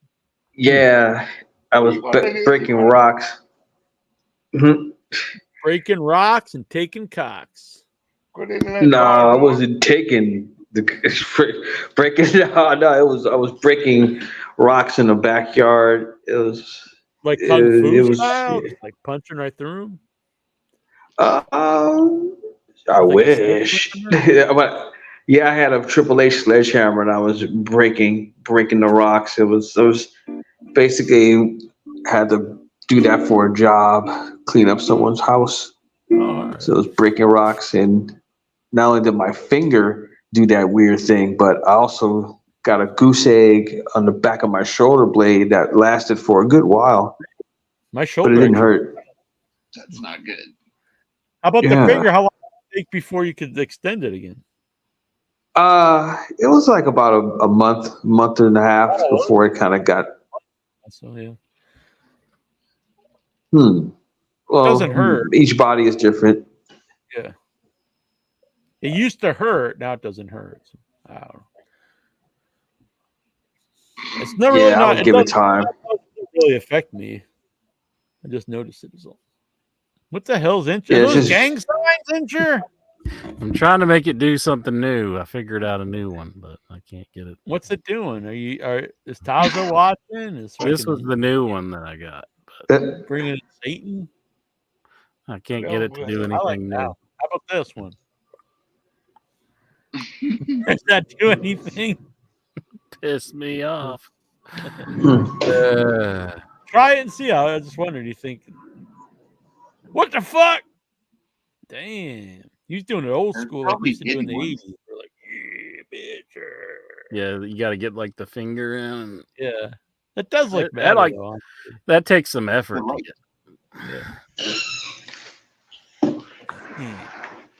Damn. those one more quesadilla. I think Jackson's a good man. I don't know why you're doing that to him. No, I'd never do that, Jonathan Jackson. So shout out to our nice sponsors here: Santos World, Josh Richards, Brian, Matthew Clutter, Coast in your head. Without you folks, we would not be able to do the show. So give us a like, subscribe here, and if you would like to help out the show, you can become a member. You can be a producer like these fine folks, or you can just simply join. Starts at only $3 a month. And let's give a shout out to our Hall of Famers, Ricky Ferguson, Tech Adingos, Babel GT, Vic Schiavone, and the OG Steven Simmons. Is that higher than a producer, a Hall of Famer? The producer is the highest. That's why you get your name right here on the show. Oh, okay. So it gets no higher than the stage. No, Okay. you get top of the line here, producer. Oh, cool.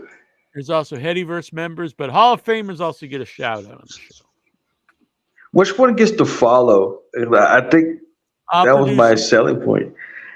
Yeah. Just you want me to follow? Yeah. Just got to let me know where. Oh, here's the thing. I can't get in that old Facebook anymore. So what I'm going to do, I'm going to use my second oldest Facebook, and that I will send you the request, and I will send me all the places to follow, and I will follow them out. Jack has like Cool. 12 pages. I keep finding them. Congrats. I'll follow it on Twitter, Facebook, Instagram, TikTok. I think those are the ones I have. On Threads, I'm on Threads. They hate me on TikTok. Well, yeah, in your head's been completely washed away. So I'm actually I have the without your head TikTok yesterday on TikTok. I think it was the New Jack clips that got us banned. I think I could be wrong, but I think it was the language because I guess language. They don't care about a lot of stuff on TikTok, but I guess the language is something they don't like. So I'll maybe launch it, but I'll have to edit out the naughty words. Yeah. There was a bad boy on there. As I know how to push people's buttons, and I've been doing that with my last couple of posts. So I do not believe in pushing buttons. I believe in everyone getting along. Well, it's more. That's ludicrous. It's more hot takes. It's more hot takes like Acolyte was a good Star Wars show and saying things like that, and just unpopular opinions. I know most people hated it, but did you actually like it, or did you just say it to get people pissed? The second one. No. Yeah. It's more just hot takes. And people respond to them. Oh, I loved it. Yeah, like I'm gonna stop that though. What? Never seen Star Wars. You've never seen any Star Wars? Oh, fell asleep. Wow. We were in the first one. I was in the slasher movies and like exact comedies. I Man. I didn't like all kinds of movies. I did last Hello, time. is it me you're looking for?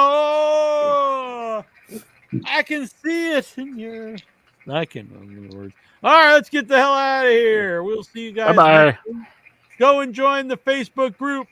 Like this video, subscribe, share it out, and join the Headyverse. Hey, before we leave, I have a dad joke. All right, I literally have my finger on the button. So, say it. Okay. How long was Even Lionel crap. Richie on the toilet for? How long? All night long. All night. Okay. All night long. All night. Sorry. Giant. Andre was big. Yeah, yeah, yeah. It was not small. No, no, no. Andre could drink and he could fight. Drink, drink, drink. And a fight, fight, fight. Andre was big. Yeah, yeah, yeah. It was not small. No, no, no. Andre could drink and he could fight. Drink, drink, drink. And a fight, fight, fight. Andre the Giant. Andre was big. Yeah, yeah, yeah. It was not small. No, no, no. Andre was great. He was not bad. A great big heart and a great big man. Andre was big. Yeah, yeah, yeah. It was not small. No, no, no. Andre could drink and he could fight. Drink, drink, drink. And a fight, fight, fight. Andre the Giant. From Grenoble, France. Oh, ranch dressing in Thousand Island. Banana Ranch, yeah. Banana hammock. That's where the banana water comes from. Ew. Are you gonna chug the ranch dressing? No, no. But this is my Turn favorite the brand. water. Again? Yeah. Well, I don't have ranch, but I have sour cream. Damn. And we're all about the white sauce. Dollop a day. Yeah, I'm gonna make the some white sauce here in a minute. Are you gonna rub one out? Or? I just fucking love the Headyverse. I love it so much. Ah!